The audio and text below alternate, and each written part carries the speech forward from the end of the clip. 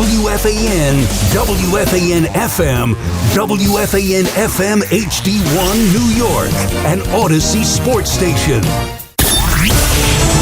Evan Roberts. Tiki Barber.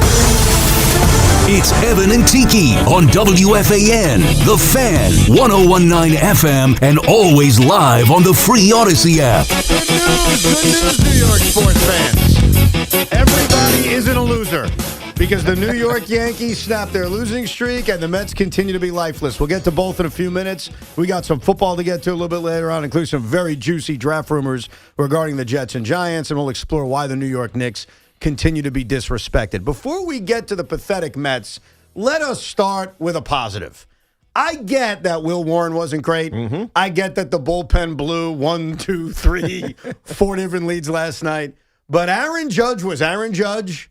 Trent Grisham reminded us of last year, and the New York Yankees showed fight and resilience, and they come back from 2 down in the bottom of the 9th inning, and maybe, just maybe, you know what I like to call these kinds of wins, a DVD kind of win by the Yankees on a Monday night. It's the 16th game of the season. What are you talking about? Snapped a 5-game losing streak. The reason this game was awesome was because of Aaron Judge doing what Aaron Judge does. Trent Grisham as well. But the fact that it was against Mike Trout, who basically was better than Aaron Judge last night, it made it almost one of those unforgettable moments early in the season. Because, look, the Yankees had lost 4 in a row. 5 in a row. They lost 5 in a row, and it felt like, man, how are they going to stem the tide? And doing it in an epic fashion, an epic way, at home, at the stadium, is how you get the confidence back in the fan base. It's how you start showing people that, losing streaks are going to happen, but this team is still going to be really good, maybe even great, and they're certainly going to the postseason.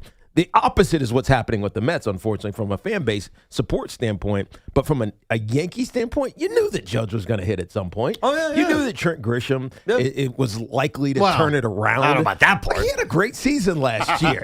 He was in a contract year. He's in a contract year again. I expected this from the New York Yankees. No doubt. At some point. At some point, their pitching is going to falter.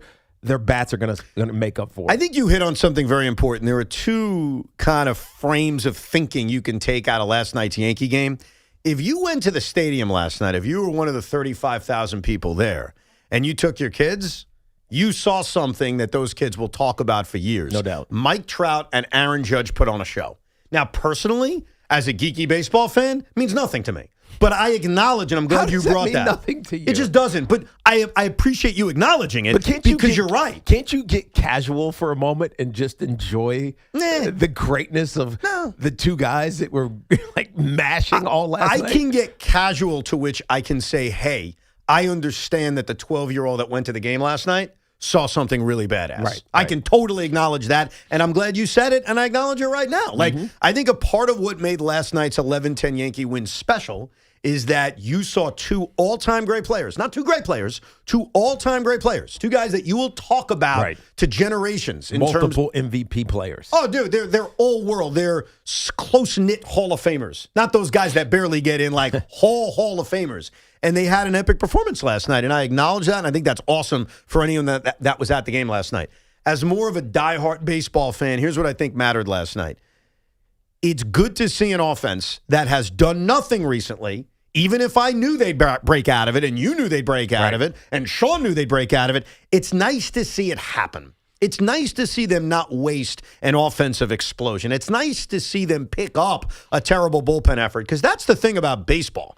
Everything can't be perfect when you win a game. Yeah. Sometimes you need to pick up aspects of your team. Jose Caballero made an error last night. It cost Will Warren like 3 unearned runs. He wasn't great. He was laborious through this game, threw a ton of pitches. Camilo Doval's gone backwards after that nice start to start the year. Like, there's a lot of bad stuff that happened last night, but the Yankees overcame it.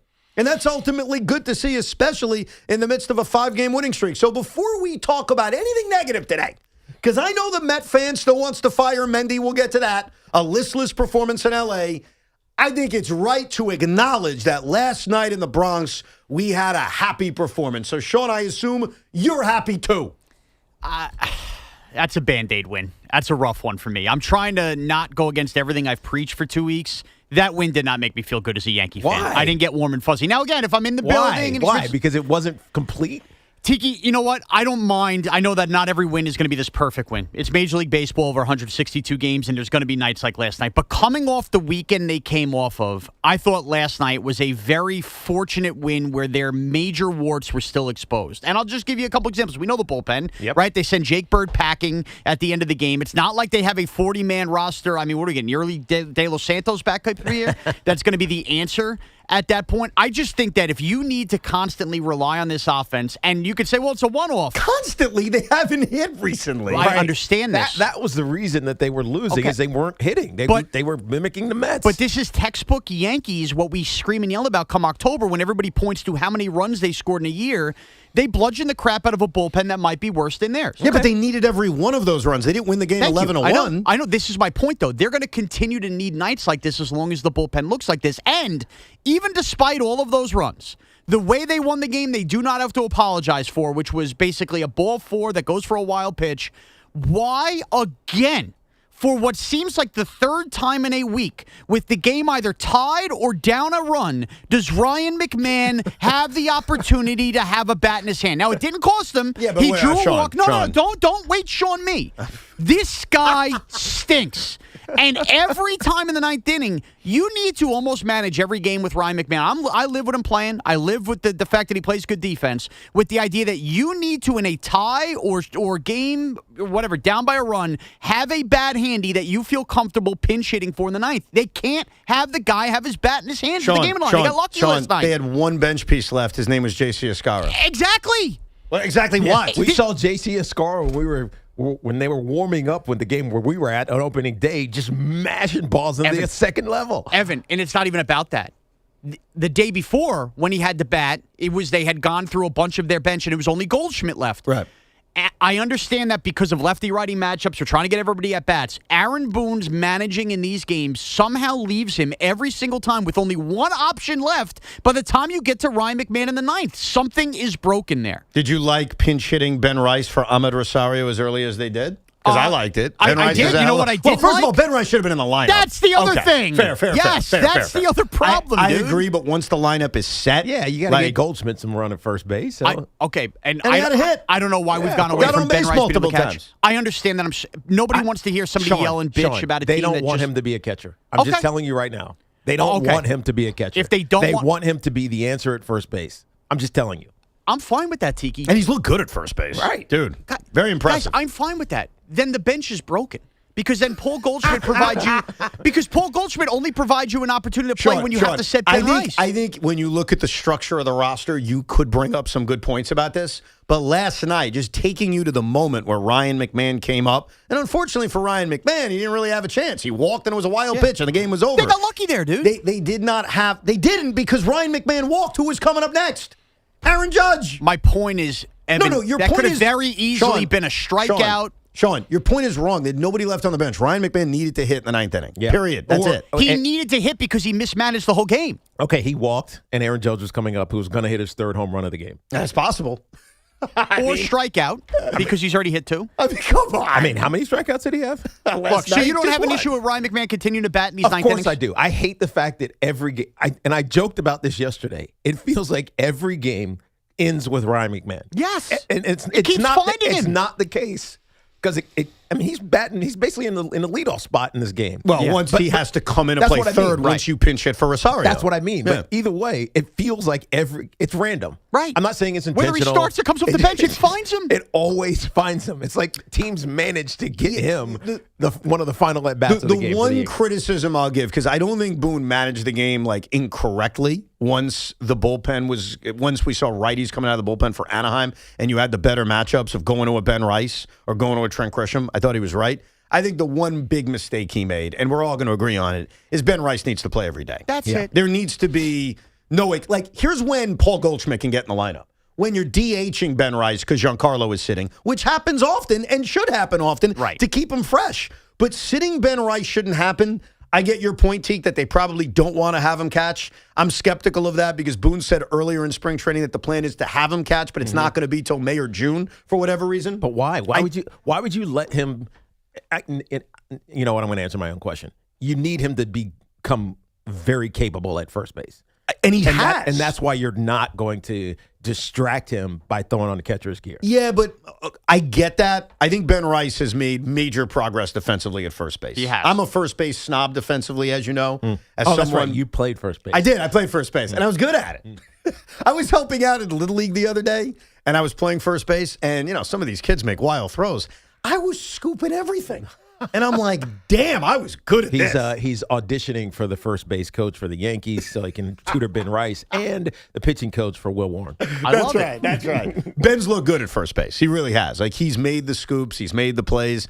But I think to your point about the roster, it would add versatility if Ben Rice could go behind the plate, which we know he can. We saw it last year, and they should probably add to it. But I'm mad at you. It's 10-10. We start off with the positivity of the win, and you spent the last 5 minutes whining and complaining. They won 11-10. The offense broke out of things. They snapped the 5-game losing streak. Like, isn't this the day to say, hey, while I have concerns about the bullpen, fair. Major concerns. Well, Sean, first of all, don't lecture me about that. I told you that before the season started, and then you got on me. You were right. Is that what you wanted? You wanted the blood from the rock? You were right. The bullpen's terrible, and I don't know where the answers are coming from. Garbage! And I don't trust that this offense, and frankly, I'm sorry, the management of Aaron Boone and making sure he placates. Like, Why Tiki, are we already on Aaron Boone? Tiki, you said it yesterday. You planted a seed in my head I can't shake. About Ryan McMahon? No. About the whole team. It feels like he's managing the team like it's Little League. Right. It's participation time. Gritchuk's got to play 50 times a week now. Ryan McMahon, he sits. He's got to make sure he comes off the bench.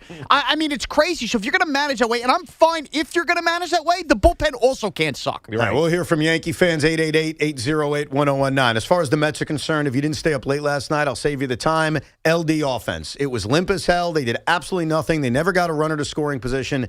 And I want to use an analogy, Tiki, because I think this is going to be the fair way for you, Sean, and everyone in the audience to describe where we're at.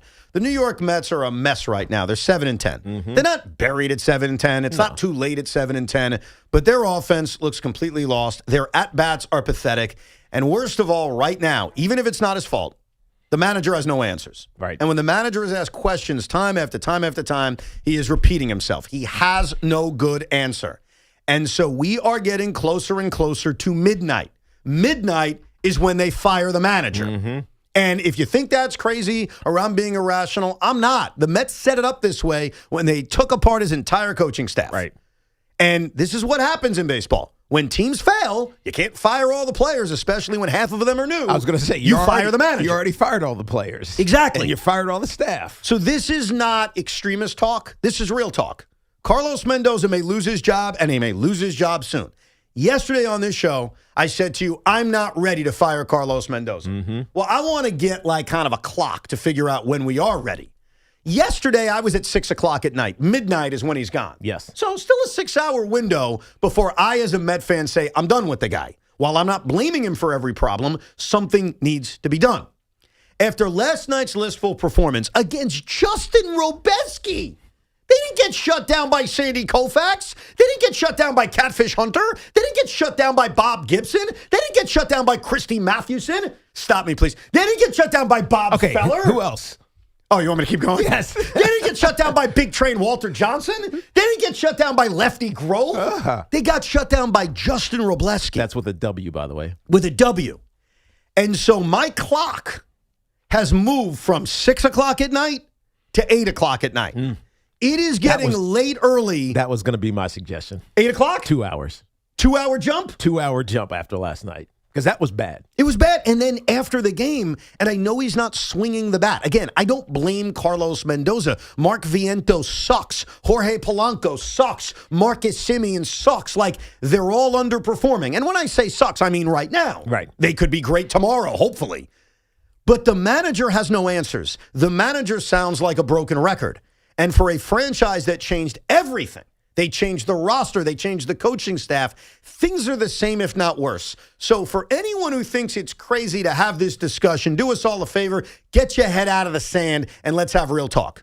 Carlos Mendoza isn't going to survive a few more days if this continues. He also needs his clubhouse and whoever's going to be the leader in that clubhouse.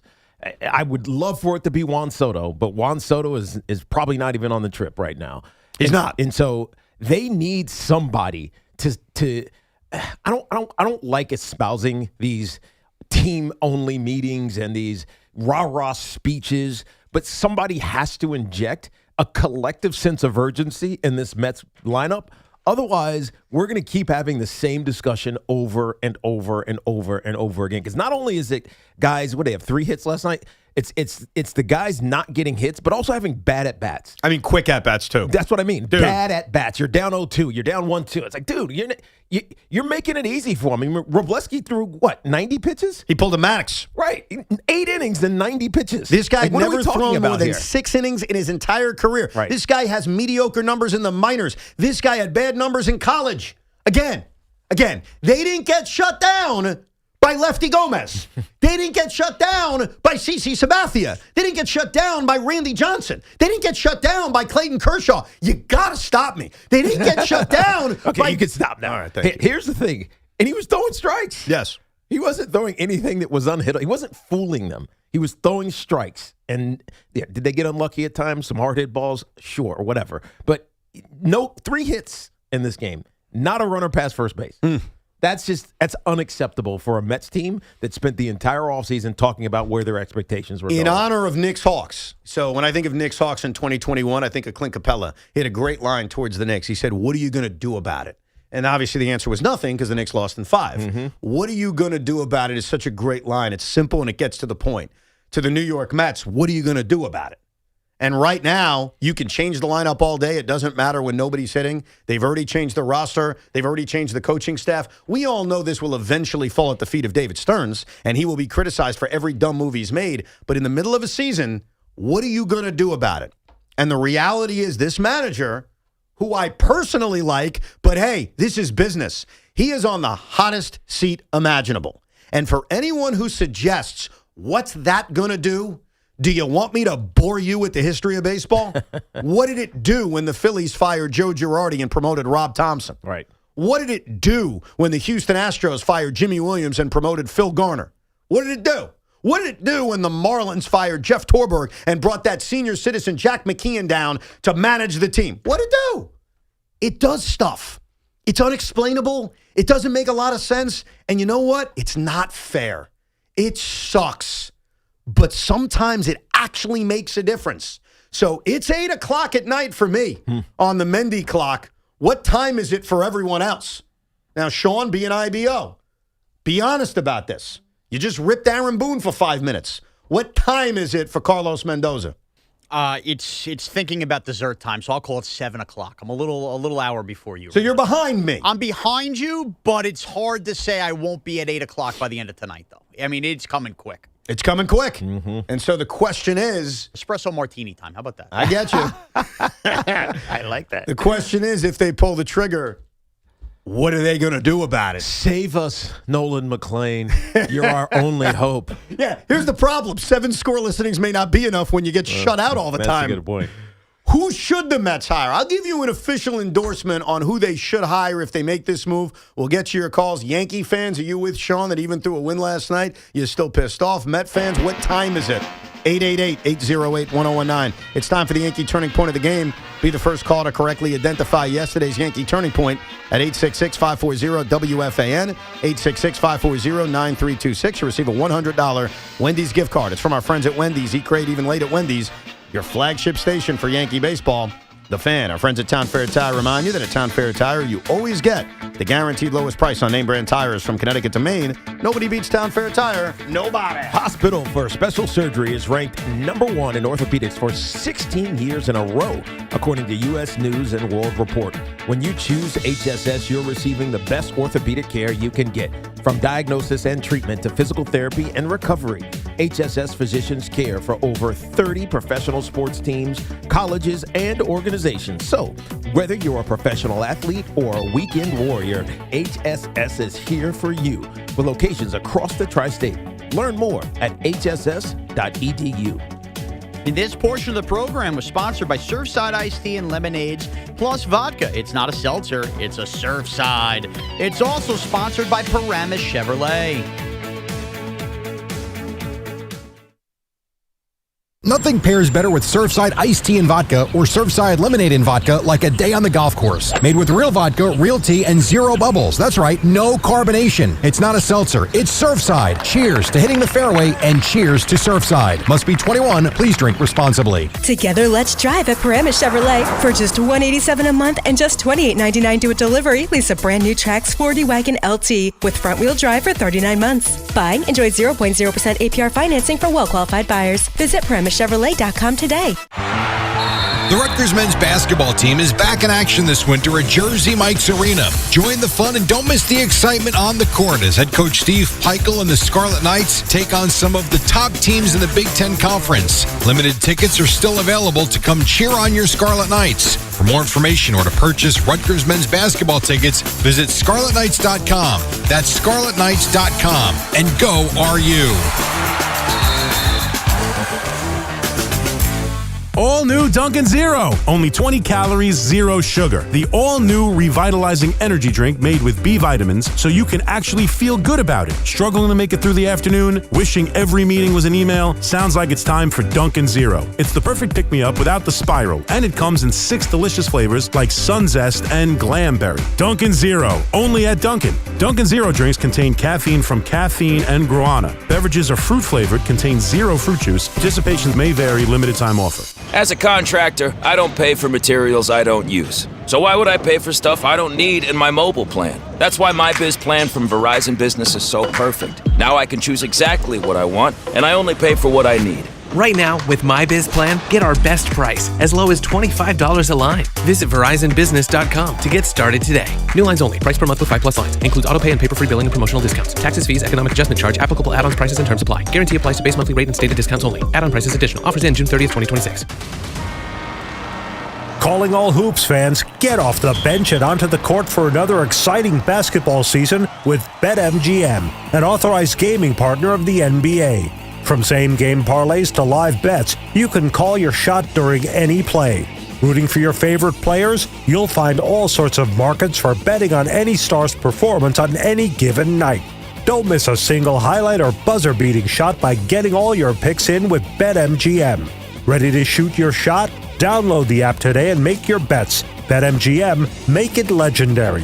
BetMGM and GameSense remind you to play responsibly. See BetMGM.com for terms. 21 years of age or older to wager and physically present in New York only. Subject to eligibility requirements. Rewards vary and expire in 7 days. Gambling problem? Call 877-8-HOPE-NY or text HOPE-NY 467-369.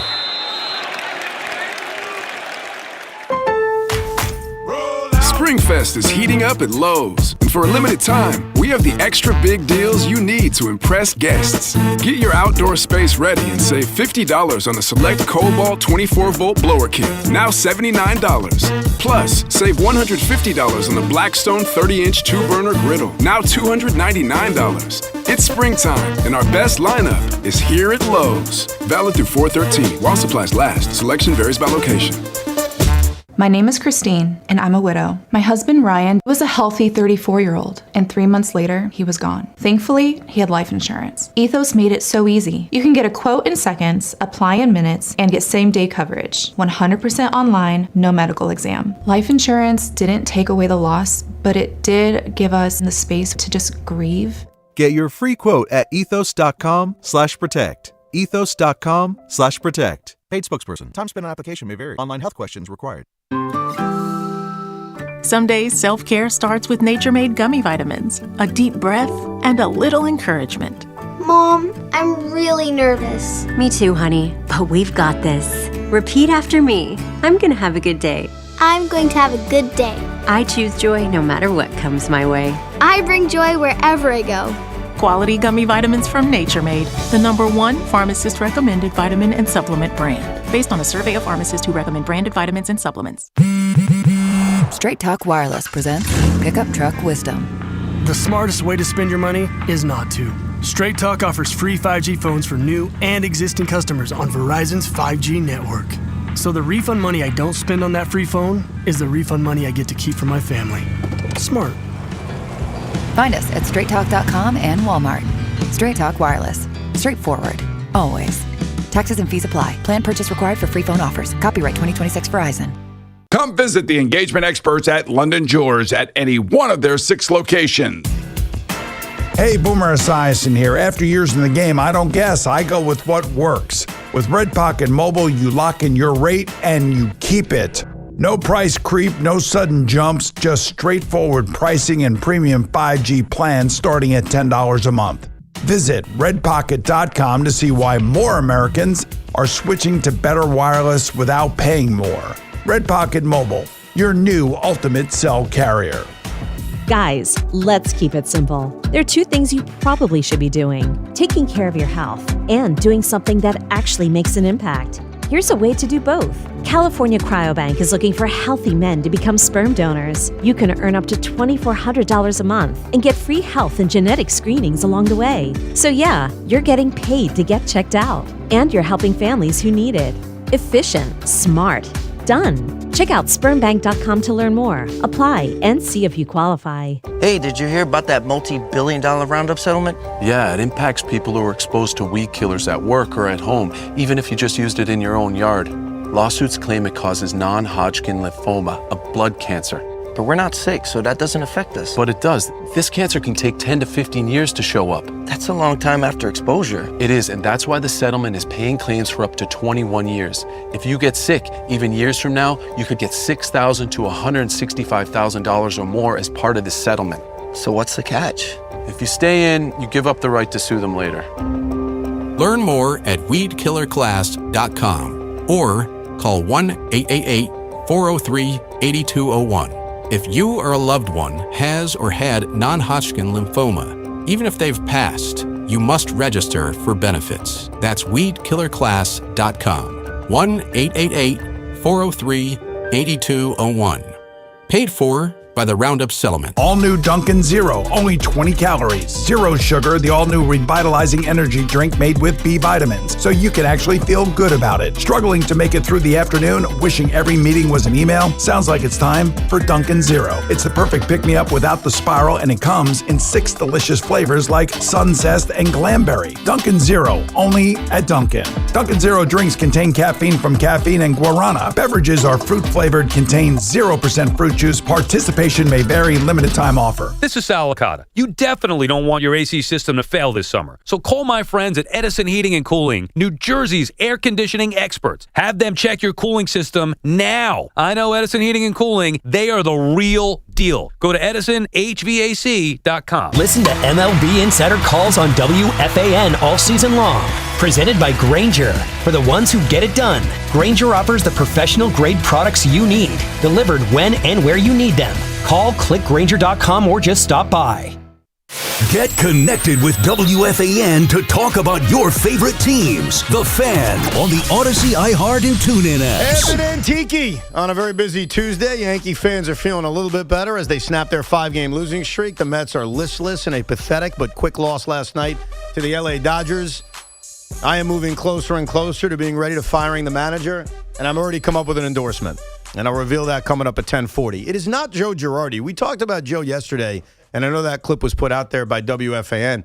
I like Joe Girardi, and I think he can still manage, and I think he just needs to prove that maybe he's learned from some of the mistakes he made in terms of dealing with players back with the Yankees and even with the Phillies. But I love Joe. I thought he was a really good manager, and I wouldn't mind him as the manager. Right. I also know it's just very unrealistic. Like the Yankees are not, or I should say the Mets are not taking him out of the yes booth and bringing someone unaffiliated with the Mets into this job. So I stand by everything I said yesterday. I think it'd be interesting, but I don't believe that that is going to happen. It's just fun to talk about. It's fun to talk about. That's all that was. Damn right. I'll give you a realistic option coming up at 10:40. But let's hear from the Yankee fan and the Met fan. The Yankee fan, especially those that went to the game last night, certainly got quite some memories. 7 home runs, 4 of them from Aaron Judge and Mike Trout. Wow. 5 different comebacks. It was an incredible evening. Let us kick it off with Gomez in Riverdale. What's up, Gomez? Hey, what's going on? Last night's game was incredible. I brought my daughter. She plays softball, second base, and the fact that Aaron Judge and Mike Trout was going at it was amazing, and we were able to sneak into the right behind home plate, even though we had free tickets in the stands and up in the bleachers. It was incredible. And the one thing I think I turned the game when Trent Grisham came in as a pinch hitter and he hit that home run, that was the turning point in the game, in my opinion. And then he came back with his second home run to tie the game up. And the fact that I was able to see Cabby do his first home run in person, live behind home plate, love it. I'm a Mets fan, but I love baseball. Hey, that's a baseball fan appreciating the excitement of what you saw last night. That's why I give you credit, Tiki, for even bringing that up, because I think sometimes I'm jaded enough to ignore, hey, that was pretty cool last night. It was just you're too matter of worried about fact. putting the ticks on the scorebook. Well, it's the ticks on the scorebook, but it's also bottom line Yankees won. Yeah, no, and you're right about that. While that matters to most people, if you went to that game, and Gomez happens to be a Met fan, that was freaking awesome. I agree. You saw 21 runs. If you didn't care, I mean, hell, even if you did care who won or lost, you saw eliteness. You saw 2 3-time MVPs battling it out. And it was almost inning over inning over inning over inning. Anything you can do, I can do better type of situation. We will present our guesses for the Yankee turning point, but I do need to correct Gomez. Did Gomez think that he was calling you, Sean, for the turning point? He pulled before we did the contest. No. He was just. I think as fans, we love to say the turning point, even if we're not doing the contest. But he's wrong because remember when Trent Grisham pinch hit and hit his first home run of the game, it made a 4-4 game, 7-4 that the Yankees promptly blew right away. So I can't call that the turning point. I can't do that, but I appreciate the guess. We all do. Let's go to Rob in White Plains. Hey, Rob. Hey, guys. Good morning. How you doing? What's up, dude? Good. Evan, really quickly before I get to my Yankee point, I have to tell you, I used to be a believer in the Reese's Peanut Butter Cup. That was my favorite candy of all time. But after hearing you talk about the sticks, I went out and got them. And I got to say now, I'm 54 years old. It's the best candy I've ever had in my entire life. I told you. I got to give you props. I told you. Amazing. Apparently, it's been around for a while, right? Yeah, we started looking it up. Apparently, they created this candy, the Reese's Sticks, is what he's referring to, like in, 2003? No. 1998. 1998? It came out before Scott Brosius won World Series MVP. Where the hell were we? I know, right? But you know what, Rob? I bet you it wasn't popular enough. So even if it came out, we weren't seeing it in every store. Or they only marketed it in the South. Yeah, I never heard of them until you brought it up on the radio that day. But back to the Yankee point. I'm with Sean, to be honest with you. I'm a diehard Yankees fan. I like to say that the Yankees, or at least this Yankee team, they like to fool their fans. You know, coming into the season, they started off great. They were 7-1. I said to my daughter, she says, "Oh, everybody's getting on the Yankees for not making any good trades or not picking up any great free agents. Maybe it's great that they're running it back because they got the chemistry." And I believed in that when they were 7-1 and 8-2, whatever. But then they came back down to earth and lost 5 in a row. And I said, what a moron I am to believe that running it back was the way to go. The last night, although as a Yankee fan I was excited and I'm glad they won, if they don't go at least 5-2 on this homestand, to me last night is just an aberration. They still don't have a true leadoff hitter. Look, Trent Grisham looked great last night. Great, 2 home runs. But if he strikes out 3 times tonight, everybody's going to go back to we don't have a leadoff hitter. Rob, they do have a true leadoff hitter. The problem is the manager doesn't want to admit it. And the problem is most of you people listening don't want to admit it either. Sean came around. Because it's uncomfortable to talk about. Sean's the voice of the Yankee fan. He came around. Sean has come around to something that has been obvious for 3 years. And I've said it on the radio, and I'm just some new age geek. The leadoff hitter for the New York Yankees should be Aaron Judge. And it's been the case for years. I'll repeat it every day if I have to. But when I hear Rob, who is a great Yankee fan, and I appreciate that phone call, say they don't have a leadoff hitter, no, they do. You're just not ready to admit it. Yeah. When you're ready to come around, you'll know that who leads off for the Dodgers? Did you see who was leading off for the Dodgers? Ohtani. Okay. Who leads off for the Braves? Ronald Acuna Jr. Your best player a lot of times should lead off. And oh, by the way, Mendy, assuming you still even have a job. But Soto won't want to do it. I don't care. When Juan Soto comes back. Soto says no, Mendy. Mendy, first of all, Soto's not saying that. He's not. Didn't he ask them? No. I asked Mendoza during spring, did you, and he said Soto will do anything for the team like moving to left field. So I am not concerned about that. Soto wanted to move to left field. He probably did too. Aaron Judge should be the leadoff hitter of the New York Yankees. Now, as far as the rest of his point is concerned, look, obviously, if they go out and lose the next 3 games to the Angels, Monday will feel like an aberration. But they're a good team. Like, unlike the Mets, who have so many questions about what they are, And the Mets could still be a good team, but we don't know. The Yankees are what they are. They won 95 games last year, and I fully expect that that's who they are this year. Well, they have the ability to pick up the faltering parts of their roster. That's what happens when you have really good teams. It's not everybody's great all the way through, especially in a 162-game season, as we always talk about. But when you have a bad day, Will Warren, your lineup picks you up. Yeah. The Mets don't have that at all. It's almost like they need everything to be perfect every single day. Otherwise, they're not winning. And that's a credit to the Yankees. Like, two things are true. And I said before the season, my biggest concern about the Yankees is their bullpen. So obviously, I'm not surprised that their bullpen has leaks all over. And last night was not a good night. But their offense picked them up. And I love nights where it isn't perfect, but you win anyway. Yeah. I think those are better than even the nights where everything's perfect. Let's go to Brad in Smithtown. Hey, Brad. Yeah, so as a diehard Met fan, as somebody that has lived through it, I was born in 88. I haven't seen much of anything as a Met fan. Thought that Cohen was going to be the savior. Thought that bringing in David Stearns was going to make him spend the right money in the right places. Well, guys, here's the deal. David Stearns had a roster that he got very lucky, got hot, OMG, in 2024. In 2025, he had that same roster. Besides OMG, he put Soto there, and we woefully declined. Mm-hmm. And in 2026, what he did was he dismantled that roster for a bunch of has-beens and never-was in order to make it seem like, oh, I'm the boy genius. Well, guess what? You're the boy idiot. And my good. And before you talk about this, yes, my person from manager is Carlos Beltran, and I'll leave it at that. I get you. Now, a lot of people agree with you. To David Stearns, so far, and that is the key phrase because it is 17 games into the season. So far, it feels like everything he's done has not worked out. Now, Luis Robert Jr. is off to a good start, right? But you're right. The decisions to move on from certain key pieces, especially with those certain key pieces having some levels of success elsewhere, which just make it worse. David Stearns, you're right, looks like the boy idiot, if that's the phrase you want to use. But keep this in mind about last year's Mets. They broke our hearts.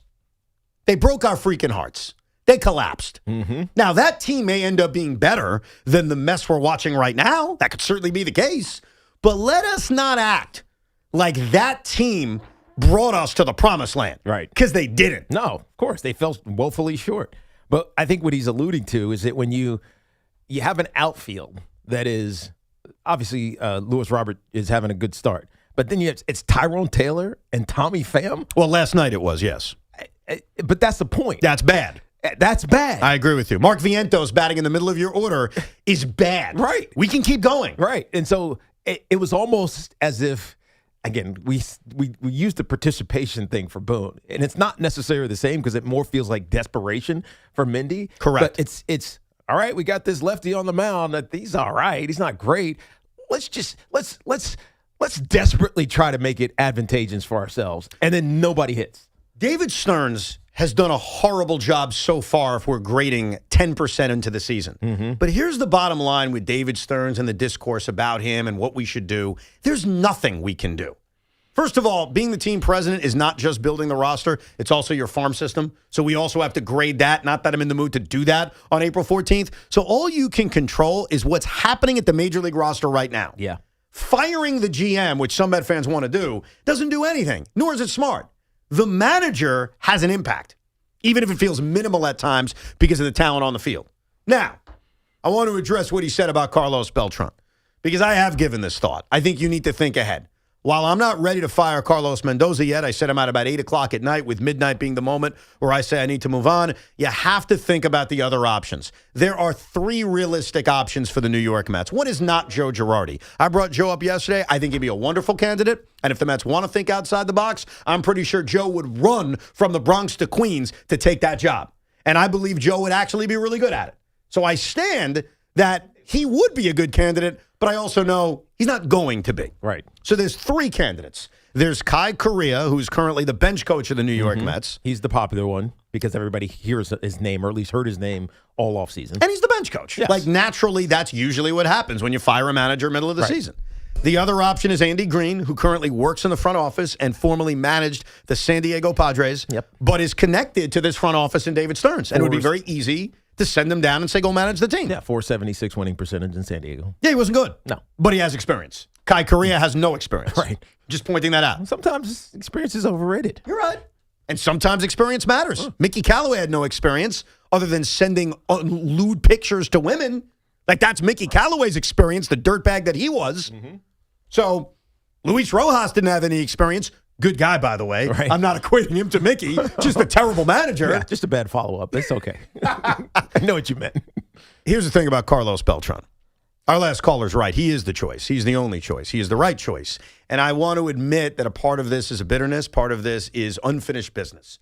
I am still very annoyed that the Wilpons bent the knee to Rob Manfred and fired Carlos Beltran. He did not deserve to lose his job. He deserved to manage the 2020 New York Mets. Yeah. Now, good for Carlos that he didn't, because it was a pandemic season. The roster was a mess. I'm not sure how it would have worked out, but it disgusts me that A.J. Hinch suffered a year, basically, and then is back and fine. Alex Cora suffered a year, and he's back and fine. And every single Houston Astro got a slap on the wrist. They basically got nothing. And this man, Carlos Beltran, a Hall of Famer, has gotten banned, essentially. Yeah, well, he's also gotten into the Hall of Fame, which tells you he's not banned, and it's just a matter of time before he gets his opportunity, wherever that is. If he gets the opportunity. Why would he not get the opportunity? I think I don't think what was it called? I'm forgetting now. Their cheating thing. What was it called? Bangate? Yeah. Was it ever? It was just called the Astros cheating scandal. Did it ever have a name? Astros cheating scandal. Yeah, just the Astros cheating scandal, I think. Yeah, we went with very simple. I thought it had a name, but now I can't remember. Trash cans, like nobody had a gate to it. Yeah. I thought it did, but now I'm telling you, the official name is the Astros cheating scandal. The fact that I can't remember it tells me that you're right, there wasn't one. But anyways, I don't think that's lingering for him. I don't think that's hanging over his head, and people are saying, oh, we can't hire Carlos Beltran because of all that, the whole Astrogate. Yeah, there you go. Astrogate. Right? That's why we can't handle it. I don't think it's affecting him now. I think it affected him when he was a hot managerial candidate, which he no longer is. Why would he not still be a hot managerial candidate? I think partially because he hasn't done it. I think that's a big part of it. Yeah, but I mean, did Boone do it before he did it? No, you're right. And the reason Boone why was in media for a minute. You're right. The reason why I do think Carlos Beltran would be the obvious choice isn't just the unfinished business maybe I feel as a Met fan, or that he was a great Met, or nostalgia. I promise you it has nothing to do with it, because everything I'm about to say has very little to do with that.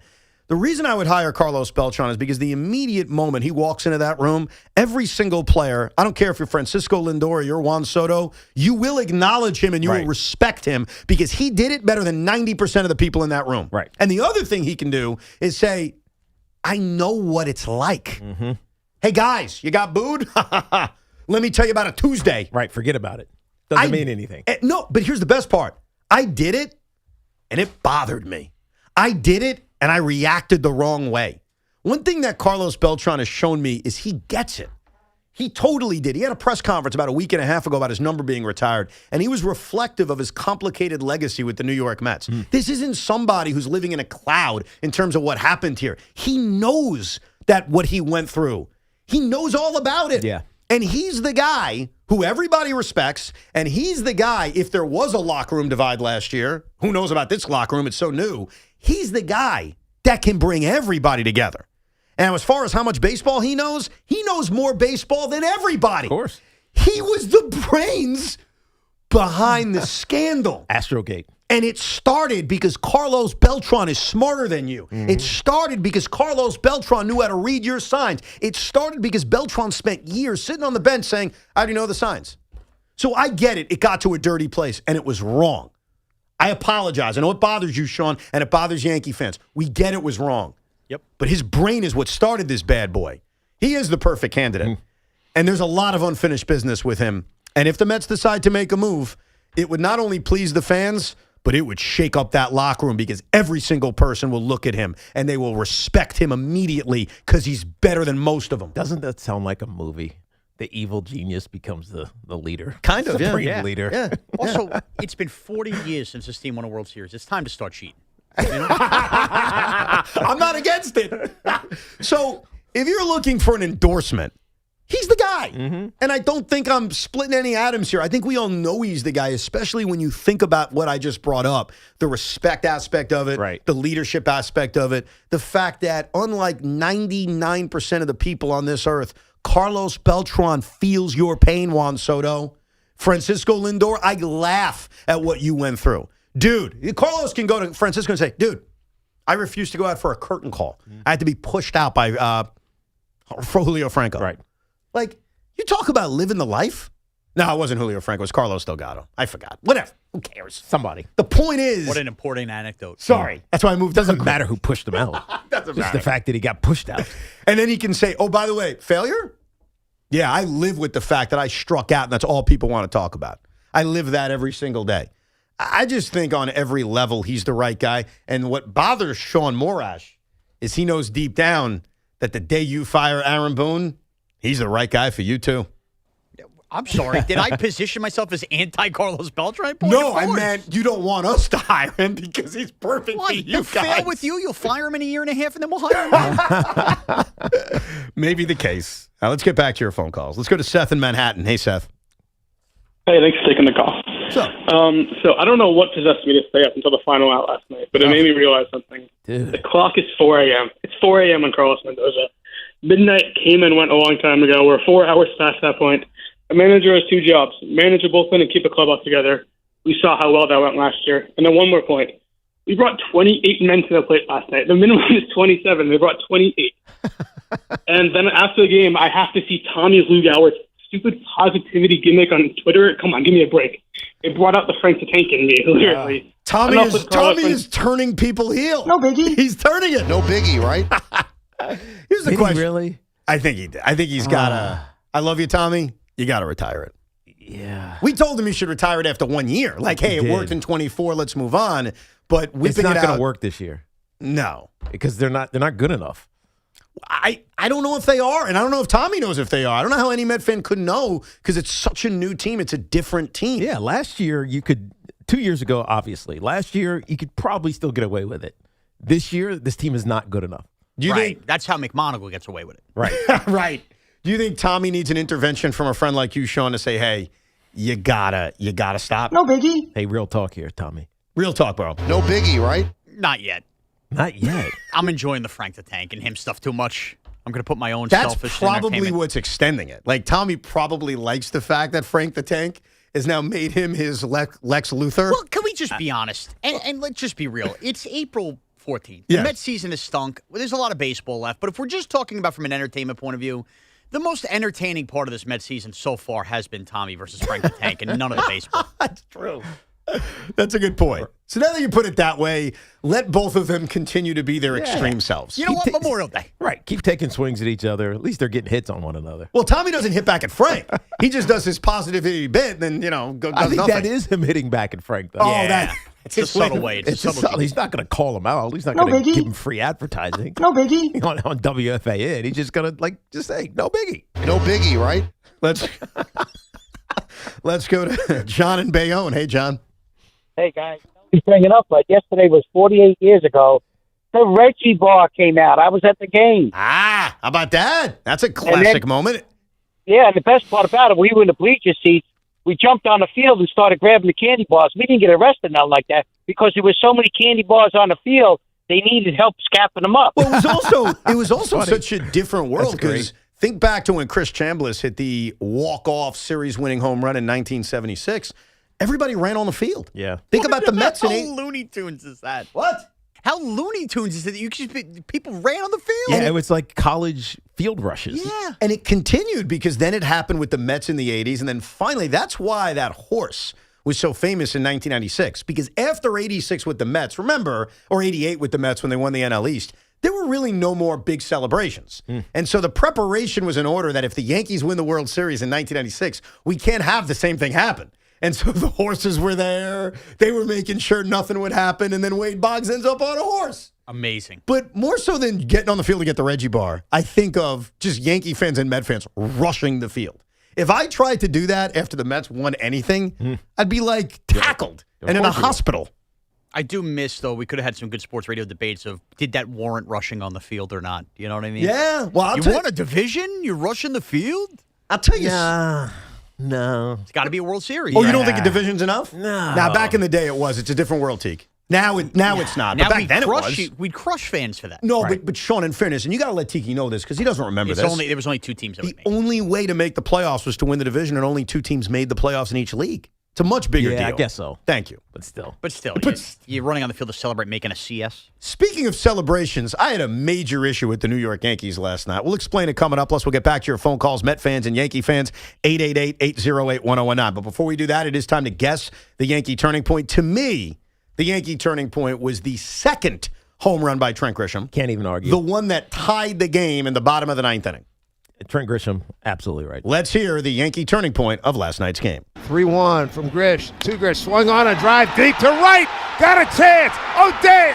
Adele is back, and it's gone! A 2-run homer for Trent Grisham. Tie ball game. Can you believe this? 10-10. What a night for Trent Grisham. If you're going to break out of a slump, this is the way to do it. Yeah, damn right. 5 RBIs, 2 home runs. Mr. Grish. Yeah. Speaking of Trent Grisham, Jose Caballero hit a home run along with Aaron Judge. And coming up a little bit later on, I've just been informed the return of the John Sterling machine. Oh, nice. For those that are not aware, I guess we get to hear what John Sterling would have said for some of these home run calls he never got a chance to do. So a little bit later on, we'll hear from the John Sterling machine. And this Fan Focus is sponsored by Chef IQ, Precision Cooking, effortless results, chefiq.com. As we've been talking about, a night full of emotions for the baseball locals. The Yankees walked off the Angels on a wild pitch that scored Jose Caballero, but not before, as you just heard, Trent Grisham tied the game with a 2-run shot in the 9th. The Mets lost their 6th straight, were shut out for the 2nd straight game as they fell to the Dodgers 4-0. And the Rangers lost 3-2 to clinch the worst record in the Eastern Conference, which is a good thing for lottery odds. They did get an 11th goal from rookie sensation Gabe Perreault in the loss, setting them up for a cup run next year. I'll tell you something that annoyed me about...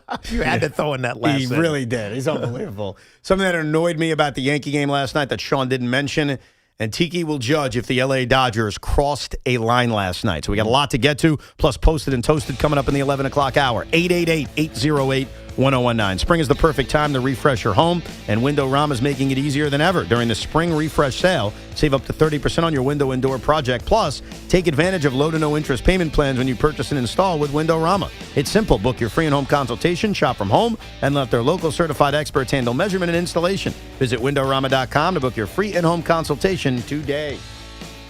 This is an Odyssey Sports Minute. Patriots Vice President of Player Personnel Elliott Wolf says the team is leaving the door open to a potential trade for Eagles receiver A.J. Brown. My suggestion for the Patriots, don't just leave the door open, but knock down the entire front of the house so A.J. Brown can stride in after June 1st. All the contenders in the AFC have gotten better this offseason. The Patriots have to make this move for Drake May. I'm Nick Customs.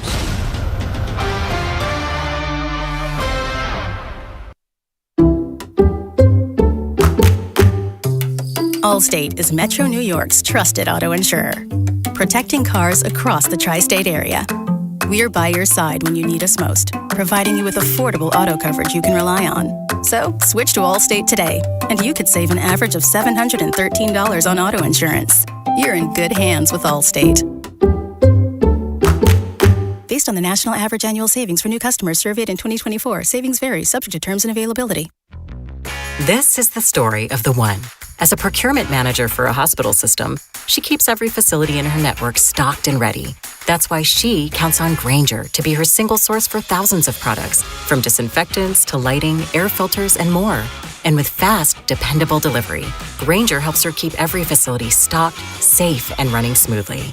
Call 1-800-GRAINGER, click Grainger.com, or just stop by. Grainger, for the ones who get it done. I'm Bob Burke, founder and chairman of Burke America Parts Group, a family of brands that includes RepairClinic.com, an appliance and HVAC parts solution company that's grown into an international brand. Before AmericanEagle.com, we partially launched a new technology platform developed by another firm. American Eagle helped take our technology to a whole new level with digital marketing, software development, and business insights into our key markets, appliances, HVAC, and outdoor power equipment, and did so both on time and on budget. AmericanEagle.com has the resources, experience, and talent needed to produce solutions.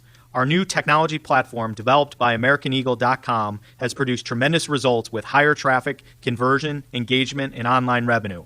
If you have any home repairs you need to take care of, check us out at RepairClinic.com. If you need a world-class website or technology project, then I would highly recommend AmericanEagle.com. Call AmericanEagle.com at 773-NETWORK. That's AmericanEagle.com, 773-NETWORK. Are you sick and tired of paying high prices for Continental tires? Then get to Town Fair Tire for the lowest price you'll find anywhere. Yes, the guaranteed lowest price on every Continental tire. Plus, at Town Fair, you get free services for life. Think about it. Why look anywhere else for Continental tires when Town Fair gives you the guaranteed lowest price plus free services for life? Nobody beats a Town Fair tire deal. Nobody. Name brands at discount prices. Town Fair Tire. I'm a 100% kind of guy, so I got Verizon Fios. It's 100% fiber internet because I do everything at 100%. What game should we watch? 100% of them. She hits a Penalty kick. out of the park. From way downtown for a Beautiful shot onto the green. You either have 100% fiber internet or you don't. Get Verizon Fios. It's super fast and reliable with ultra low lag. It's 100% or nothing. Call 1-833-VERIZON to switch today. Go Teams! NBA fans, listen up. You can enter FanDuel's Play-In Palooza for a chance to win a share of $2 million in bonus bets every day of the Play-In tournament. All you have to do is place a live bet using your Play-In Palooza token. Then you'll automatically be entered for a chance to win a share of $2 million in bonus bets. So don't just watch the NBA Play-In tournament from the sidelines. Visit FanDuel.com/New York to get in on the action. And don't forget to enter FanDuel's Play-In Palooza for a chance to win a share of $2 million in bonus bets. Play your game with FanDuel, official sportsbook partner of the NBA. We just love the app around here. It's safe and secure. When you win, you get paid instantly. FanDuel Sportsbook is the official sportsbook of WFAN. 21 and over and physically present in New York. No purchase necessary. Opt-in required. Limit 1 entry. Profit boost bonus issued as non-withdrawable profit boost tokens. Prizes issued as non-withdrawable bonus bets that expire 7 days after receipt. Trouble with the gambling problem? Call 877-8-HOPE-NY or text HOPE-NY 467-369. Question: what business couldn't use extra income? Hey, it's Tiki Barber. Right now, Amazon Hub Delivery is looking to partner with ambitious New York businesses to become Amazon Hub partners. You and your staff will deliver packages to customers in your area when it's convenient for you. With each package delivered, your business gets paid. Sign up at Amazon.com/Hub Delivery. That's Amazon.com/HUB Delivery. The Chase Ink Business Premier Card is made for people who make things happen, like me. I'm Sam, founder and CEO of Manifest, a product design company that makes everyday products designed smarter. I get 2.5% cash back on purchases of $5,000 or more, plus unlimited 2% cash back on all other purchases, which helps us make more smart ideas into a brilliant reality. The Ink Business Premier Card. Chase for business. Make more of what's yours. Real business owner compensated for their participation. Cards issued by J.P. Morgan Chase Bank. N.A. member FDIC. Subject to credit approval. Terms apply. Whoa. Okay. This one says you get a free phone if you switch. Hey, this one also says you get a free phone if you switch. Yeah, they all do, hon. Wait. The T-Mobile one says families saved over $3,700 versus the other big guys in the past 5 years. And their experience plans have Netflix included, plus a year of Dash Pass by DoorDash. Hang on, let me see that. And a 5-year price guarantee? Oh yeah, we're switching. That's what I'm talking about. Do we clap now, or...? I'm thinking high-five. At T-Mobile, get savings that keep stacking up. That's value you can feel every day. Switch now at T-Mobile. Savings based on Harris X billing snapshots from Q3 2021 to Q4 2025 among accounts with 3+ voice lines compared to AT&T and Verizon, excluding discounts, credits, and optional charges. See harrisx.com/T-Mobile. Price guarantee on talk, text, and data. Exclusions like taxes and fees apply. See T-Mobile.com.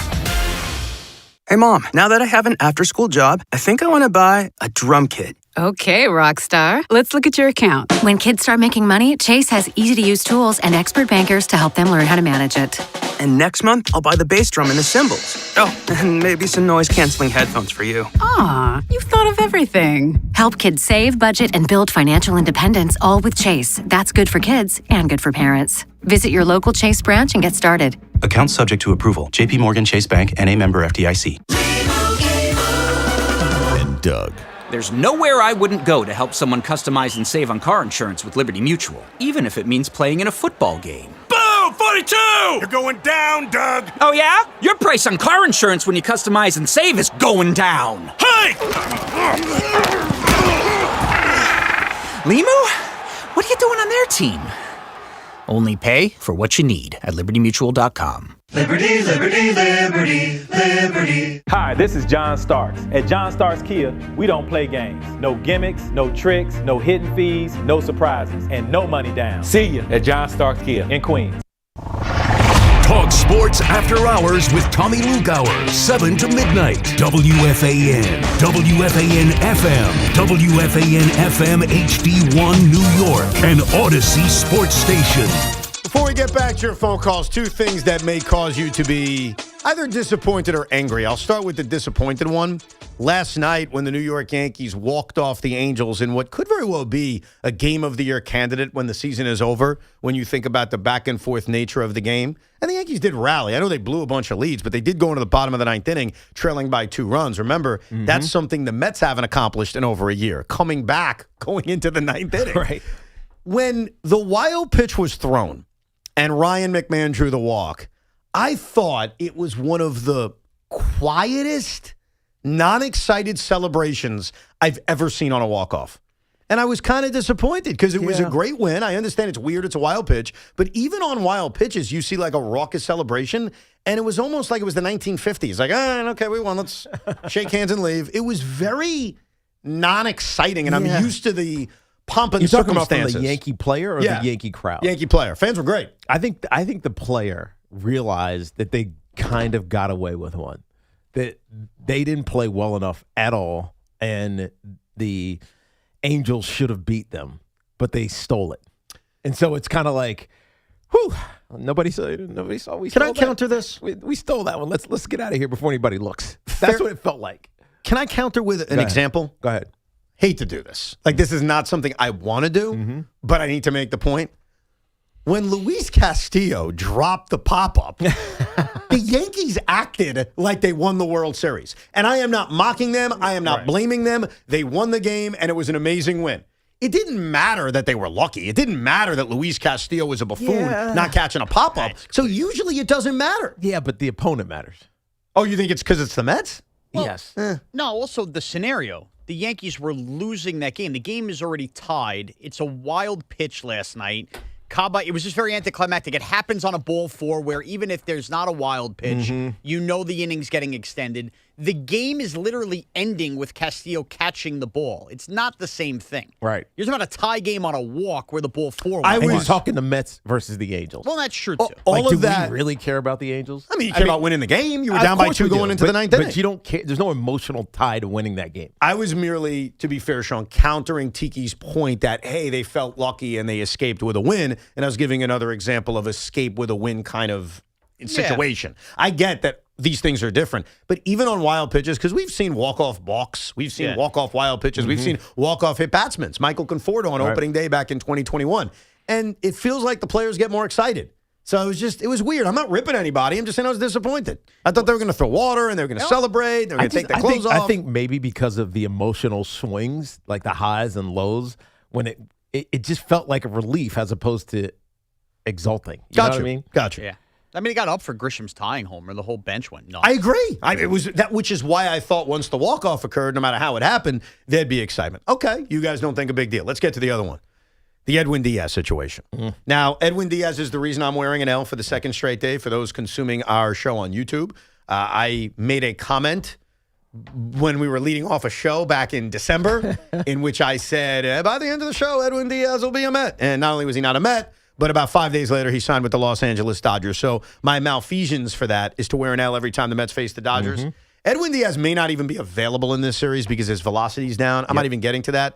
But before the game, and thanks to Laura Albanese, who caught this and was able to videotape part of it and put it out in social media for us to know about it, prior to the game, the Dodgers started playing a video about Edwin Diaz talking to his teammates about why he picked the Dodgers, including Dave Roberts saying on the screen with everyone to watch, he's chasing a ring, which I think is insulting to Edwin, but also insulting to the Mets. He said chasing or choosing?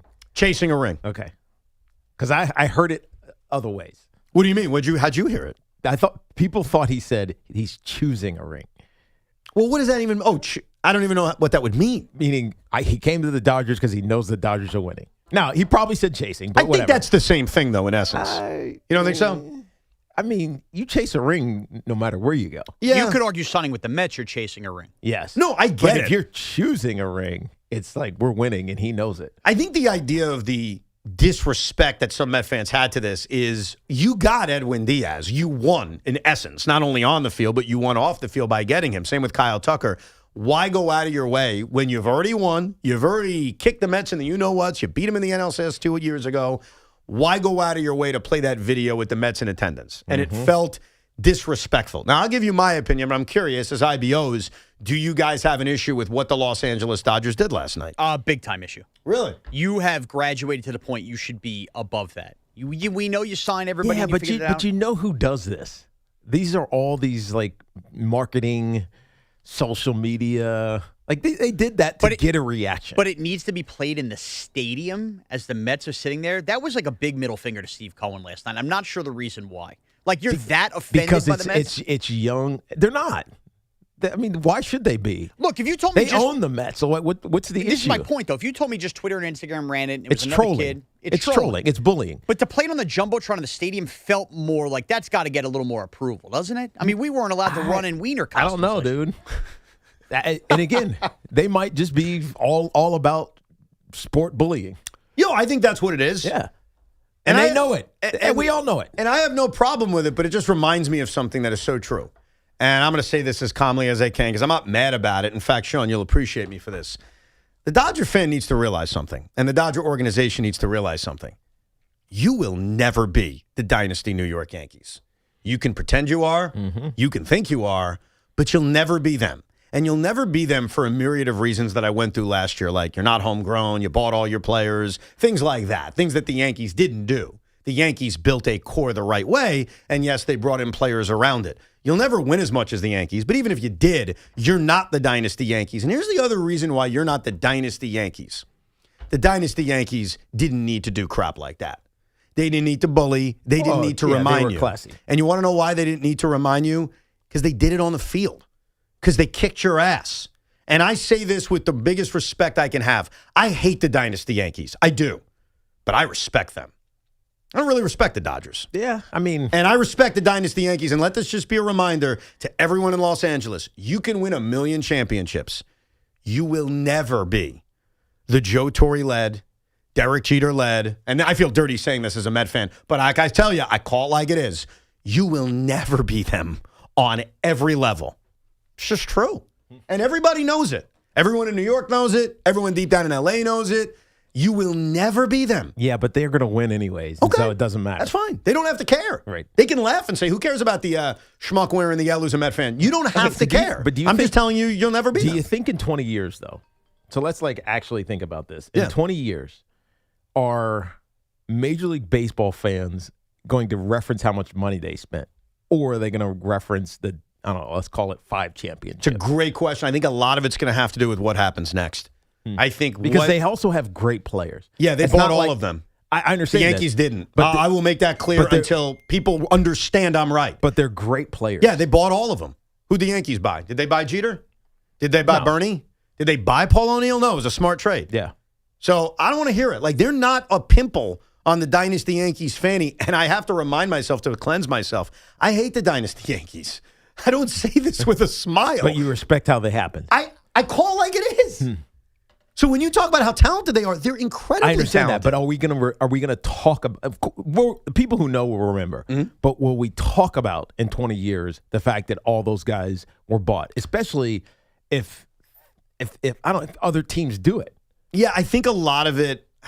I mean, we saw the number today, right? The Dodgers are spending 500 and something 40 million or something on payroll. The Mets are at 504 million. The Yankees are like 4 something. Yeah, that's what they're the best at it. Like, I give them a lot of credit. They're the best at buying players. I commend them for that. And so, how will we remember them? Isn't it part of it now? The game has evolved. I am not telling you they're doing something wrong or their fans shouldn't be happy. All that's true. Good for them. I wish I was them. I want the Mets to be them. They're just never going to be the dynasty Yankees. That's all I'm pointing out. I don't think they have to. They don't have to be. They don't have to. I'm just pointing out. But I like to think mention they're it. going to be penalized because of how they did it.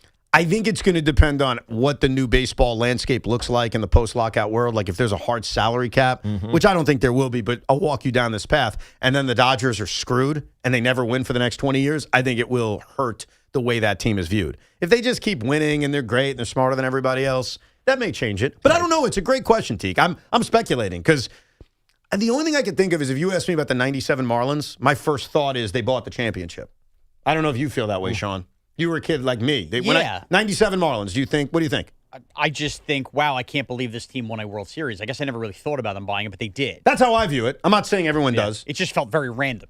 And then they sold everybody off, which maybe changes it a little bit. That's true, too, right afterwards. Yeah, they bought it and then they sold it. The Dodgers keep adding to it. It's like they bought it within the constraints of what you should do as a team that it spends too much, but then realizes this is not sustainable, and so you sell off all the Right. It's actually good. Yeah. It feels like good business. At least they got the payoff. Yeah, it feels like a good business. And then Huizinga sold the team. And So now it feels like the Dodgers are just above the business. Yeah, and or they're in a different business. I commend them. They're the best team in baseball. It's amazing looking at their roster.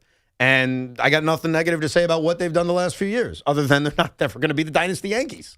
And I don't think that should bother anybody, but I like to point that out. I think that's important. I think especially as a New Yorker, just to remind the Dodgers that you're very good. You may win another championship this year. You're just never going to be that. They're never going to be that. Well, it's good to see that the Mets bench and that entire lineup responded after seeing that video last night and felt very personally attacked. Yeah, but why would they feel attacked? Like, think about. Well, so then who's the attack for, though, Evan? The Met fans aren't there. No, but I just want to answer your point. Most of the guys on the Mets are new. Yeah. Like, they don't feel it. Is Bo Bichette offended? No, so my point is that a shot at Steve Cohen? I think it's a shot at Steve Cohen. I think it's a shot at the fans. I think it's just a shot at the Mets, and whoever wants to be offended can be offended. But, okay, we're Met fans in attendance. Yes, we always show up in LA. Really? But not like... No, I'd say of the 40,000 people there, maybe a good 5,000. Yeah, they're Met fans there. We didn't have anything to cheer about, so you didn't hear us. I mean, what would you hear them for? I mean, but they're displaced New York Met fans. Yeah, but no, they were Met fans. I'm just answering what you said. Yeah, they're Met fans there. Look, the Dodgers trolled.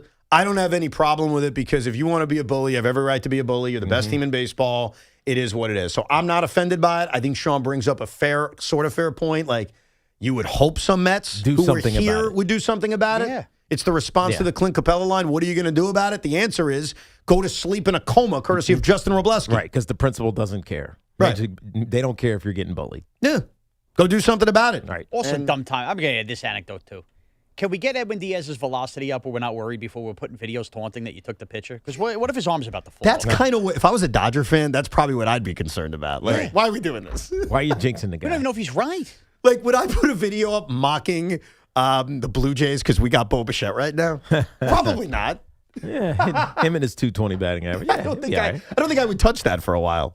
Let's get back to your phone calls. Let's go to Chris in Freeport. Hey, Chris. Hey, what's happening, guys? Thanks for taking my call. No problem. So, quick Reese's point before I do my Yankee point. Is that okay? Yeah. So, I love the sticks. Have you ever tried the fast break? That's the best candy bar ever made. I don't love it. I did try it, and I was very disappointed. What's different? What is that? I don't know what that is. It's got nougat. Oh. I think it's a perfectly designed candy bar. Nougat. That's why I like Snickers. Because they have the perfectly designed, Tiki. I would try it. All right, I will. I'll check it out. So, here's my quick Yankee point. So we talk all this stuff about running it back. Here's my opinion. I wish, for God's sake, that we ran back the bullpen because right now I would take Devin Williams and Luke Weaver over anybody that just pitched in that game last night. That's all I got to say. Yeah. The bullpen's a worry, even if you had kept – forget Devin Williams because I don't think that was ever going to happen, and I think Devin Williams – It felt like it was a one-year proposition. Yeah, but he did like New York enough where he stayed. So I guess if the Yankees were interested, they could have brought him back. I think Luke Weaver. But even Luke, you know what? I take that back too because you know why Luke Weaver was done? I'm forgetting the things that led to this. Do you remember Luke Weaver's passive-aggressive comments at the end of the year about the coaching and pitch selection and ball placement? Like, it felt that relationship was over. With that said, could they have added other relievers this offseason to improve their bullpen? Absolutely. Right. They could have been in on DS. I was about to say, now, I don't know how happy you'd be with their velocity down. But Robert Suarez was available. Kenley Jansen was available if you wanted to make him closer. I mean, there were bullpen options. I think Brian Cashman's approach a lot of times, Tiki, is, especially to bullpens, I trust my development. Like, I trust the young arms I brought in, like a Jake Bird who just got option at AAA. Yeah. And let's say I'm wrong. I'm Brian Cashman, and I didn't get it right. I'll go trade for a few arms at the deadline just like I did last year. Yeah, as long as everything else is solid, rotation, lineup is solid, then and you only need a couple of bullpen arms, you're in good position. But they were pretty good. Well, Yeah. And we could be staring at this bullpen in July with LeGrand back there and even Weathers. Yeah, I think there's also that option of moving starters to your bullpen to improve it, no doubt. Michael in Bloomfield, New Jersey. Hey, Michael. Hey, guys. How you doing this morning? All good. Good, man. I want to make a prediction before I get to my Nets frustrations with Evan. Yeah. So I have an NBA Finals and Stanley Cup Finals prediction. So NBA Finals, I'm a Spurs fan. I got the Spurs beating the Celtics in the finals, and I got the Sabres shockingly dethroning the Colorado Avalanche in the Stanley Cup Finals. What do you think? Wow. Well, it's funny. Yesterday, Sean said to me, because you know Sean, he's a troll even when our teams are out. He said, would it bother me as a Jets fan if the Buffalo Sabres go on a deep run? You know what? I was thinking about asking that a couple weeks ago. You guys think alike. It wouldn't really bother me, but I've always made this point about teams that have droughts. I get jealous when teams break droughts because all my teams have droughts. Yeah. And so there's a natural level of jealousy that other fan bases get to enjoy that. But I guess the perk of the Sabres going on a run is that maybe it annoys Bills fans, even if they're the same people. Bingo. Yeah. That's the benefit. Yeah, I could see that. Put the pressure on the Bills next year, too. That's true. Well, they've already fired their coach. What more do you want them to do? It's true. All right, Michael, what was your Met point? So I want to say one thing is Luis Robert Jr. is our best player on the team. He's the best hitter. Alvarez was on a hot streak. I don't know what happened to him. I guess because he's behind the plate, like he's catching. I guess catchers get hot and cold some days.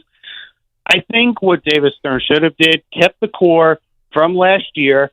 He made the decision. He made the right decision by trading Luis Acuna to the White Sox for Luis Robert Jr. If we would have kept Nimmo in the outfield, think of that outfield, Evan. We would have had Nimmo, Soto, and Luis Robert Jr. Then keep the same core. I agree. Polanco is old and Simeon's old. I don't know what's going on with Beatty. I think we could have probably signed Bo Bichette, but I don't know. I think Bo Bichette's very cold at this point. Yeah, but you got to believe that he's going to figure it out. The challenge is, like last night with the Mets, and I had to, I thought this was the case, and I had to confirm, and Sean did. It was a completely righty lineup. Well, they were facing a lefty in Justin Robleski. I get that. Robleski. I get that, but is that really the way to attack? Shouldn't you have your best options out there? Okay, let's think about the left-handed bats off the bench, and you tell me who their best options are. They sat Brett Beatty, Carson Benj, and Jared Young. So walk me through which of those lefties needed to play last night. None of them, but I'd rather see Carson Benj play and Brett Beatty try to figure it out than what they tried to run out there. Yeah, I think, look, Tommy Pham, they called up 30 seconds ago. Yeah. And the appeal of Tommy Pham, and sit Mauricio down. yes, is that he punched the guy in the face and he's got an attitude. Mm-hmm. Honestly, because he's not that good. He's a fourth outfielder at best. But Tommy Pham will say what's on his mind. And there's almost this perception of, well, he called the 23 Mets lazy, and now he's back. And one of the first things he says is, this is a hardworking team. So it's almost like, oh, great, all right. This guy works hard. He'll punch somebody in the face if he's not trying. This is fantastic. It's fantastic until you watch him play. Yeah. Until he goes over 3. And you realize he's 38 years old. Now, I'll give you a solution. They shouldn't have called up Tommy Pham. They should have called up a guy by the name of Hayden Senger, who's a catcher. Now, you may say, what the hell's the point of that? Why would you do that? Here's why. Francisco Alvarez DHs and Luis Torrens catches. Because our last caller said something very briefly. He said, Alvarez has been one of the Mets' best hitters. He's right. He's been really good. So you just let him be the DH. So right now, when you're desperate for offense, you say to Francisco, you know what? Just go smash. Yeah. Torrens is good behind the plate. He gives you good at-bats. Just go smash. Because right now, Jorge Polanco, is he even capable of playing first base? Right. Or does he just have to be a DH right now? Yeah. So that's one of the options of what they could have done. Right. Didn't he have a rough spring? Who? Senger. Hayden Senger? That doesn't matter. He's just there in case of an emergency. Oh, I see. I'm not planning. Just as a backup catcher. I got you. I just need a third catcher because you don't want to only have two catchers right. and one of them DHing. So don't worry about him. He's irrelevant. He's just a piece. Till he accidentally gets a big at-bat in the bottom of the ninth inning. He's a pawn. He's a pawn. Until he becomes Ryan McMahon. Bottom line is guys have to hit, and everybody is sucking right now. I mean, just to make it very quick to explain, everybody sucks right now. Brendan in Clifton, New Jersey. Hey, Brendan. Hey, good morning. Not advocating for the dismissal of Carlos Mendoza, but if things continue to go the way that they are, and he ultimately does end up getting fired, I want to make the case for J.D. Martinez. You look back at the 2024 season, his arrival, I think, really kind of turned things around. Yeah. He had that famous speech where he said, hey, we all suck, let's all suck together. And that, like, if you look at it, no, he did. He pulled him into I know. said, let's all suck together. And that's what turned the season around.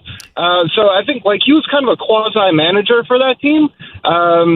And he's already with the organization right now. So just wanted to throw his name into the ring. So I mean, it's not. Look, he's never done it, and he just retired. Now we've seen guys sort of do that, but not fully. Like go right from playing to managing. We did see it in basketball when my guy Jason Kidd retired from the Knicks, had a DUI, and then coached the Nets.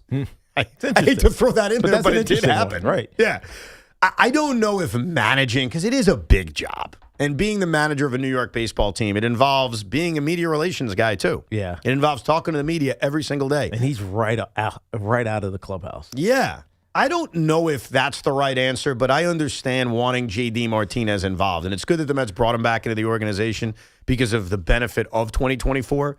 But I'm not sure if the manager's office is right for him. Why don't we go all the way with it? I'll give you another managerial candidate since we're having fun on a Tuesday replacing Carlos Mendoza. I would tell you to get the music ready, Sean, but it may take too long. But wait a second. My God! Are they playing his music? Oh, my God. Da, da, da, da, da, da, da. Jose Iglesias. Oh. To manage? The guy just said J.D. Martinez, Sean. What the hell's the difference? Well, Martinez at least got hired in a role. Yeah. And what's Jose Iglesias doing right now? He's probably making music. You think so? Because he was a good singer. He was very good. But and OMG was hot, but his song that followed was even better, I thought. That's true. No, he's got a lot of skill. I mean, the Mets got to start winning. We're up to Evan suggesting Jose Iglesias No, as the manager. hold on. We've reached that portion. The caller said J.D. Martinez. Which is not outlandish considering his trajectory. I then said, let's have fun on a Tuesday. How about, by God, it's his music, Jose Iglesias. Is it really that far of a stretch from the guy saying J.D. Martinez? Yeah, because J.D. Martinez is trying to stay involved in baseball. And it felt like he was a pseudo coach on the Mets 2 years ago. Where Iglesias wasn't a coach; he was just more of like a feels guy. Yes. All right, then we make him the bench coach for J.D. Martinez. Well, fine. Musical director. The 2024 Mets are going to live in history in like the worst, awesomest way because the Mets could suck and never return to that moment. It is certainly on the table. As I said after they lost, and then Tommy yelled at me and said, what are you talking about? Yeah. Like, baseball's a weird sport. You never know. When you suck, you suck. We may go back to 2024 as like the last great moment in Met history at some point. Well, I mean, the problem is everybody is going to associate the vibes, like the feels, with that season and pine for it and miss it because who else is bringing that? No, I understand. They don't have a locker room or a clubhouse that can do that anymore, and so it's just you're going to miss it. There you go. Imagine this. Who is that? Whose music is that? The new manager of the New York Mets, Jose Iglesias. Then he gets fired. Then everybody hates the song. I know. That's a whole thing. I actually already hate the song because I'm in that place where 2024 actually just makes me sad. It doesn't make me happy. Maybe someday it will, but the disappointment of the way it ended and then what's happened since. I mean, think about what's happened since. It's awful. And, dude, it sucks, man, because I say things in the moment and then they turn out to be true and it just kills me. And I've learned from it where you lose at some point and it's a great season, right? Everyone's like, oh, that was a great season. Don't worry, you'll be back. You'll be back. You'll be back. And you never get back. Right. 2006 Mets are a great example of it. The Nets with Kevin Durant on the line. Don't worry, you got all these stars. You'll be back. The Jets, AFC title game. Don't worry, Rex is a great coach. You'll be back. Stuff falls apart quickly. And the 2024 Mets, for now, and things can change. We're 17 games into the season. It feels like one of those moments. And that sucks, man. That's why we have callers suggesting J.D. Martinez managing the team. Do you think when we inevitably get to the Yankees and Mets playing a game on a football Sunday this year that it matters for both teams? Say that one more time. That when the Mets and the Yankees are playing a game on a football Sunday. Will the game matter? Will For the both game teams. matter? For both teams. I It think- definitely will matter for the Yankees. I mean, yeah, for the Yankees. I asked for both teams. I do not have the level of confidence that things are going to be okay the way I normally have.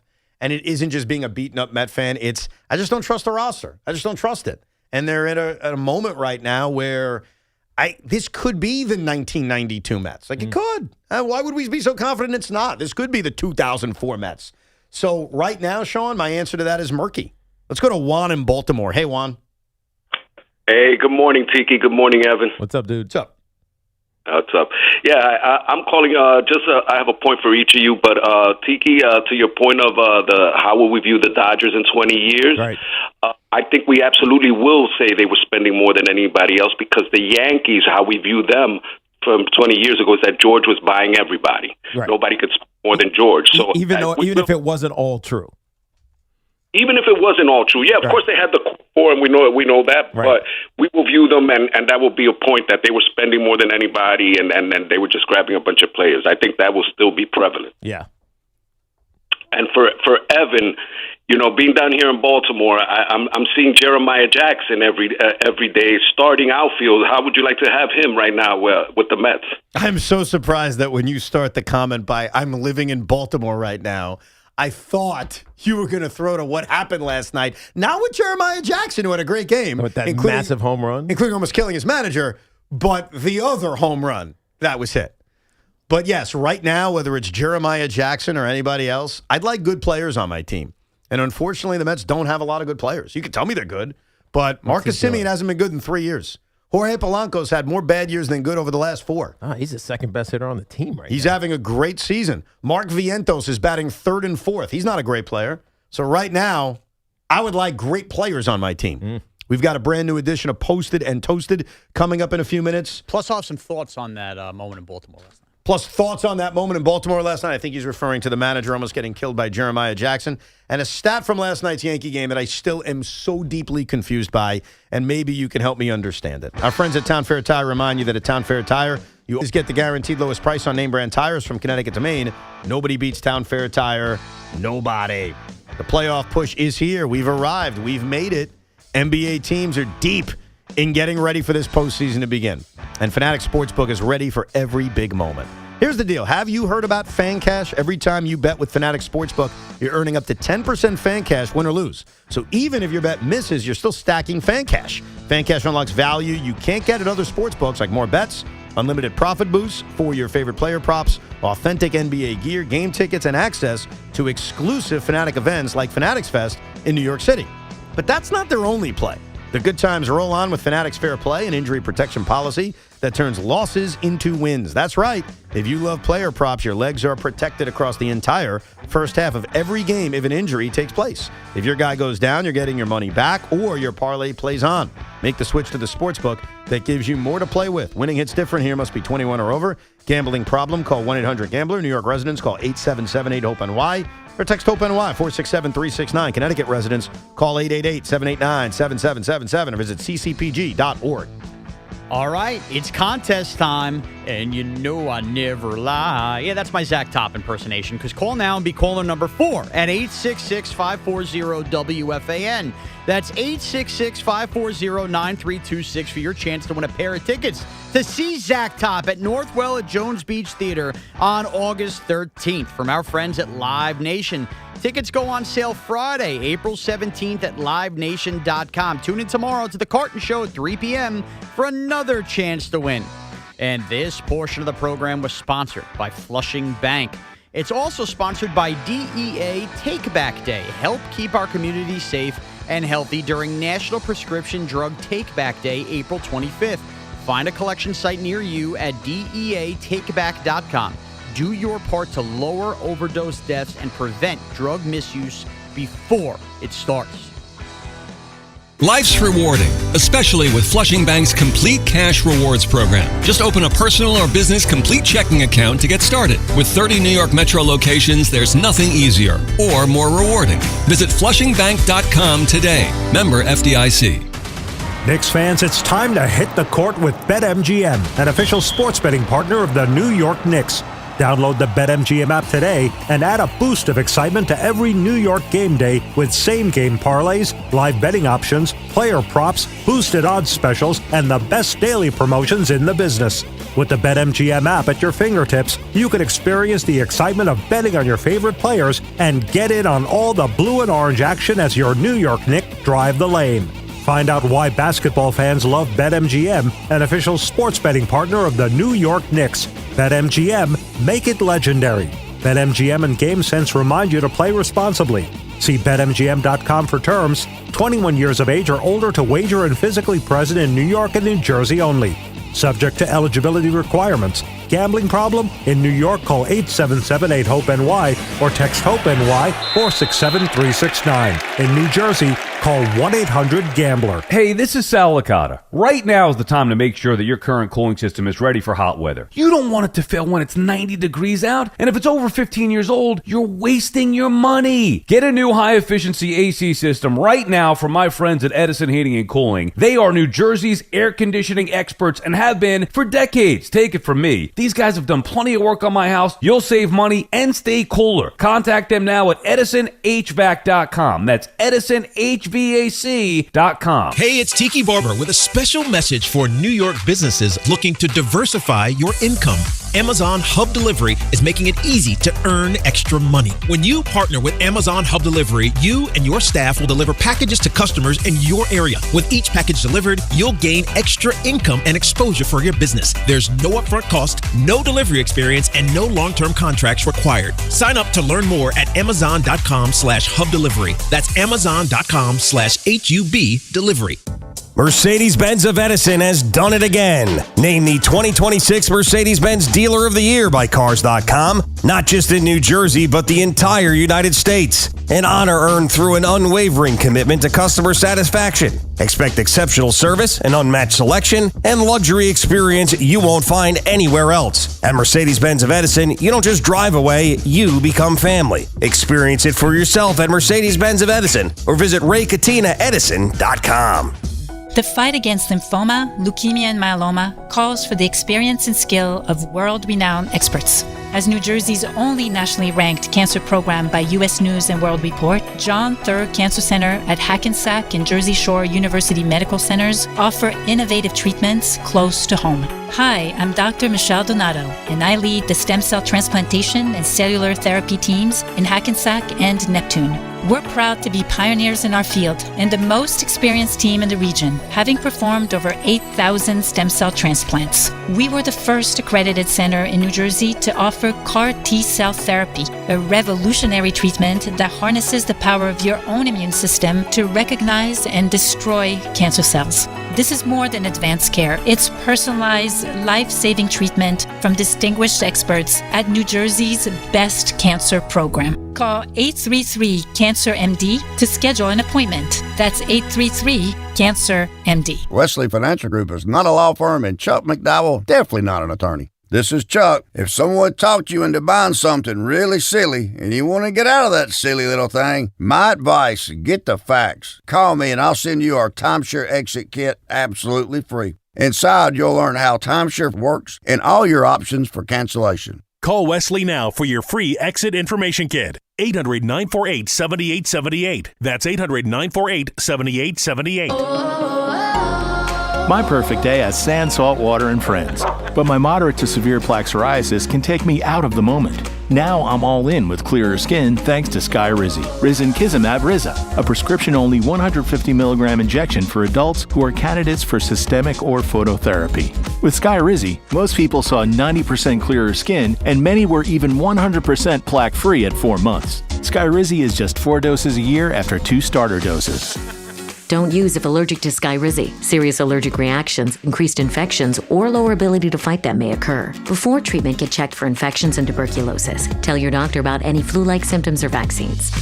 Thanks to Skyrizi, there's nothing on my skin, and that means everything. Ask your doctor about Skyrizi, the #1 dermatologist-prescribed biologic in psoriasis. Visit Skyrizi.com or call 1-866-SKYRIZI to learn more. 1-877 Cards for Kids. KARS Cards for Kids. Ready to get rid of that old car? Donate it to Cars for Kids. Call 877-CARS-FOR-KIDS to reach a friendly live agent. Donation is super easy, and your car can be picked up as soon as tomorrow. Call us now or go to carsforkids.org. 1-877-CARS-FOR-KIDS. Donate your car today. Did you know you can donate real estate too? The most important meal of the day just got better at Dunkin'. Now you can get a medium hot or iced coffee, 6 crispy hash browns, and a bacon, egg, and cheese sandwich, all for $6. That's a full breakfast meal for $6. 6 crispy golden hash browns, a warm, delicious bacon, egg, and cheese, and a medium coffee to start your day off right. Do breakfast the Dunkin' way or order Dunkin's $6 meal deal. No substitutions, participation times may vary. Limited time offer cannot be combined with other offers. Exclusions and terms apply. Town Fair Tire, the area's largest independent name brand tire dealer, sells any Continental tire you choose at the guaranteed lowest price. And Town Fair gives you the most free services for life on your Continental tires. So if you're searching for the best price and the most free services for life on Continental tires, get a Town Fair Tire, because nobody beats a Town Fair Tire deal. And I mean nobody. Name brands at discount prices. Town Fair Tire. Hey everyone, Boomer Esiason here. I've spent years on the field learning what really matters most: reliability, consistency, and trust. That's why I love Red Pocket Mobile. You choose from 3 major 5G networks. Plans start at just $10 a month and stay there. Plus real customer care answers in under 2 minutes. Red Pocket Mobile, your new ultimate cell carrier. If we're being honest, guys in this town, pretty confident. And hey, that's not a bad thing. But are you willing to put it to the test? California Cryobank is looking for healthy men to become sperm donors. You can earn up to $2,400 a month. Plus, get free health and genetic screenings. And more importantly, you're helping families who can't do this on their own. So if you really think you've got it, and you know who you are, put it to good use. Apply now and see if you qualify. Check out spermbank.com to learn more. No matter the season, New York sports never stop. Yankees, Mets, Giants, Jets. If it's happening, we're talking about it. The Fan, 101.9 FM, and always streaming on the Odyssey, iHeartRadio, and TuneIn apps. Aaron Judge accomplished something last night that still boggles my brain. Plus, Sean will update us with a fan focus coming up in a few minutes. We'll get back to your calls if you're waiting. We appreciate it. 888-808-1019. But it is time on a Tuesday right around 11:30 to play a game we've copyrighted. Damn it, we haven't. Maybe we should. Called Posted and Toasted. It's time for Posted and Toasted. Posted and toasted in 1, 2, 3. Posted and toasted where Evan finds the treats. Posted and toasted will Tiki guess them right. It's posted and toasted time. Posted and Toasted, presented by the Rothenberg Law Firm. Injured? Visit injurylawyer.com and Princeton Longevity Center. Experience the power of personalized medicine. You know what I love about our jingles? Yes. They stick to you. They stick in your mind. And almost all of them remind me of a WFAN personality. What song does that personality remind you of? When I hear that song, I think Al Dukes. Really? Yes. That's I don't know sounds like why. he could be singing it. Exactly. Well, that's actually perfect since Posted and Toasted is usually starred by Al Dukes. But the Cinco de Luncho, it's Al Sintrod. That's true. When I hear it, all of our little songs, I think of somebody. I like that. Yeah, that song that we just played is created by a WFAN listener. Yes. And I have their name written down, but I don't have it in front of me. So I'll thank that person at a later date. But yes, great job. Here is our first post. I will read an old tweet from one of our fellow FAN coworkers. Tiki will guess who posted it. May 3rd, 2018. And this is timely because yesterday I endorsed Joe Girardi as someone of interest for the Met managerial job. Today, the realistic endorsement is Carlos Beltran, but I think Joe would be a fine manager. So why not dig up some old Joe Girardi tweets? Joe Girardi. May 3rd, 2018. Joe Girardi never lets Luis Severino finish that game last night. Aaron Boone could not be more refreshing. Is that person Chris McMonagle? Is that person Keith McPherson? Chris McMonagle. Is that person? Is that what you need me to do right now? I'm in the middle of something. I did. I'm like, It doesn't matter. It was C-Mac. It was Chris McMonagle, his fat ass. Chris McMonagle, Sean Morash, Keith McPherson, or Jerry Recco? Who tweeted Chris that? McMonagle. You're going with Chris McMonagle? Yeah. Believe it or not, you're wrong. What? You're wrong. It was that not. love affair didn't start that early? Well, not on May 3rd, 2018 with this tweet. No, because he always loved the manager. That's true. He wouldn't have taken a shot at Girardi. Yeah, right. Chris He loved McMonagle, that Girardi. fat ass. That was Jerry. You're wrong. Sean. That's right. I'm a fat moron. That was Sean Morash. Do you remember having an early love affair with Aaron Boone? Yeah, I still like Aaron Boone. He's my guy. Okay. Only because he asked about you like a week ago. Nah, he's always been my guy. This is another really timely post because the Yankees won yesterday on a walk-off wild pitch. This is from October 14th, 2013. Why does every winning hit have to be a walk-off? Why can't we just say a game-winning RBI single? Walk-off is stupid. Is that person Al Dukes, Evan Roberts, Jerry Recco, or Greg Giannotti? I think that's Al Dukes. You're wrong. I think it's Evan. You think Evan? it's me? You're wrong. The answer is Jerry Recco. Wow. Grumpy Jerry in 2013. Doesn't Jerry like baseball? Well, you can like baseball and dislike terms. He doesn't like the term walk-off.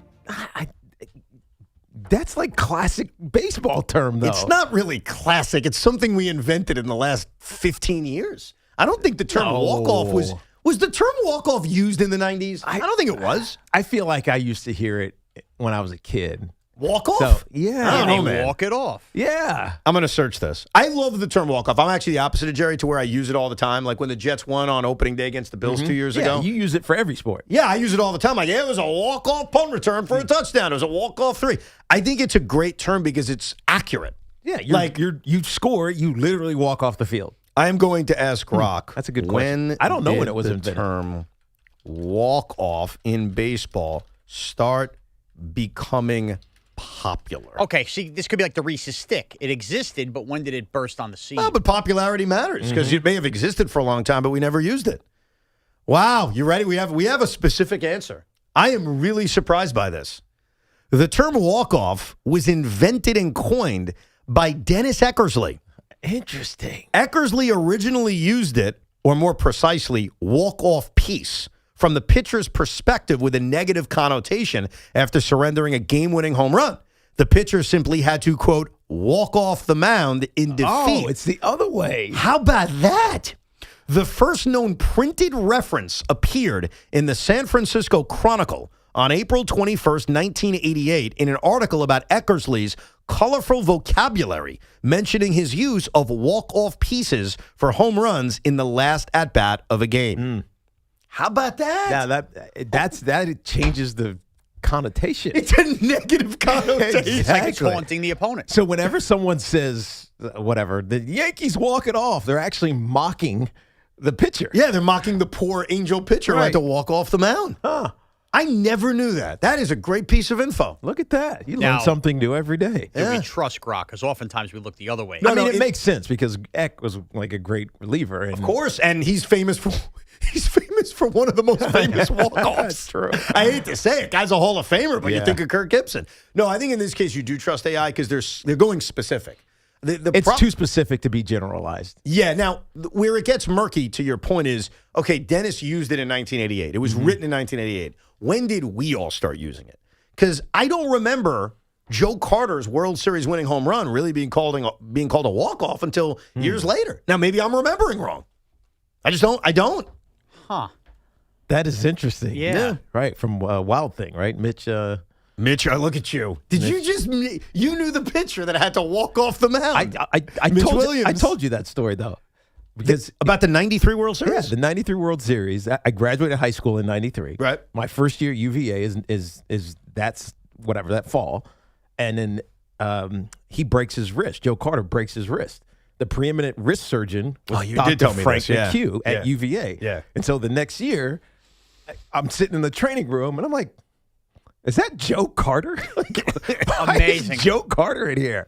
And then we all started researching like Joe Carter. Yeah. And so I just now always remember Mitch Williams gave up that. He did. That walk-off. The walk-off home run? Mitch had to walk off the mound in an L to Joe Carter. I All also respect to Virginia. Yeah. Wahoo wah, baby. I do want to thank Jerry Recco because Jerry said this to me the other day. He said, Evan, I love Posted and Toasted. How come I'm never on it? And I was like, wow, well, I've searched. Nothing's jumped out at me. So I did an extensive Jerry Recco search to be able to get him on Posted and Toasted. Tell Jerry to be more controversial in his posts.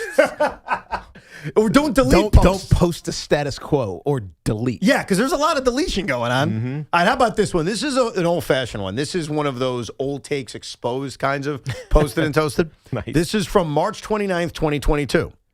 No joke, Yankee fans. If you really want to win this year, I would trade Marcus Stroman right now for Garrett Cole. That's a major upgrade. And just to give you context, Garrett Cole was on the Yankees. Marcus Stroman was not. So he was suggesting trading away Garrett Cole to acquire Marcus Stroman. Is that person Sean Morash? I almost don't want you to tell us who this is. Why? This is so bad. This is such a bad This is take. so bad, okay. Is this person Sean Morash, Keith McPherson, Craig Carton, or Evan Roberts? You're too smart for that, I'm Evan. too smart for that. Thank you. Are you stupid? Are you a stupid person? I mean, By the way, before you Sean say could- Tiki, before you say anybody, you're now implying whoever you pick is stupid. well, I mean, who would ever think that a guy who almost just missed it out to his freaking teammate won a Cy Young was worse than Marcus Stroman? I figured it out. He Craig figured Carton. it out. Is it Craig Carton? Well, man, so you're saying Craig Carton is stupid? This Darren Moogie fella. You are correct. It is Craig Carton. This smells like Craig didn't even believe it and wanted to piss people off. You think that was a pissing That's off tweet? exactly Yep, right. I'll that's tell what- you, it that's got, right. it got major engagement. I'm looking at this. So exactly what he. That's why he did it. He knew it was going to piss people off. Yes. All right, And fine. this was when Garrett Cole was on the Yankees. This is March of 2022, so I think it's when he struggled on opening day in 2022. And in fairness, and really not in fairness because it's a dumbass opinion, but in fairness to him, just to remind you the context, 2020's fine, but it's pandemic. Cole was really good, but short year. 2021 ended with Garrett Cole crapping the bed at Fenway Park in the wild card game. And so the offseason was met with Garrett Cole isn't a big-time pitcher. And so he had that during the offseason.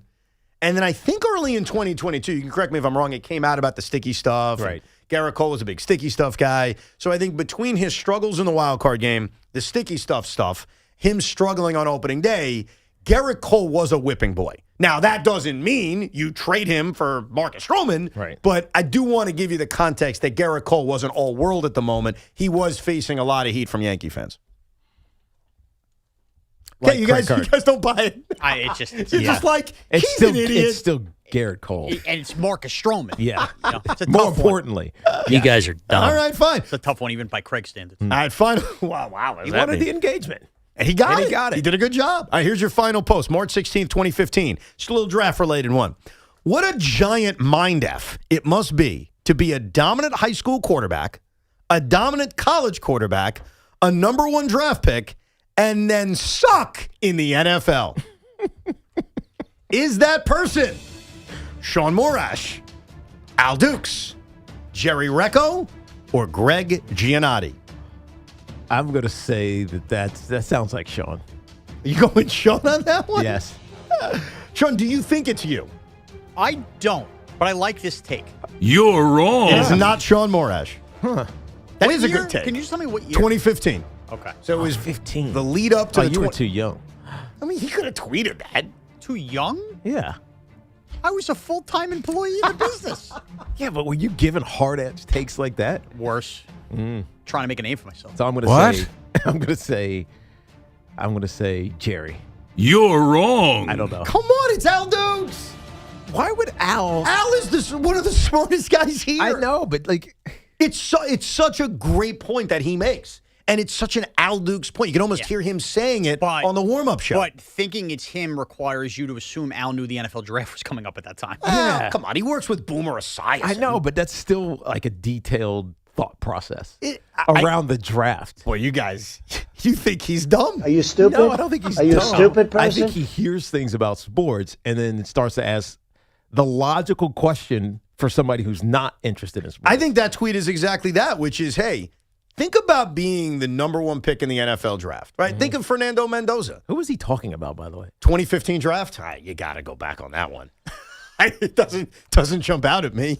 No, me either. That's why I'm like, curious who the hell he's talking about. I don't know. And then get drafted and suck? Or he's referring to the year before because the number 1 pick was going to be Jameis Winston. No, because that doesn't account for Jameis. I think This tells me it's somebody else previous. Yeah, I think it's a previous one. It could be Jamarcus Russell. Who was 14? What was the 14 draft? He could be referring to Jamarcus Russell. I know that was like almost 10 years ahead, but think about it. The kid was probably awesome everywhere. Then he comes to the NFL and he's terrible. 2014, you didn't have a quarterback taken until Blake Bortles 3rd overall. No. By the way, that qualifies. Even though he did quarterback a team to the AFC Championship game. Oh, you know what? Also, the year before was the Johnny Manziel year. Too. There you go. Oh, I bet it was Johnny. It is a great point. That fits. That fits. And I think it applies in a lot of sports. Like right now, I'm with the kids playing Little League, and there's always going to be that kid that's like so much better than everybody else, and he won't even make the majors. But what about the kid who does? Like anyone who makes the major leagues probably dominated at the lower levels. Right. Now you get there and you suck, and you're not used to failure. And by the way, part of why that's such a great point by Al, and you tell me if I'm wrong, that's probably one of the adjustments an athlete has to make. 100%. You're not used to that kind of failure. Yeah, you're used to success coming easy, feeling easy. And it obviously is not. But I can remember like in college when I first got there and I was playing on the second team, I was like, this feels easy. Like, Right. This isn't hard. It took me a while to make it to the starting team, but it felt easy. Posted and toasted every Tuesday around 11:30. Let's go to Ron in Jersey City. Hey, Ron. Hey, guys. What's up, dude? I've been waiting for you. Listen, I wanted to ask Tiki a question if I have time, because I know how quick your hook is. It's all right. Go ahead. But I want to get on your ass about something. Jeez, okay. Get on that ass, bro. All right. Tiki, you don't answer till Evan hangs up. All right, go ahead. But do you see Dexter Lawrence getting traded before the draft, after during the draft, or after? Okay. And go ahead. Evan, yeah, I want to get on you because first, I can't stand David Stearns. I hate him. Okay. I hope he gets fired at the end of the season. Okay. And you said something 2 weeks ago about you had said something Gary Cohen had said about Juan Soto when he had said something about needing a home run. Juan Soto hit it. Yes. That right Yes. after he said it. I remember it. Yes. Then about a few days later, you said, you know that ever since Mendoza started wearing these glasses, the Mets haven't lost. that's true. Right. I did say that. All true And so they've far. lost ever since you said that. So it's my fault? Oh. How about we blame Steve Cohen?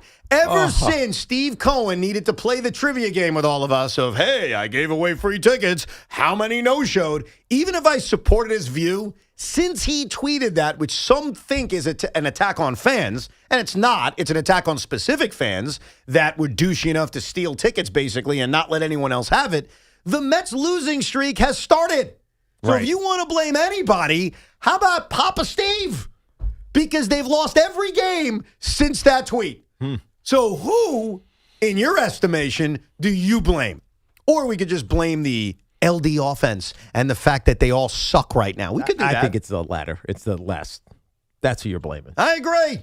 This has nothing to do with jinxing or putting him in a bad. This is you got to hit. Oh, before you say anything, Sean, answer to his question. Do you think they'll trade Dexter before or after the draft or not? I don't think they'll trade him at all. But if they are going to, it's going to happen before the draft. I agree with you. All right, this Fan Focus is sponsored by Chef IQ, precision cooking, effortless results, chefiq.com. Look, it was a theatrical night at Yankee Stadium, a not-so-great night for the Mets. But how about we do something a little non-local here? How about all the feels out in Baltimore? Anybody catch this great moment for the Baltimore Well, they Orioles? came back. I think they were down 7-1. Yeah. And Jeremiah Jackson, yes. Yeah, they had an amazing moment to You're going to give us a Jeremiah Jackson? No. homer? No. There was a guy dressed in a costume in the outfield, and he caught a home run of the player that he was mimicking in the costume. Oh, don't do this. He was wearing a polar bear costume. No, he wasn't. Alonso, high to left field. Pete Alonso, goodbye. Wow. Wow.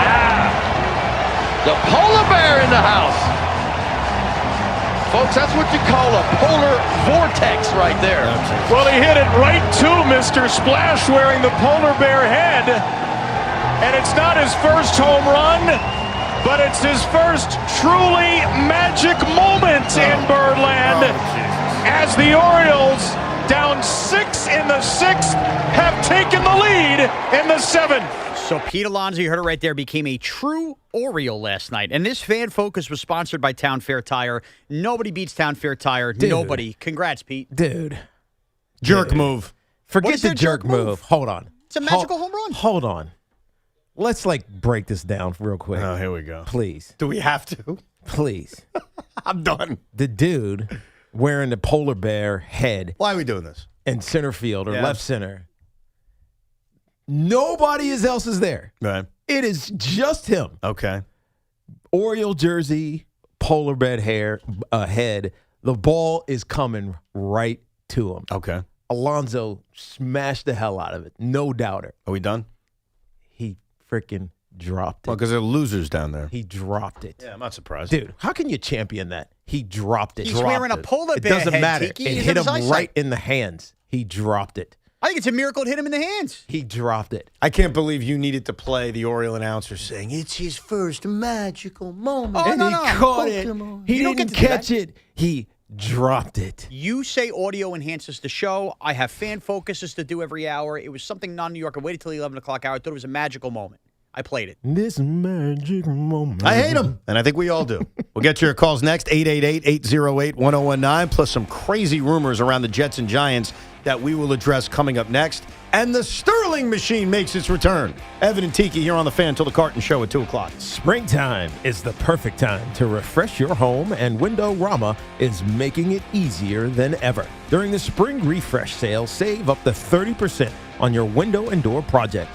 Plus, take advantage of low to no interest payment plans when you purchase and install with Window-Rama. It's simple.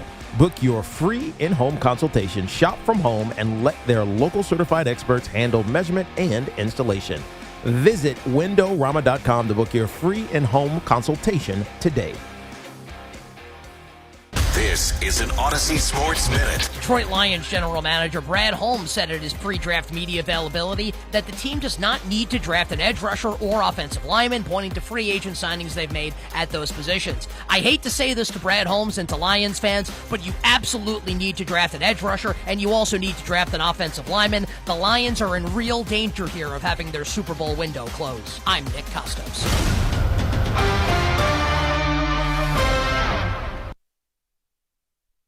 Shriners Hospitals for Children has been creating wonderful opportunities for children in need. This life-changing medical care helps them do the things they've always dreamed of. Go to loveshriners.org. This is the story of the one. As a maintenance tech at a university, he knows ordering from multiple suppliers takes time away from keeping their arena up and running. That's why he counts on Grainger to get everything he needs, from lighting and HVAC parts to plumbing supplies, all in one place. And with fast, dependable delivery, he's stocked and ready for the next tip-off. Call 1-800-GRAINGER, click Grainger.com, or just stop by. Grainger, for the ones who get it done. Do you have an invention idea but don't know what to do next? Call InventHelp today. We have representatives nationwide and services to showcase your invention. Get started today. Call 1-800-217-4380. That's 1-800-217-4380. Wish your life came with a warning app? That dog does not want to be petted.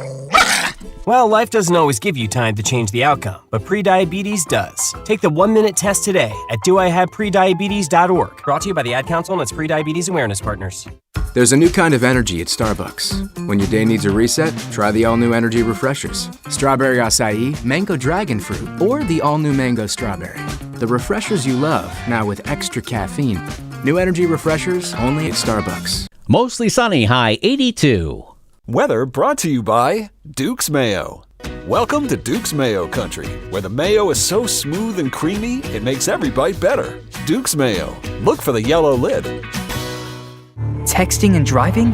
Big risk, big consequences. You risk traffic tickets, fines, and if you crash and injure someone, you could even go to prison. Pay attention or pay the price. Brought to you by the New Jersey Division of Highway Traffic Safety. I'm a 100% kind of guy, so I got Verizon Fios. It's 100% fiber internet because I do everything at 100%. What game should we watch? 100% of them. She hits a penalty kick out of the park from way downtown for a beautiful shot onto the green. You either have 100% fiber internet or you don't. Get Verizon Fios. It's super fast and reliable with ultra low lag. It's 100% or nothing. Call 1-833-VERIZON to switch today. Hey, NBA fans, listen up. You can now enter FanDuel's Play-In Palooza for a chance to win a share of $2 million in bonus bets every day of the Play-In tournament. All you have to do is place a live bet using your Play-In Palooza token. Then you'll automatically be entered for a chance to win a share of $2 million in bonus bets. So don't just watch the NBA Play-In tournament from the sidelines. Visit FanDuel.com/New York to get in on all the action. And don't forget to enter FanDuel's Play-In Palooza for a chance of a share of $2 million in bonus bets. Play your game with FanDuel, the official sportsbook partner of the NBA. FanDuel Sportsbook is the official sportsbook of WFAN. 21 and older, physically present in New York. No purchase is necessary. Opt-in required. Limit one entry. Profit boost token issued as a non-withdrawable profit boost token. Prizes issued as non-withdrawable bonus bets, which do expire 7 days after receipt. For help with gambling problem, you can call 877-8-HOPE-NY or text HOPE-NY. That's 467-369. Hey everyone, Boomer here. If you love eating great food as much as I do, you have to listen up. The Chef IQ Sense wireless thermometer and the mini oven are must-haves in your kitchen. The thermometer helps perfectly cook your chicken, fish, or meat, and the oven is an all-in-one hero that bakes, broils, air fries, toast, and much more. For years now, I've been telling you about how amazing these products are and how they have changed my life. Now it's time to change yours. Go to chefiq.com and don't forget to use the code word BOOMER to save big at checkout. That's code word BOOMER at chefiq.com. The Chase Ink Business Premier Card is made for people who make things happen, like me. I'm Sam, founder and CEO of Manifest, a product design company that makes everyday products designed smarter. I get 2.5% cash back on purchases of $5,000 or more, plus unlimited 2% cash back on all other purchases, which helps us make more smart ideas into a brilliant reality. The Ink Business Premier Card. Chase for business. Make more of what's yours. Real business owner compensated for their participation. Cards issued by JPMorgan Chase Bank, N.A. member FDIC. Subject to credit approval. Terms apply. Download to see if you qualify. Not all customers will qualify. Transfer fees may apply. No Albert subscription required. Albert is not a bank. Albert Instant Loans are issued by FinWise Bank, member FDIC. Not an actual client. Terms apply. Kylie, what's wrong? I just got hit with a car repair bill. I'm behind on rent, and I feel like I can never save any money. Have you tried the Albert app? Albert is your financial assistant, helping you find ways to save and create custom budgets to actually grow your money. Plus, you can get up to $10,000 for big expenses, or advance up to $1,000 fast when you need cash right away. Albert can get me up to $10,000? Exactly. Albert spots you in a pinch and helps you grow your money in the long run. I'm downloading Albert right now. Download the Albert app and use promo code GAIN to borrow up to $10,000 for whatever you need. The Albert app helps you budget better and save more money so you reach your financial goals faster. Download the Albert app right now and use promo code GAIN to borrow up to $10,000. Use code GAIN to borrow up to $10,000. This is the story of the one. As a maintenance tech at a university, he knows ordering from multiple suppliers takes time away from keeping their arena up and running. That's why he counts on Grainger to get everything he needs, from lighting and HVAC parts to plumbing supplies, all in one place. And with fast, dependable delivery, he's stocked and ready for the next tip-off. Call 1-800-GRAINGER, click Grainger.com, or just stop by. Grainger, for the ones who get it done. Jake from State Farm. I'm winning. I finally cleaned my house, so I'm breaking out my new tropical room spray. Keep winning and create an affordable price just for you by bundling your home and auto with the State Farm Personal Price Plan. It's like your own personal paradise. Ooh, hey, grab me a coconut water. Bundling, just another way to save with the Personal Price Plan. Like a good neighbor, State Farm is there. Prices are based on rating plans that vary by state. Coverage options are selected by the customer. Availability, amount of discounts and savings, and eligibility vary by state. The Rico Bronya podcast is proudly sponsored by Takara Fuji Apple Chew High, the sparkling cocktail that blends shochu spirits with delicious flavors of fruits from Japan. Whether it's Citi Field or your favorite spot, raise the apple. We're your official station to talk Yankees and Mets. WFAN, WFAN FM, WFAN FM HD1 New York, and Odyssey Sports Station. Got a lot to do over the next 2 hours. The John Sterling machine makes its return. Why the New York Knicks are facing so much disrespect. But before we jump into some juicy NFL draft rumors, last night there was a stat in the Yankee game that is really giving me a headache. All right? I want you to think about this very briefly for a second. Aaron Judge passed Mickey Mantle for more multi-home run games in his career. Okay? Aaron now has 47. Mickey Mantle has 46. Let's forget about Babe Ruth. Babe's on a different level. We'll worry about him someday. So again, I want to repeat. Aaron Judge has had more multi-home run games than Mickey Mantle. Aaron Judge has hit 374 career home runs. Mickey Mantle ended up at 536, which means it's about 160 more home runs for Mickey Mantle. Yet, when it comes to multi-home run games, Judge just passed him. Do you not find that odd? What am I finding odd? Like, why Judge doesn't have more home runs? No, like that Judge passed Mantle on multi-home run games when he's hit so many fewer home runs than Mickey Mantle. That's because Mickey Mantle would just hit more home runs per week. What? This math equation just confused me. I don't understand what's so confusing. Okay. So Mickey Mantle hit 46 multi-home run games. He had 46. Judge has 47 now. Yes, right? Judge passed the But multi-home Judge games. has 160 less home runs than Mickey Mantle. Don't you find it odd that he passed him for multi-home run games when he's hit so many fewer home runs than Mickey? I don't. I just think Mickey Mantle hit home runs at a greater frequency or it means per week. Or it means Aaron Judge is streakier. Yeah, and like his home runs come in bunches. That's the only thing I can think of. By the way, I think that's don't we already know this though? Judge is when he hits home runs, he goes off multiple games. Oh wait, how many years did Mickey Mantle? Mickey play? Oh man, I got to do. Let me pull up the exact number, but it's a long time. It's obviously more than. I am laughing at this because this does feel like children's homework. But do you understand what I'm saying? Yeah, Mickey played 18 years. 18 years in the major leagues. Is at what, 11? He started in 2000 so basically 17 is his rookie year, but he came up late in 16. So let's say 17. So he's not even at a decade. Yeah. But he's passed him in multi-home run games, but has played far less and hit far less home runs. So that do you not find that weird? That's all I'm saying. It's not a knock on anybody. It's more an observation. Was it easier to hit home runs? No. Technically, it's easier now. Right. So then how do you explain that? That's all I'm asking. I'm going to try to give a baseball answer that might sound very dumb. Well, he also has 8 years on him now. 9 years on him. But look at the home run totals. Mickey hasn't beat by 140, and yet when it comes to multi-home run games, Judge has already passed them. I think I potentially have the answer. Yeah, what do you got? Okay. Major League Baseball, different era now, right? Mickey Mantle facing a lot of the same pitcher multiple times a game. You go to bullpens quicker now. Bullpens technically throw harder, hard contact on hard balls. So it's easier to hit multiple home runs in a game? Yes. It doesn't mean it's easier to hit more home runs, even though Judge is cleaning up in a season, but more home runs in a game when you face these junk guys who just throw hard at bullpens more. Nowadays. So you hit a home run, which helps you chase the starting pitcher, and now you have a 98-mile-an-hour. Yeah, but he's hitting home runs off of that. Exactly. I know, but it's easier, though, to hit home runs off those guys. Instead of just having the same war with pitcher and batter the whole game like Mickey Mantle did. I don't know, man. I think it means that Mickey Mantle was more consistent than him, honestly. I didn't see Mickey play. I just know his numbers. Really? Yeah, because it was spread out more. 320 last year, dude. Okay, Mickey Mantle at 353 in 1956. You want to play this game? I'll play it. I don't care. Mike will be proud. How many more home runs? Clown. What were the season totals for home runs for Mickey Mantle? Okay, he led the league 4 times, 37, 52, 42, and 40. He also had 54 in 1961, obviously. That did not lead the league because of Roger Maris. Yeah. What was that proof? Nothing. None of this proves anything other than it's an observation I had. Right. So they're the same player.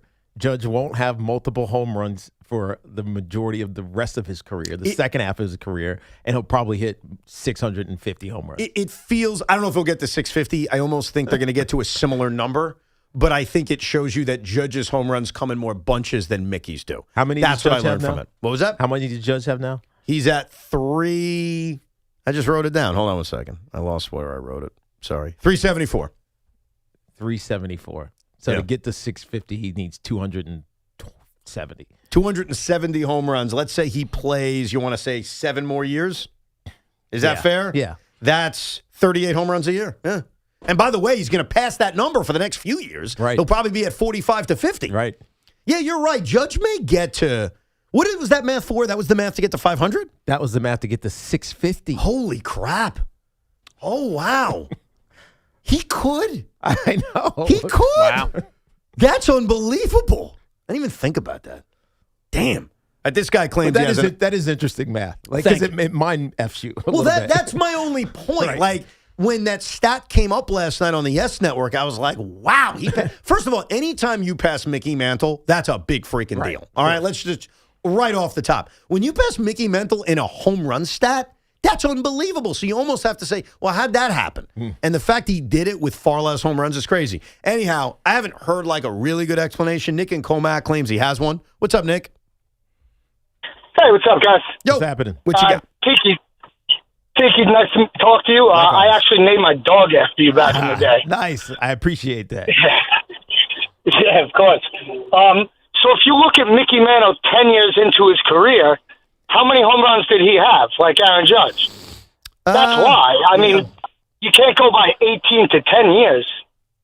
Yeah, there's just a big discrepancy. So it's just spread out more. But then in the prime of Mickey's career, when he was leading the league, he wasn't having as many multi-home run games. Right. Which is just the reality. So it must have just been more rare back then. Yeah, to hit multiple home runs in a game. Multiple home run games, unless you were, Yogi had multiple.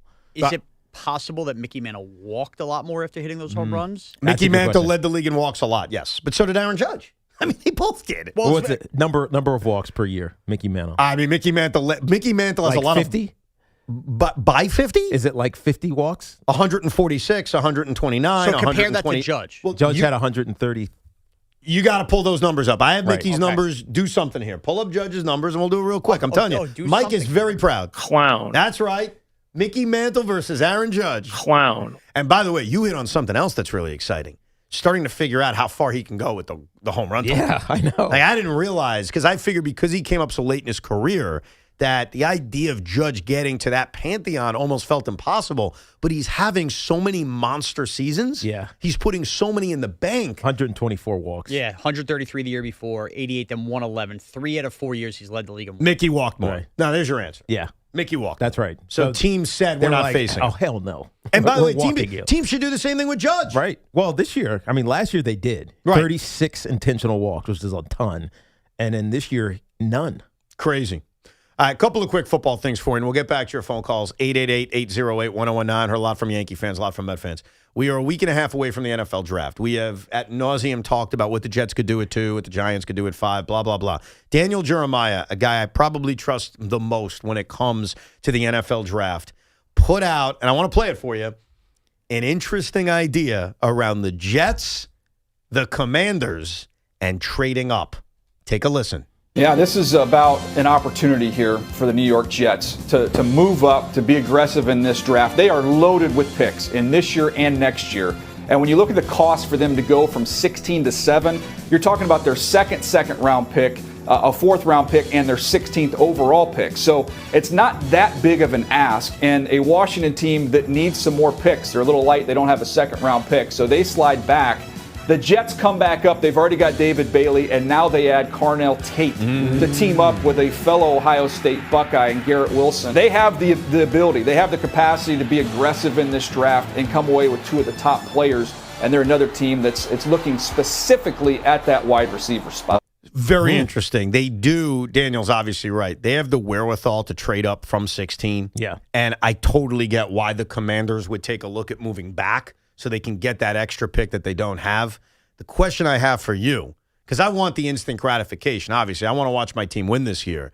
Is it worth trading up for Carnell Tate at 7? Like, how do you view Carnell Tate? So, Carnell Tate is getting some flack because he's not fast. Mm-hmm. I mean, he's fast, but he's not elite fast. He's not a 4.2, 4.3 combine 40 time. But that doesn't necessarily matter because Carnell Tate is an elite route runner. And so you have a stretch the field superstar wide receiver already in Garrett Wilson, and if you pair him, which will then also help whoever's playing quarterback next year, with Carnell Tate, who is precise and can run all the routes, right? Cross, digs, outs, goes, etc., hitches, and even some of the reverse stuff. You just give yourself so many options. Now, I also think that Carnell Tate, some of the mocks I've seen, is going to go before 7. Yeah. I mean, he could go to Cleveland. He could go to your team. Right, 100%. Not crazy. There is he's one of those guys that's getting knocked, put that in quotes, because people want him to fall.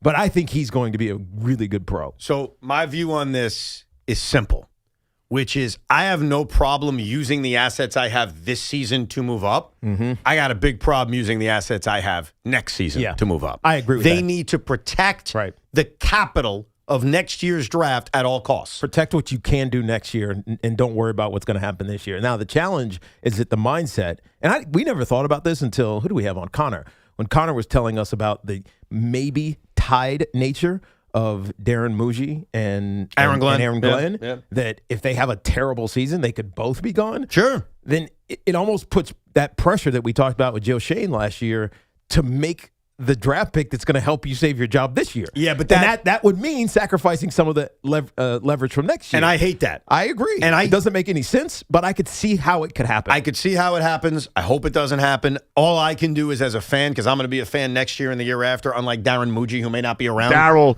Mr. Smiles, Muhi. I just don't like the idea of touching next year's draft capital. Yeah. I don't like it. I agree with What that. I do love the idea of, and here's what's appealing about trading up for Carnell Tate, is you are putting first Geno Smith in a great position to succeed. There would be no excuses. You have a good offensive line. You have an all-world running back who will be on this team, long-term contract or not. And now you have these incredible weapons next to Garrett Wilson. Right. So no excuse for Geno Smith. And if you draft a quarterback next year, which you will, because remember, you got all these assets, so even if you have a good year, you can still do it. Dude, that kid is going to be in a great position to succeed. Yeah, if you have a somewhat young skill position room, Breece Hall, obviously Garrett Wilson, A.D. Mitchell, and now Carnell Tate, and now upon this. Carnell Tate. Yeah. Aaron Smith is a crapshoot because of he's got the ability. He just sometimes struggles catching the ball. But anyways, your wide receiver room, your skill position rooms are super talented, no doubt. And so you have a good offensive line, and then you have a good offensive line and a rookie quarterback in 2027. That's what I'm thinking. That's a formula for success. That's I agree. a plan that might be hard to stick to if the Jets get off to a bad start. I agree, and I think that you can do it, and I'm all for it, and I'd be excited about it as long as I don't hear they're sending one of next year's number ones. You got to hold on to them. It needs to be protection in case, let's say the Jets are better than we think, and you've got 3 number ones to use as weapons. Yeah. Now, the beauty of it is that plan that Jeremiah had there is even if it falls through and you don't get Carnell Tate, there's some good players in the wide receiver room. Yeah. In this draft. So you're going to be okay. I do find it interesting that Evan observed all of Daniel Jeremiah yesterday and really got hot about Carnell Tate to the Jets. Feels like Daniel Jeremiah does think Carnell Tate's coming to New York, though. Evan, I got my own audio. Yeah, I don't know if your guys' ears perked up at all, but when he talked about Malik Neighbors going into training camp, and as we get closer to the season, I'm sitting here with like alarm bells going off, going, wait a second. Wan'Dale Robinson's gone. You brought in Likely, who I like coming over. You know, Harbaugh's familiar with him, but they need some weapons on the perimeter for Jackson Dart, and that's why I think Carnell Tate's going to be in the discussion. I have a higher grade on Love, so if you're going to push me into a decision there, I'm going to always lean towards best available player.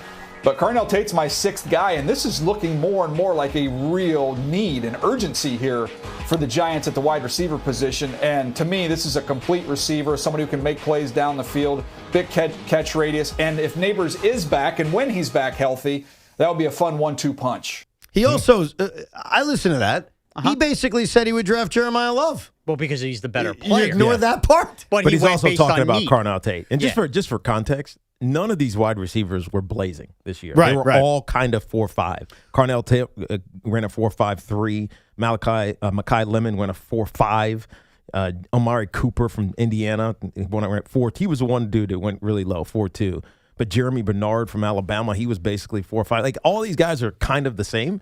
So speed wise, Yep. So it's who's the better wide receiver. Interesting. And it's Carnell Tate. Well, when we come back, we'll find out if the Giant fans want Carnell Tate. Okay. I am open to it. It sounds like you're trying to steal Daniel Jeremiah's idea for the Jets, for the Giants. No, I'll give you a different twist on the idea. We'll find out if you guys actually want it. Plus your calls, 888-808-1019. Spring is the perfect time to refresh your home, and Windorama is making it easier than ever during the spring refresh sale. Save up to 30% on your window and door projects, plus take advantage of low to no interest payment plans when you purchase and install with Windorama. It's simple. Book your free in-home consultation, shop from home, and let their cool certified experts handle measurement and installation. Visit Windorama.com to book your free in-home consultation today. This portion of the program is sponsored by your local Mazda dealer. It's also sponsored by Amazon Hub Delivery. The all-new 2026 Mazda CX-5 is designed to give you balance of style, advanced technology, and craftsmanship in a family-friendly SUV that delivers exceptional value. Get more with the all-new 2026 Mazda CX-5, the smart choice. Visit your local Mazda dealer or MazdaUSA.com. Hey, business owners, it's Tiki Barber. Are you looking to earn extra money? Of course you are. When your business partners with Amazon Hub Delivery, you simply drop off packages to Amazon customers in your neighborhood. Get started at Amazon.com/Hub Delivery. It's upon us. NFL draft time. A time for hope. A time for new beginnings. And time to party with the fans. Hey, baby, let's go out there like a bunch of crazy dogs and have some fun. Round 1, Thursday, April 23rd. Big Blue and Gang Green will be on the clock, and the crew is getting together for a draft night hang. Boomer, Gio, and Jerry, Evan, Tiki, and Morash, Carton, and McMonigal will all crash the FAN rooftop here in Manhattan, and you can check them out streaming live at 7:30 p.m. on YouTube, X, Facebook, and Instagram. New York football changes that night, and it's all brought to you by FanDuel and your home for New York sports, WFAN. Hey, this is Sal Licata. Right now is the time to make sure that your current cooling system is ready for hot weather. You don't want it to fail when it's 90 degrees out, and if it's over 15 years old, you're wasting your money. Get a new high-efficiency AC system right now from my friends at Edison Heating and Cooling. They are New Jersey's air conditioning experts and have been for decades. Take it from me. These guys have done plenty of work on my house. You'll save money and stay cooler. Contact them now at EdisonHVAC.com. That's EdisonHVAC.com. Hello, New York, New Jersey. Bank of America, in partnership with Visa, invites you to a FIFA World Cup 26 watch party. Open an eligible Bank of America checking account in participating financial centers only for an opportunity to reserve 2 complimentary tickets while supplies last. Experience special musical guests, games, giveaways, food, and more, all at a legendary venue. Learn more at BofA.com/BofA Visa Watch Party. What would you like the power to do? Bank of America, proud to be the official bank of FIFA World Cup 26. Bank of America N.A. member FDIC. Terms apply. All rights reserved. Calling all hoops fans, get off the bench and onto the court for another exciting basketball season with BetMGM, an authorized gaming partner of the NBA. From same-game parlays to live bets, you can call your shot during any play. Rooting for your favorite players? You'll find all sorts of markets for betting on any star's performance on any given night. Don't miss a single highlight or buzzer-beating shot by getting all your picks in with BetMGM. Ready to shoot your shot? Download the app today and make your bets. BetMGM, make it legendary. BetMGM and GameSense remind you to play responsibly. See BetMGM.com for terms. 21 years of age or older to wager and physically present in New York only. Subject to eligibility requirements. Rewards vary and expire in 7 days. Gambling problem? Call 877-8-HOPE-NY or text HOPE-NY 467-369. Looking for the lowest price on Continental tires? Go to Town Fair Tire and get the guaranteed lowest price on any Continental tire you choose. Plus, Town Fair Tire gives you the most free services for life. That's more free services than any other tire dealer. For the guaranteed lowest price and the most free services for life on your Continental tires, nobody beats a Town Fair Tire deal. Nobody. Name brands at discount prices. Town Fair Tire. The most most important meal of the day just got better at Dunkin'. Now you can get a medium hot or iced coffee, 6 crispy, delicious hash browns, and a bacon, egg, and cheese sandwich, all for $6. That's a full breakfast meal for $6. 6 crispy golden hash browns, a warm, delicious bacon, egg, and cheese, and a medium coffee to start your day right. Do breakfast the Dunkin' way and order Dunkin's $6 meal deal. No substitutions. Participation at times may vary. Limited time offer. Cannot be combined with other offers. Exclusions and terms apply. Hey fans, on Sunday, April 19th, when the Yankees take on the Royals, take your family out to the ballpark with a chance to receive a very special kids giveaway. It's Hershey Park Kids Ticket Giveaway Day. The first 10,000 kids, 14 and younger in attendance, will receive a Hershey Park Kids ticket, courtesy of Hershey Park. For tickets, log on to Yankees.com/tickets. That's the Yankees and Royals on Hershey Park Kids Ticket Giveaway Day, Sunday, April 19th. Visit Yankees.com/tickets today. All right, they won. You gotta text your buddies. Except you're driving. If you have to respond, pull over. Texting and driving is illegal and could lead to an accident. A safety message from the Rothenberg Law Firm. InjuryLawyer.com. Listen to MLB Insider Calls on WFAN all season long. Presented by Grainger. For the ones who get it done, Grainger offers the professional-grade products you need, delivered when and where you need them. Call, click Grainger.com, or just stop by. Everything you knew about reaching customers online is being rewritten. Time to rethink your approach. Outcomes from Viant finds real customers. Not impressions, not clicks, customers. Our AI maximizes every dollar of your budget against the outcomes that matter most and proves it happened. It's smarter advertising made simple. Visit Viant.ai. This is the story of the one. As a procurement manager for a hospital system, she keeps every facility in her network stocked and ready. That's why she counts on Grainger to be her single source for thousands of products, from disinfectants to lighting, air filters, and more. And with fast, dependable delivery, Grainger helps her keep every facility stocked, safe, and running smoothly. Call 1-800-GRAINGER, click Grainger.com, or just stop by. Grainger, for the ones who get it done. Come visit the engagement experts at London Jewelers at any one of their 6 locations. Your official station to talk Yankees. The Fan, 101.9 FM, and always live on the free Odyssey app. Download it today. Speaking of the NFL draft, a week from Thursday, we're going to be doing a big YouTube broadcast of the NFL draft. Boomer, Gio, Jerry, me, Tiki, Sean, Craig, Big Mac. We're hanging out on the roof here at the studios of WFAN. We're having a big party, so hang out with us. We'll be streaming live Thursday, April 23rd at 7:30 on the Fan's YouTube, Instagram, X, and Facebook platforms. It's all made possible by FanDuel, and of course, your home for New York football, the Fan. All right, we just played a clip. You can rewind it on the Odyssey app of Daniel Jeremiah talking about the Jets trading up for Carnell Tate, which I am intrigued by as long as it doesn't involve the Jets trading picks from next year's draft. And Sean jumped in with, well, Daniel Jeremiah also said Carnell Tate fits the New York Giants. So at 5, would you guys be interested in drafting the wide receiver out of Ohio State? I could see it happening.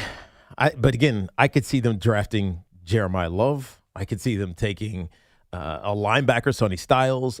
I could almost even see them taking Delane, the cornerback. They need players, but they're not desperate for really anybody because of how they've managed some of this roster this offseason. And let's not forget, this is the first year of John Harbaugh. This is not like year 4 or year 3 and, all right, you got to do your duty or get off the pot, type of thing. This is do your duty or get off the pot. Well, you got the double entendre, right? Yeah, no, I love that. So, I'm sorry for calling that out, but that's great. Right. This is on purpose. Yeah. So I think that the expectation is going to be the Giants are going to be better, but the expectation isn't the Giants need to draft somebody so that they win the NFC.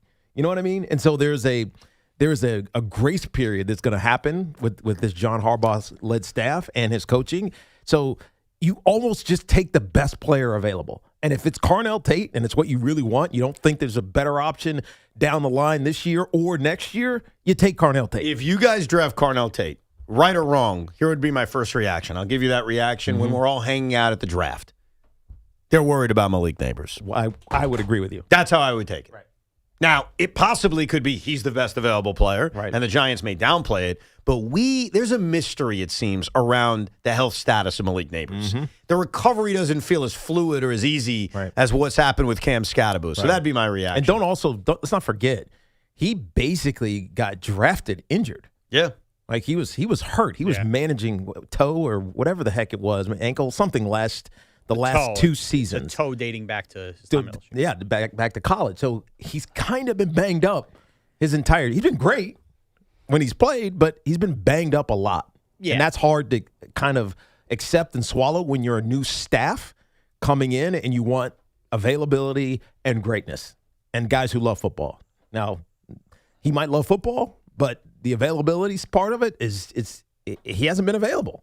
Yeah, I think you guys both might ultimately be right, and there is a mystery, but the need for a wide receiver number 2 is still an enormous one on the Giants, like without the Malik Neighbors injury. So to me, it's not a remote throwing pick by any means. It wouldn't be my preference, as I've stated a bunch of times, trenches and stopping the run. However, I would tell the world for the next week and a half that you're interested in Carnell Tate, because I think if you really look at the way this draft is unfolding, that seems to be the guy that's the clear-cut number 1 wide receiver. And if teams are going to trade up for anybody at 5, it's probably Carnell Tate at this point. Oh, you're trying to get involved in the potential Jet trade-up scenario. This is all I'm saying. If he thinks, Daniel Jeremiah, that the Washington Commanders need assets because they don't have a second-round pick, and that the Jets going to 7 makes sense, well, the Giants don't have a third-round pick because of the Jackson Dart trade last year. Right. So if I'm the Giants, and I even think that's a possibility, I'm drumming up as much public interest in Carnell Tate as possible. All right, let's make a deal. Because I think the reason that the Jets are connected more to Washington is that there isn't this fear the Giants are going to take Carnell Tate. Correct. That they're probably going to take a Sonny Styles. And so that the trade-up would probably have to be at 7 with Washington. But the Jets are positioned. And I have made it very clear. I'm going to negotiate with you. I've made it very clear, hopefully the Jets do as well, that I am not trading any picks from 2027. So we can negotiate about moving from 16 to 5. I want you to know that. I'd offer you one of my extra 2s and one of my 4ths, and we'll call it a deal. I would take the same deal he said. It's only 2 spots. What did he say? Did he say what I just said, which is a 2 and a 4? Yeah, he said you're early 4 and you're late 2. And I think that gives the Giants back the 3rd they lost. I'm moving back to the middle of rounds. And then maybe the Giants find a guard or a defensive tackle or a cornerback that slides to 16 that they like. Yeah. And then you attack the rest of the draft by having that extra day 2 capital. It's one of those deals that could make sense. It's expensive giving up those 2 picks, like an early 2 or a late 2 and an early 4. The 4 is separated by 37 picks. So that one's, like you said, is more like a late 3rd round pick if they made that trade. But I'm drawn in by the idea of, boy, I am really setting up my offense, A, to maximize Geno. And then, more importantly, whatever quarterback I end up drafting next year. Because I continue to be under the belief that they are not taking Ty Simpson. Yeah. That they are taking, if they're taking a quarterback, it's a project who we may never see unless the season gets out of hand. Like, that's how I kind of view how the Jets are going to approach this. Geno's going to be the guy. Yep. And then next year, with 3 first-round picks, we'll see where it falls between Dallas, Indianapolis, and the Jets. They will draft a quarterback. Who that is, if that guy's any good, either way, there's multiple of them, so it's a decision. It's not like this year where it was, hell, if we don't have the first pick overall, we're not getting a quarterback. Right. Like, we could get one who might be viewed as a second round in a project and Ty Simpson, but next year there's going to be multiple guys who are going to be thought of as franchise quarterbacks. And that's why, look, this is killing me as a sports fan. I want to root for my team. Yeah. Like, I just went to a basketball season. It was hell having to sit there, and I did it. I rooted against my team. Now, I am you so rooted dirty. for the tank for basically 80% of the season. Yes! And I don't want to do that with the Jets. Right. So I want to have a year in which I know I've got 3 firsts. I know there's a ton of quarterbacks in the draft.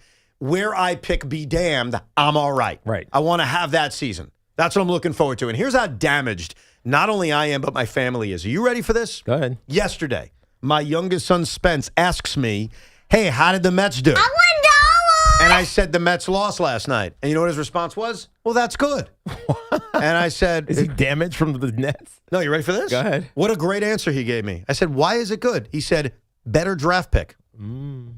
That's that's how a Jet and Net fan thinks. Yeah, but it doesn't work for Mets. No kidding, Tiki. I had to tell him that. All right, good. I'm glad you explained it. But imagine you're a kid and you happen to root for those 2 teams. And I understand the Nets are very unpopular. They don't count, blah, blah, blah. Nets and Jets. You're a kid. and your daddy is telling you, you know what, it's okay that we lost. We get a better draft pick. Now the baseball season comes around. Your baseball team now sucks. No biggie. And the answer is, well, we get a better draft pick. Like, that works in basketball, that works in football. How come that doesn't work in baseball? That, Tiki Barber, is how damaged the Roberts family is based on our horrible sports team. America's team, the New York Mets. Tell them, Jet, at some point you'll play the slots. That's what the MLB draft is. No, I know. I'm not even getting involved in the MLB draft. Nothing. And also, nothing. Not to get the weeds in. And if your payroll's too high, your pick goes back 10 slot. Like, no, I'm not doing this. I will do this with basketball and football, but I want to be done with it. Right. And I am done with it. Like, the Nets don't even have their pick next year. It's over. They're not tanking. They're going to try to be good.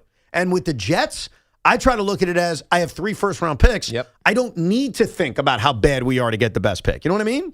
Of course. It doesn't matter if you're good or bad. Exactly. You can do whatever. You can kind of do whatever you want. That's what I want. All right, let's get back to your calls. A lot of baseball. If you missed it, you could rewind on the Odyssey app. The Yankees had a fun victory that I think everyone will remember if they were at. Sean had complaints about the manager, and obviously a lot of Met discussions around their failures, including what time it is for you as a Met fan. Are you ready to clock the clock at midnight and say you're done with Carlos Mendoza? Or are you willing to give him more time? Clock the clock at midnight. I think that makes perfect sense, Sean. All right, we'll hear that Friday. Okay.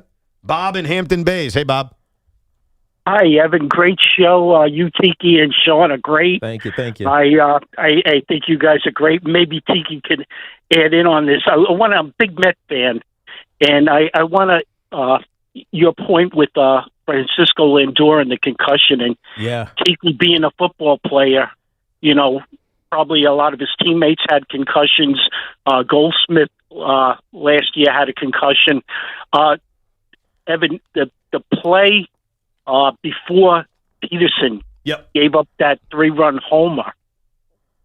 Did you see Lindor? He was playing like second base, and I believe Ronnie said, I don't think they could turn the double play anyway, but Lindor always gets off to a slow start. I agree, but there was a game in Citi Field before they flew out to the Dodgers that he was swinging at a ball that was in the dirt. He's striking out. Okay, so a couple of things. His offensive struggles, I'm not accepting it.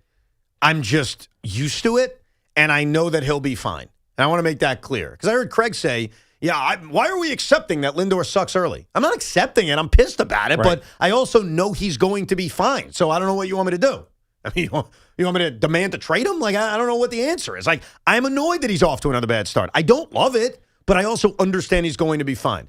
The mental mistakes, and we talked about this yesterday, that it's tough to explain. Yeah. And you can come up with fake stories or try to think of things.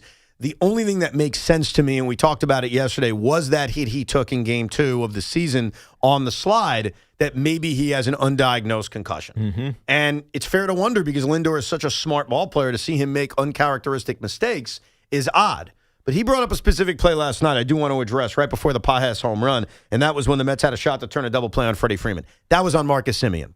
That was not a Lindor problem. Right. Lindor made a great play ranging to his left. Right. Got the ball to Semien, and for whatever reason, Semien didn't make the throw to first base on a slow base runner like Freddie Freeman. So I've picked on Lindor. I've addressed some of the issues. That was not one of them, but it was a small play that the Mets didn't make that turned out to be a big play because the next batter had a home run. And if you're a Met fan, this is where you start to get really frustrated with David Stearns, who all he wanted to talk about was run prevention. Run prevention, run prevention, run prevention. And now you have a talented, although aging, second baseman who did it need to be an exceptional play? No, but it had to be above average. Like, he did what the average does. Yeah. As opposed to above average play, the Dodgers made, like Miguel Rojas robbing Bo Bichette of a base hit. Right. You're right.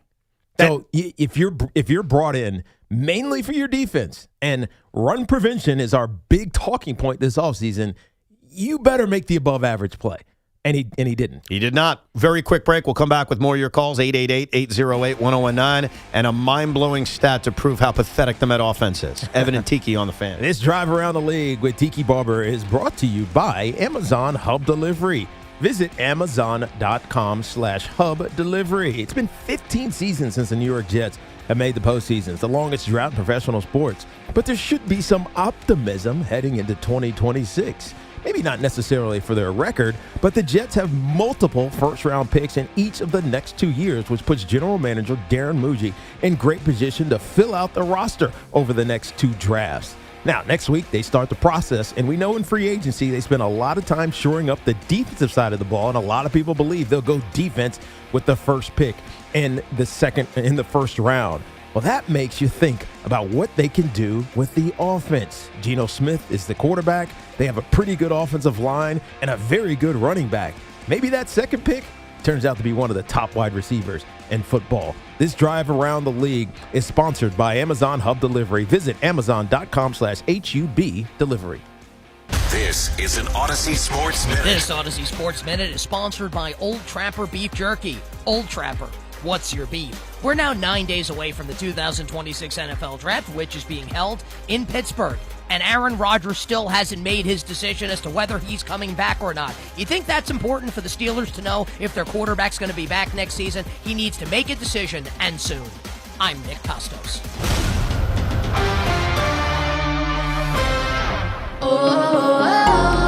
My perfect day has sand, salt water, and friends. But my moderate to severe plaque psoriasis can take me out of the moment. Now I'm all in with clearer skin thanks to Skyrizi. Risankizumab Riza, a prescription-only 150 milligram injection for adults who are candidates for systemic or phototherapy. With Skyrizi, most people saw 90% clearer skin, and many were even 100% plaque-free at 4 months. Skyrizi is just 4 doses a year after 2 starter doses. Don't use if allergic to Skyrizi. Serious allergic reactions, increased infections, or lower ability to fight them may occur. Before treatment, get checked for infections and tuberculosis. Tell your doctor about any flu-like symptoms or vaccines.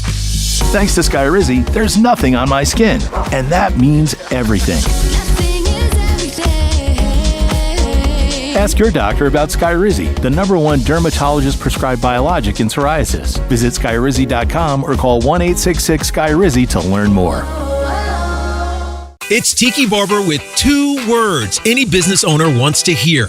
Extra income. Amazon Hub Delivery is looking for New York businesses to assist with local deliveries. You get paid for each package delivered. Amazon Hub Delivery has no startup cost, no long-term contracts, and no delivery experience required. If you're a New York business ready to assist with local deliveries, sign up today at Amazon.com/Hub Delivery. That's Amazon.com/HUB Delivery. When fighting lymphoma, leukemia, or myeloma, the right care team makes a difference. Hi, I'm Dr. Michelle Donato, Chief of Stem Cell Transplantation and Cellular Therapy at Hackensack University Medical Center's John Thurg Cancer Center. As the state's largest and most experienced CAR T-cell program, we pioneer life-saving options that empower your immune system to fight cancer. For personalized care in Hackensack or Neptune, call 833-CANCER-MD.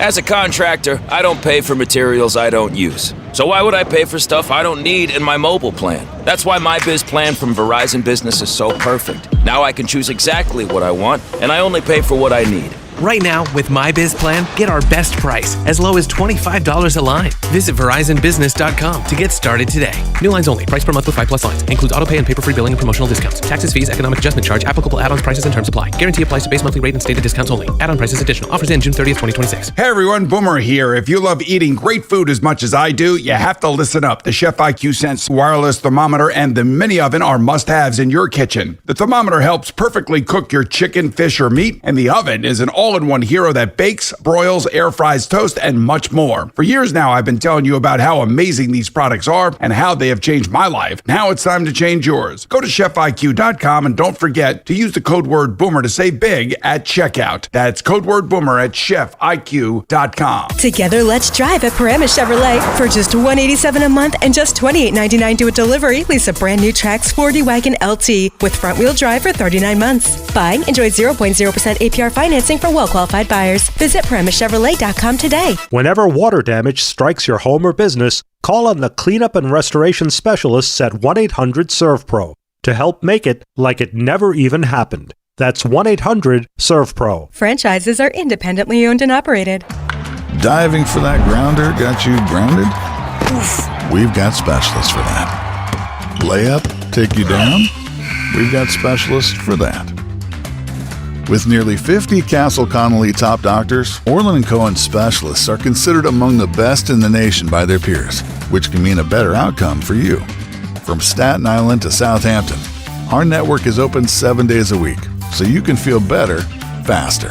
Visit OrlandCohen.com. All new Dunkin' Zero, only 20 calories. Zero sugar, the all new revitalizing energy drink made with B vitamins, so you can actually feel good about it. Struggling to make it through the afternoon, wishing every meeting was an email? Sounds like it's time for Dunkin' Zero. It's the perfect pick-me-up without the spiral, and it comes in 6 delicious flavors like Sunzest and Glamberry. Dunkin' Zero, only at Dunkin'. Dunkin' Zero drinks contain caffeine from caffeine and guarana. Beverages are fruit-flavored, contain 0% fruit juice. Participation may vary. Limited time offer. Your official home to talk New York sports is WFAN. Call us anytime at 888-808-1019. The Fan, 1019 FM, and always live on the free Odyssey app. This Fan Focus is sponsored by Chef IQ, precision cooking, effortless results, chefiq.com. The long-awaited NBA play-in tournament takes center stage tonight. In games, you'll have to remember to put on Prime Video if you have any interest in watching to begin with. The Heat will visit Charlotte at 7:30, and the Blazers visit the Suns at 10. They're only on Prime? Yep. But in the local markets, they're on, right? No. Nope. No. Are you kidding? No. Nope. No. What? Saturday's Knicks game 1 is exclusively on Prime, too. Yeah. That's it. You don't have Prime. Unlike a Jet or Giant Thursday night game that you also get over the air, you will not get that Knicks game if you don't have Prime. Wow. Yeah, this is a big moment because the this NFL is... does that. The NFL, I was reading an article about how these streaming services are really screwing up fan access. Mm-hmm. And the one thing that the NFL has done is that even though their national package is sometimes on Amazon or whatever, Netflix, etc., there is always a local broadcast. Right. Always. Yeah. And so they've kept that, which is great. NBA has almost not. have to. It's so wrong that you're not going to be able to watch your team if you don't have a streaming service. Let's be fair. Most people do have Amazon Prime. Don't you think? Compare it to the people that have cable. I did that recently where I said, how many people have Amazon Prime and how many people have cable? I bet there's a lot of people that still have cable, though. I also bet there's a lot of people, depending on age, that have Amazon Prime that still don't understand the video aspect of Amazon Prime. It's very true. That counts as an Amazon Prime. No doubt. subscriber. I think those are fair. I think the other problem is people don't know. Like, they're not glued to WFAN all day. They're not checking every morning the NBA app. Like, they know the Knicks play Saturday, and it's like, all right, where are they? But to the NBA play-in tournament, or whatever you want to call it, yes, it's on Amazon Prime. Real quick about the Mets. They got shut out yesterday. It's the third time they've been shut out in 4 games. They have now been shut out 4 times this season. On what date did it take for the Mets to be shut out for the 4th time last season? And last year was not a great year, obviously. When was their 4th shutout? When they were shut out for the 4th time, Yeah, today- I'm going to say May 10th. You're going May 10th. Obviously, this year it was April 13th. You're going May 10th. What about you, Sean? You want an exact date? Yeah. August 17th. Well, that would be crazy. It's June 15th. Okay. Their 72nd game of the season was when the Mets got shut out for a 4th time. This year, it happened on Game 17 on April 13th. Last year, the Mets were shut out 8 times all season. They have already been shut out 4 times. And again, the guys shutting them out, not Koufax, not Drysdale, not Pedro, not Randy Johnson, not Clemens, Right. not Christy Mathewson. You got to stop me. Not Walter Johnson. Right. Not Cy Young. Okay, Not you can Javi stop. Vasquez. Not Grover Alexander. What? Not Javi Vasquez. That's who you choose. Expos Javi Vasquez. Well, yeah, you could argue they've been shut out by Javi Vasquez recently. It is sad and it is pathetic. Hey, Sean, I apologize. I don't know why my belly hasn't rumbled, but now it's rumbling. So feed us. Sean Moraes in the booth. Somebody hide the castle. Optics flying, phones ringing, Evans yelling. No! Tiki's laughing, chaos cracking, nobody's in control. It's Cinco de Roncho. Bam! Crunch! Let's go! Let's go. The queso's hidden. Cinco de Luncho is brought to you by Helix Wireless, connecting everything everywhere. And it's almost like Evan knew this Cinco was coming based on his little diatribe there on the Mets being shut out. All right, let's play the game. The 5 most likely times the Mets see 500 again this season. Oh, God. Here we go. Jeez. Number 5. I'm going to do a Tommy Lugauer here at number 5. How about by the end of Tuesday versus the Twins? Let's go 5-1 in our next 6 games. Get back to 500. How about they just win the next 3? Well, they could do it by the end of the week if they just start playing better. Trying to be realistic. Right. Okay. Number 4. Never. Maybe they just stink, and it's going to be one of those years. Jeez, could you imagine? I hope not. Number 3. There are bad years, and then there are bad years. Yeah. And if they never see 500 again, that is an all-time bad year. They're not far enough below to not see it again. Dude, they don't see 500 again, they're Sydney Sweeney bad. You know what I mean? What? She's good, though. No, but she's bad. Did Oh, you see bad in a good Euphoria way. debut? The second season? The third season debut. Third season? I don't know. Let me tell you something. It's too raunchy for me. Well, that's what drew me in. All right, number 3, July 30th versus the Marlins, complicating whether you're sellers or buyers. Okay. Number 2. June 11th versus the Cardinals, and then we have a nice little summer after that. Okay. All right, and last but not least, Number 1. the number 1 most likely time the Mets see 500 again, breathe. It'll be next weekend versus Colorado. They get the Twins and Rockies to get you, right? And that'll The Twins have played well. In fact, didn't the Twins just assault Garrett Crochet last night? They did, but they're going to, He gave up 11 runs? He gave up How does that happen? Wow. The guy looks unhittable. And the Minnesota Twins, who are off to a surprisingly good start, just destroy him. You have to wonder if he's healthy. That's literally what comes to my mind when a good pitcher gets bombed like that. You just want to make sure they're healthy. Thank you, Sean. Cinco de 5-0, or now known as the Cinco de Lunch Show, every day right around this time. Let's go to Ralph in York, Pennsylvania. What's up, Ralph? Hey, guys. Love the show. What's up, man? Appreciate it. I just want to let you know about the Edwin Diaz video. That was a cheap shot. I am a Mets fan. But you said the Yankees would never do something like that because they're better than that. Did you not say that? I did. I said the dynastic Yankees would never do something like that. Correct. Back in 77 or 78 World Series, I don't know if you remember, but Steve Garvey's wife left him for Marvin Hamlish, the composer. Okay. And the stadium kept playing Marvin Hamlish songs the whole game. Hold on. That is completely different. That's cold-blooded. Because you're trying to get in your opponent's head in the midst of a battle. Right. I respect that. I do. I know it's kind of dirty, but I respect that. I think that is far different than the Dodgers rubbing in when they've already beat you. They got Edwin Diaz. Like, they won, right? Trying to get in Steve Garvey's head in the World Series, that's gamesmanship, bro. I don't mind that. I love it, actually. That's great. I want to look more into that. Ben in Connecticut. Hey, Ben. Hey, how's it going, guys? Chief, lifelong Giant fan. It's an honor to speak to you, man. Appreciate you. So a couple things here. So the Mets last year were second in the National League in home runs behind only the Dodgers. Okay, that's a very good offense. The offense did not collapse. The pitching couldn't get out of the 4th inning, okay, and was record-settingly bad, and we understand that. Headlines by the way, $30 million to fake Frankie Montas, which, by the way, that's a free year of Pete Alonso at his current rate, by the way. Yep. And Evan, the day Pete Alonso was signed by the Orioles, you impassionately, boldly, loudly said, Stearns, you better make this work. And that is the energy that I want to see if this doesn't get turned around, okay? Because we lost a franchise player that one day I'll be taking my kids to go back and see his retired number. Now that's not going to happen. And if we did it all to finish 500 and miss the playoff with a bunch of losers on the team, that is a disgrace. I agree with you. I think where the energy comes from, because he's right. If you go back to December, I screamed, I yelled, I was a child, however you want to describe it. I was being raw to the reaction of losing Pete. And I did say, David, you better win. And when I saw David in spring training, I wasn't vicious to him, but I kind of said the same stuff. Hoff was there. Like, I countered with a lot of questions about Pete and what happened and said, you better win. And then if you win, I'll build a statue, the whole thing. The reason I am not going to come on the radio every day, specifically screaming about David Stearns, is it's unhealthy, it doesn't do anything, and the season hasn't been written yet. Screaming about lineup changes or even changing the manager can actually do something. Like, those changes could work. It could get this team going. Right. And eventually, David Stearns could very well, it's possible, get the last laugh that he was right and we were wrong. Will there be a day when I come on and destroy David Stearns because it clearly failed? Absolutely. But it's certainly not going to be April 14th. Now, you'll get it from Joe on Saturday, and I respect it. It's how Joe feels. I cannot do that 17 games into the season. Am I pissed? Yes. Did I like everything that happened this offseason? Absolutely not. but I'm also not crazy enough to ignore the fact that it's 17 games into the season.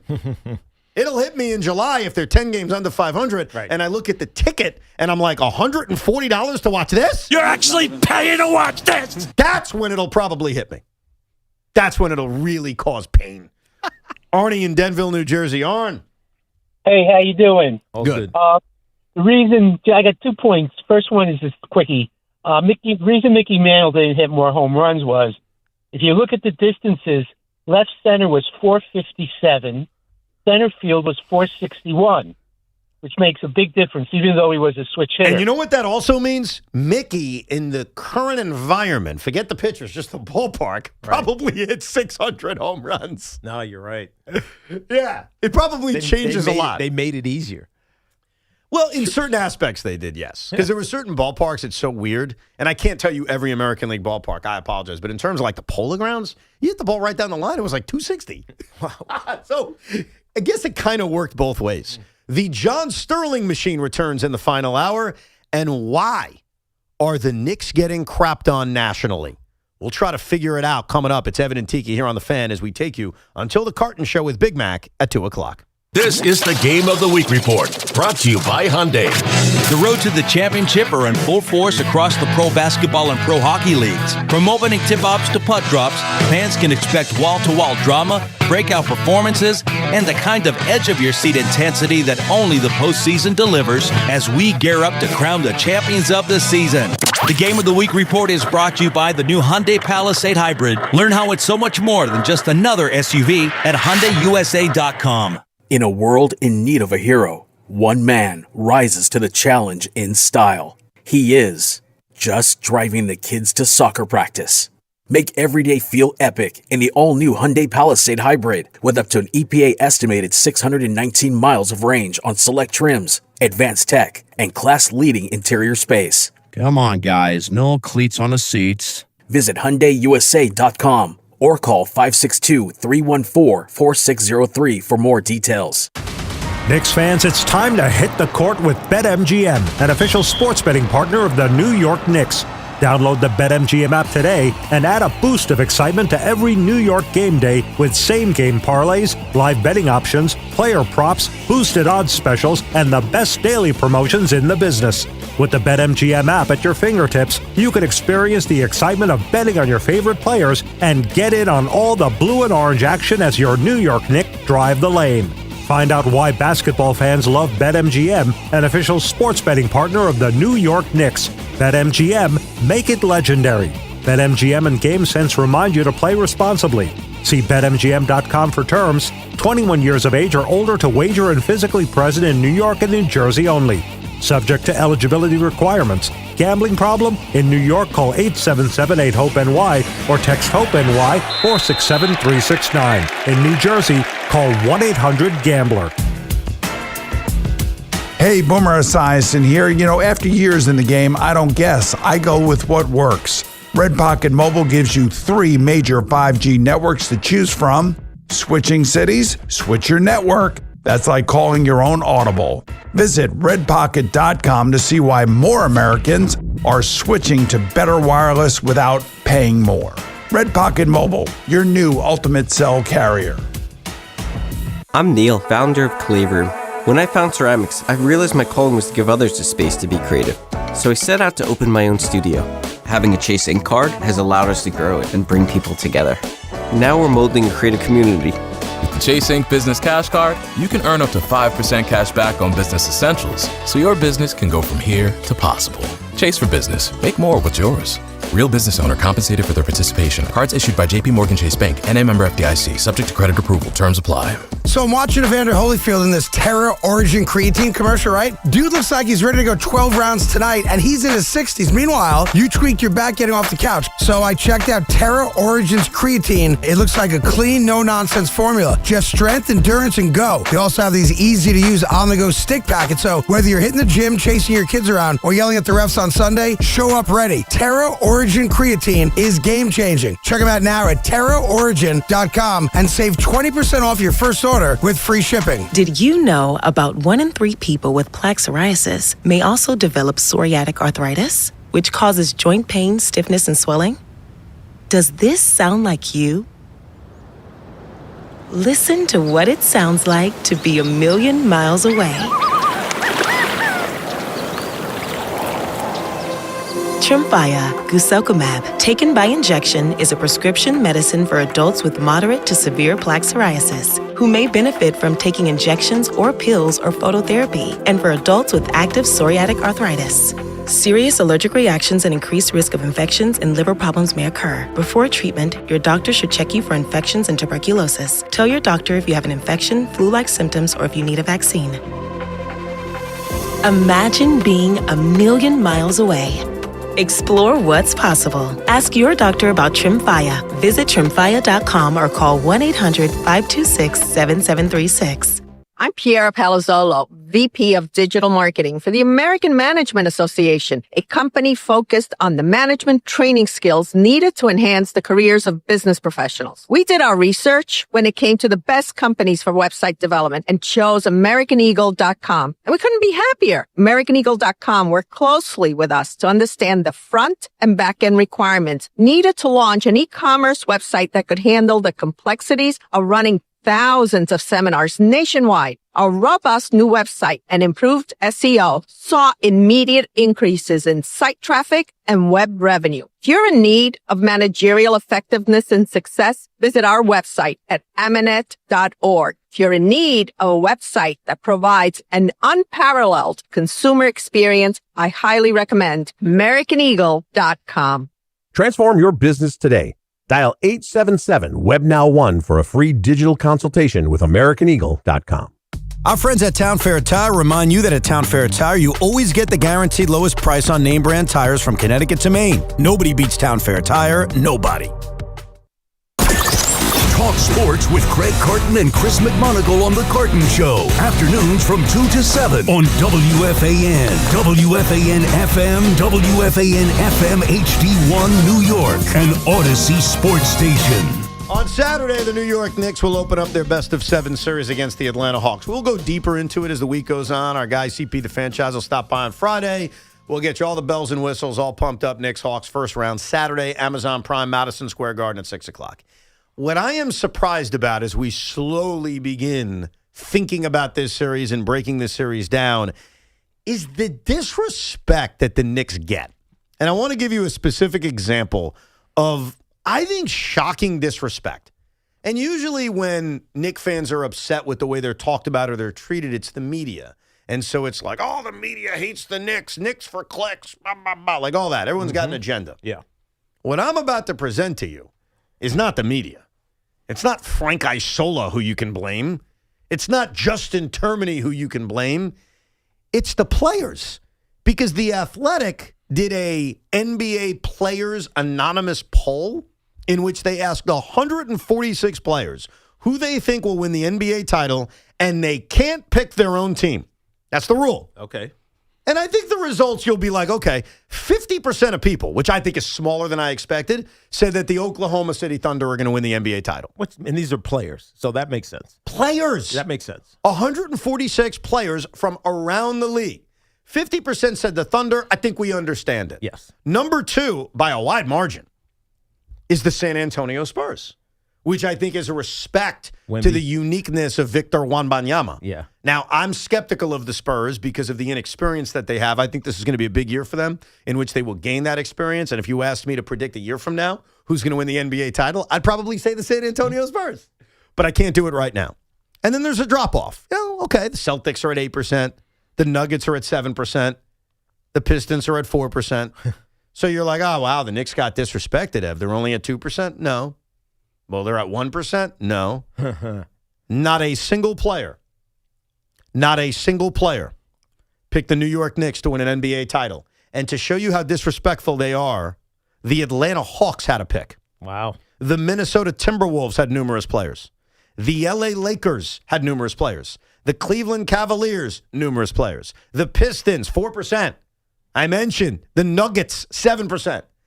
Not one NBA player, zero, not a guy, would say that the New York Knicks can win the NBA title. So what you need to do, Tiki Barber, as a former player, is explain to me like I'm a 2-year-old. Yeah, this is easy. How this happened? It's because most players are going to say OKC, and then most other players are going to say San Antonio. Okay. And then eventually, teams, this isn't about disrespect for the Knicks per se. It's about how much respect they have for the teams like the Oklahoma City Thunder.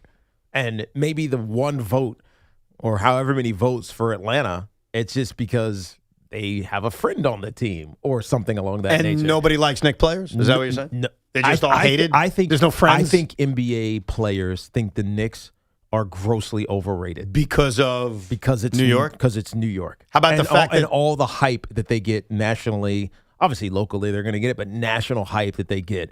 And they're actually not a above reproach team. I'll tell you something crazy. And again, I feel like I have to say this to just remain not too dirty because I hate the Knicks. You know that. Yeah. They are not respected nationally. What you just said is not true. They are not treated nationally. Maybe not respected, but they get all the noise. Do they? Yes. It feels like the Lakers get all the noise. It feels the like Lakers lately have gotten all the noise. It feels like Jason Tatum's recovery gets all the noise. Evan, you know that's not true. Of course I don't know that's because true. at the beginning of the season, there were debates about whether or not the Knicks were the best team in the NBA. Whether the Knicks had the best chance of coming out of the East. There were actual national debates about this. How could you not? They lost in the Eastern Conference Finals to a team that lost their best player. I understand that, but their peers, their NBA peers, and other teams look at them and they're like, "What? They beat the Celtics without Jason Tatum?" Oh, that's BS. They were up 3-1 when this Tatum is what got they hurt. say, though. This is what they're saying in their mind. What's the Spurs done? They have an all-world player. What have the Pistons done? Who's the all-world player? Well, I think Jalen Brunson has played like one. Okay. Do you think his peers look at him as an all-world player? Clearly not. I don't know what to tell you. I'm being honest. Do they look at him like, man, this guy's on the level of Luka. This guy's on the level of Wemby. This guy's on the level of SGA. Like they don't look at him like that. But they view Cade Cunningham that way. Interesting. Who's won nothing. That's fascinating to me. I'm just fascinated by that. It's just the reality of how athletes think. They hate New York.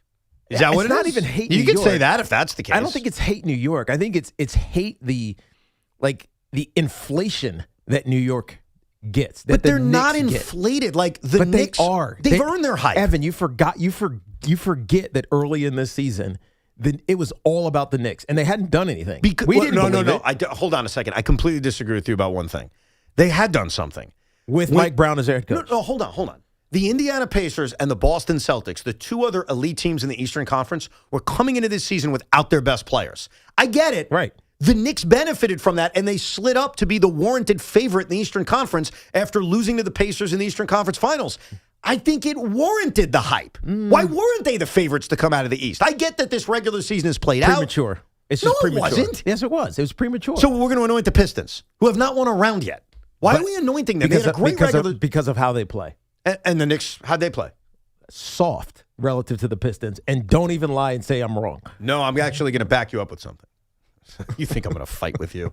I'd like to play some clips for you of a guy that we all respect, the great Shaquille O'Neal. Yeah. Shaquille O'Neal was talking the other day on his podcast about who he thinks is going to come out of the East and West, and he explained why he's skeptical of the New York Knicks. You know what? You know what scares me about the Knicks? I don't know which cat I'm going to get. I don't know which cat I'm going to get. Am I going to get? I agree. Am I going to get a tiger or am I going to get a pussy cat? Whoa, hey. Wow, okay. I got scared for a second. That's real. Let's hear more from Shaq on his worry about Karl Anthony Towns being a Lion or the other thing. Well, sometimes he plays phenomenal, then other times he's nowhere to be found. And that can't, as you know, that can't happen in the playoffs. If he plays like I know he can play, yeah, I'm going to go with the Knicks. But he hasn't shown me that in the past couple of years. So, does that explanation explain it, that the issues are really about Karl Anthony Towns and not even Jalen Brunson? Think about what it. I can't even say this is what it takes. But teams that win championships, there's always a guy you point to and say that dude's taking over and they're winning, right? Whether it was SGA, whether it was Jason Tatum, whoever, any of these teams that have won championships, you always felt like there is a guy who's going to take over conventional NBA looking star and is going to do it in the postseason. Which is Jalen Brunson, by the way. It is, but he's not conventional, and people don't believe that. Right? One, because he's compromised defensively. We know this. He's not a great two-way player. He's a great scorer and one of the clutch players in the NBA right now. But he's not this two-way dominant guy. And so you tend to just look towards the guy who should be the great player, who is 7 foot, who has one of the best three-point shots of any big man in NBA history. And you get such inconsistency from him, there's no way you can trust it. Yeah. And so people doubt the Knicks, not because of Jalen Brunson, but because of the other star on that team who it's just he doesn't give it to you every night. I think that's the best answer. No, honestly, I think that's the best answer. That there is a disrespect, some of it warranted, towards Karl Anthony Towns. There just is. Right. And I think Shaquille O'Neal probably gave the answer that these anonymous players would give, which is we don't believe he can win. Yeah.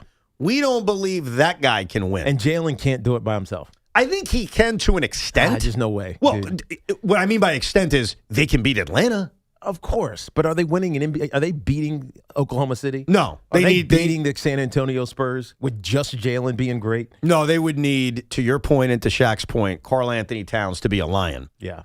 And the question is, does he have it in him? And what's funny about Cat, and we forget about it, and I understand why we forget about it. I forgot about it too. But yesterday we took a caller from a guy who said, hey, what do you think of a Cat Lindor comp in terms of star player brought in here? And the heat that they get. And my initial answer was, I think Lindor has already provided us with postseason or big moments that Cat really hasn't. And so I thought about my response, and I said, you know what? I should do some research. Because I forgot. The NBA playoffs are so long that you forget moments. Yeah. Much more so than baseball where the playoffs are just smaller. But to be perfectly fair to your point yesterday, Evan, it doesn't pop off the top of your head. No, it doesn't. Like, I looked it up, and his all-time, if you go by game score or by points in a postseason game, are you ready for the game? And you'll understand why. He dropped 35 and 12, 11 for 17 from the field, 4 for 8 from 3, made 9 of 11 free throws. I mentioned the 12 rebounds. He scored 35 points that night, had a high game score. Game score is just a way to measure his performance. Game 1 against the Pacers last year. And the problem is they choked the game away. Yeah. That's the problem. Right. The problem is they didn't win. They didn't win the game. No. And so when I try to answer that and say, all right, let me be fair now, his best postseason game as a Knick occurred in an all-time loss. Let's think about that. Yeah. When we talk about the Jalen Brunson Knicks many years from now, if they don't win a championship, Game 1 against the Pacers may be the highlight. Yeah, because you're not writing movie scripts based on losses. No. Just not, unless you followed up with a great win. Exactly. And they didn't do that. Well, they could follow up by winning it all this season. Yeah, of course. They could. And I give them a puncher's chance, and that's where I'm surprised. Like, are they the favorites? No, I don't think they're the favorites. But I think that they have a real chance to win an NBA title. They're a legitimate the in the East right now. Fine. It's Boston again. Totally fine. You know what? The Celtics have earned that based on the fact that in the regular season they were better than the Knicks, mostly without Tatum, and B, they've won a championship. Yeah. So you know what? And Tatum's back now. I respect the Celtics. You want to make them favorites. They've earned that. I'm sorry. The Cleveland Cavaliers? No. They are frauds. They have been frauds. They are frauds, and until proven otherwise, they're frauds. And James Harden's not helping them until James Harden proves he can do it in the postseason. Speaking of frauds, I mean, doesn't it all go together? And what was the other team? Oh, Detroit. I got no issue with Detroit. It's just they haven't done anything yet. That's all. They just got to prove it. They got to do it. They're young. They'll figure it out. But right now, you can't trust them because they haven't done anything. Let's take some of your calls. 888-808-1019. Steve in Stamford. Hey, Steve.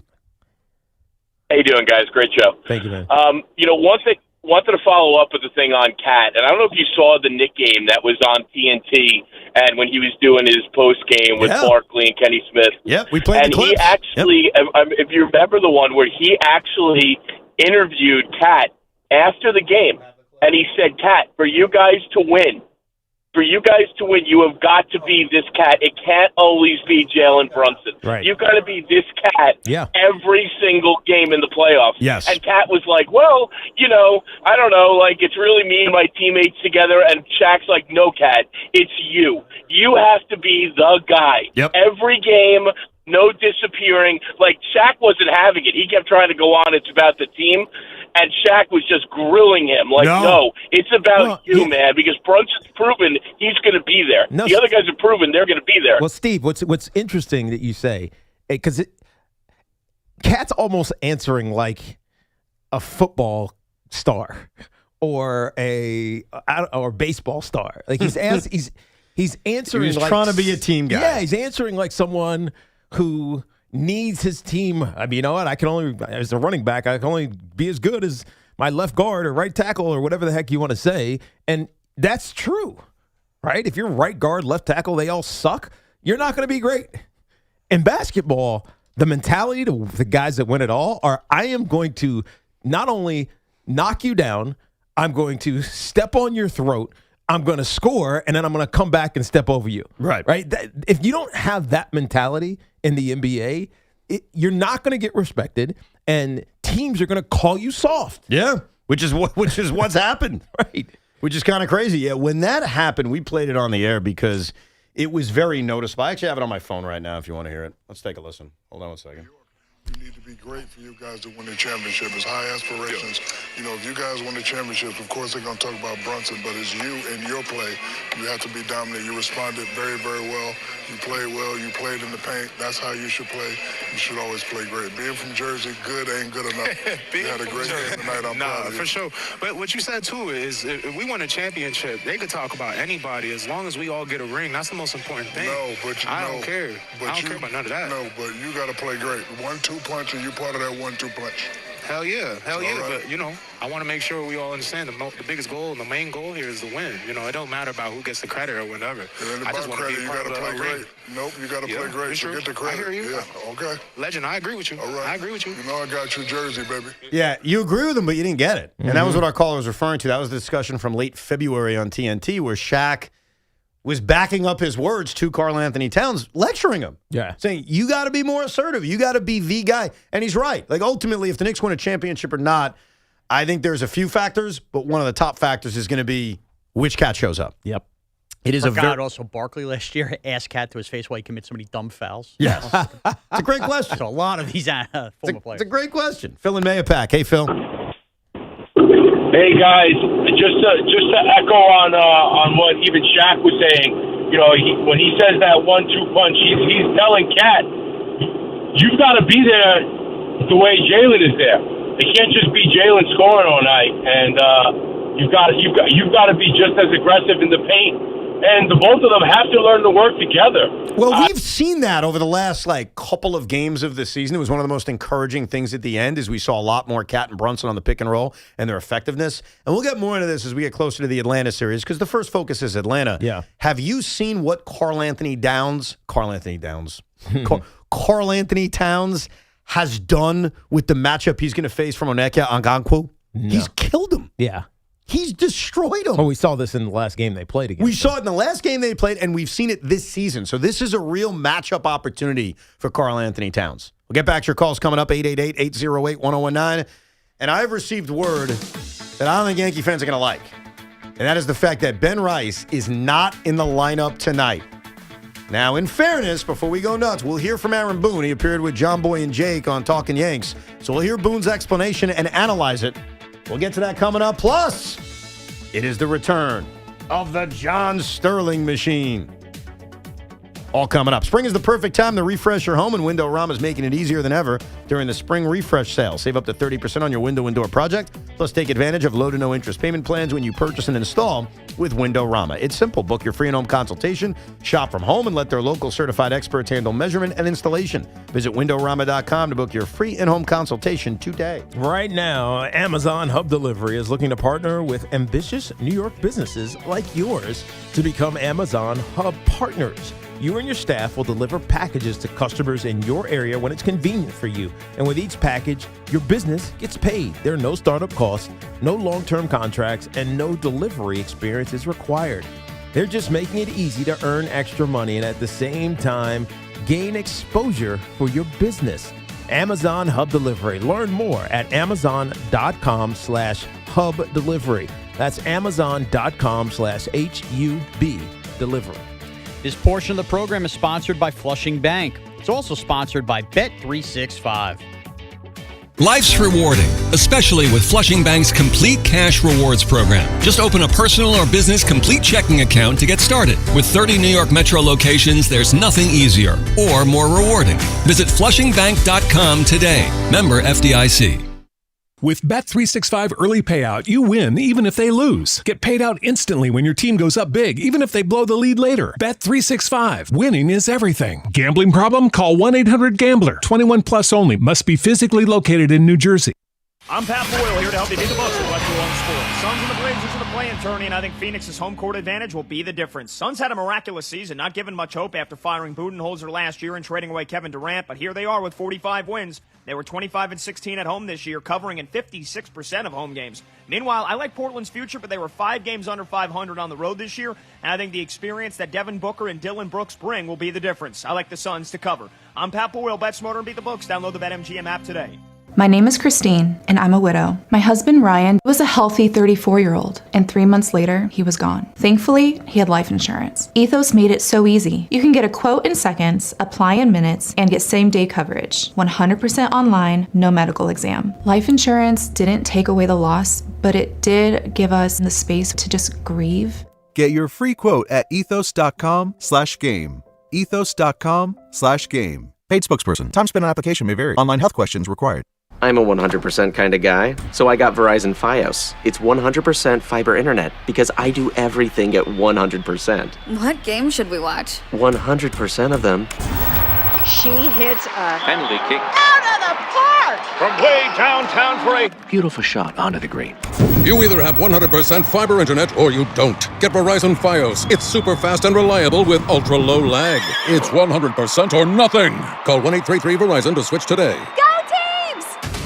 Knicks fans, it's time to hit the court with BetMGM, an official sports betting partner of the New York Knicks. Download the BetMGM app today and add a boost of excitement to every New York game day with same-game parlays, live betting options, player props, boosted odds specials, and the best daily promotions in the business. With the BetMGM app at your fingertips, you can experience the excitement of betting on your favorite players and get in on all the blue and orange action as your New York Knicks drive the lane. Find out why basketball fans love BetMGM, an official sports betting partner of the New York Knicks. BetMGM, make it legendary. BetMGM and GameSense remind you to play responsibly. See BetMGM.com for terms. 21 years of age or older to wager and physically present in New York and New Jersey only. Subject to eligibility requirements. Gambling problem? In New York, call 877-8-HOPE-NY or text HOPE-NY 467-369. In New Jersey, call 1-800-GAMBLER. 1-877-CARS for kids. KARS Cars for kids. 1-877-CARS for kids. Donate your car today. Call 877-CARS for kids to reach a friendly live agent. Donation is super easy, and your car can be picked up as soon as tomorrow. Call us now or go to carsforkids.org. 7 Cars for kids. Donate your car today. Did you know you can donate real estate too? Together, let's drive at Paramus Chevrolet. For just $247 a month and $1964 due at delivery, lease a brand new Equinox 40 Wagon LT with two-wheel drive for 39 months. Buying, enjoy 0.0% APR financing for well-qualified buyers. Visit ParamusChevrolet.com today. Do you owe $10,000 or more to the IRS like Mark? I've been doing home remodeling for 30 plus years, but the economy crashed. I wound up losing my home, losing my job, and on top of that, owing the IRS a ton of money. I owed the IRS $114,000. It really, truly was the worst part of my life. Then Mark found tax relief advocates. On news radio, I heard about TRA, and I thought, what's the worst that could happen? So I picked up the phone and I called them. When it was all said and done, TRA settled my $114,000 debt for $100, and I'm telling you, I was ecstatic. Could not believe it. Would recommend TRA to anyone. If you owe 10 or even hundreds of thousands of dollars to the IRS, don't lose hope. Do what Mark did and call TRA for a consultation. But TRA did. They gave me a second chance, and I'm forever grateful. Visit TRA.com or call 800-491-9914. 800-491-9914. That's 800-491-9914. Looking for the best value on new tires? Get to Town Fair Tire. We honor every valid manufacturer's and competitor rebates and give you the guaranteed lowest price. Nobody beats Town Fair Tire. Nobody. Town Fair Tire. I'm Bob Burke, founder and chairman of Burke America Parts Group, a family of brands that includes RepairClinic.com, an appliance and HVAC parts solution company that's grown into an international brand. Before AmericanEagle.com, we partially launched a new technology platform developed by another firm. American Eagle helped take our technology to a whole new level with digital marketing, software development, and business insights into our key markets, appliances, HVAC, and outdoor power equipment, and did so both on time and on budget. AmericanEagle.com has the resources, experience, and talent needed to produce solutions. Our new technology platform, developed by AmericanEagle.com, has produced tremendous results with higher traffic, conversion, engagement, and online revenue. If you have any home repairs you need to take care of, check us out at RepairClinic.com. If you need a world-class website or technology project, then I would highly recommend AmericanEagle.com. Call AmericanEagle.com at 773-NETWORK. That's AmericanEagle.com, 773-NETWORK. I'm Tyler Kolick, and I got my Lincoln at Lincoln of Queens. They even delivered it right to my door. When it's time to save, it's time to go to Lincoln of Queens. Go New York, go New York, go. The Yankees play the Angels, 7:05 tonight. Going, and go! Susan Waldman and Dave Sims call all the play-by-play. The home of Yankees baseball is The Fan, 101.9 FM, 660 AM, and always live and available en Espanol with Ricky Ricardo on the free Odyssey app. Tonight, let's put Nolan McLean in the window seat. What an opportunity against the Los Angeles Dodgers, against Yoshinobu Yamamoto, and a chance to be a real stopper if the Mets could scratch out a run. Today's window seat is brought to you by Windorama. Save up to 30% on new windows and doors. I don't know if you noticed last night, T, along with Aaron Judge and Trent Grisham hitting home runs, Jose Caballero hit a home run. Yes. And it got everybody thinking, how would that sound if John Sterling created a home run call for him? So if you haven't heard this, we've decided to bring it back. Ladies and gentlemen, the John Sterling machine, imagining home runs hit by Jose Caballero. That ball is high. It is far. It is gone. Caballero took that pitch and said, "No way, Jose." Like that one? That's pretty good. That's pretty good. All right, let's hit another one from the John Sterling machine. That ball is high. It is far. It is gone. Oh, the Yankees are on fire, and you can't put them out with Jose. It's time to try Hose B. The Yankees are on fire, and you can't put them out with Jose. Try Hose B. That is so stupid. Okay, I got it. And that kind of home run call makes me think that Sean Morash is the brains behind it. Because that's a very Morashian line. That's such a dad joke. It really is.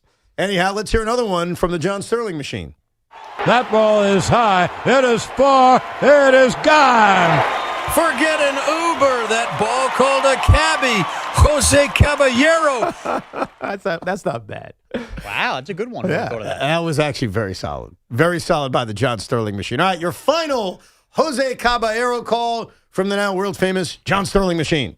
That ball is high. It is far. It is gone. The outfielder thought he saw a can of corn. But he got a can of corn on the cab. Ayero.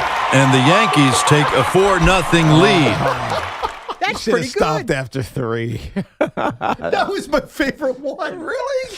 Can of corn? Instead, he got a can of cab. A can of corn on the cab. Ayero.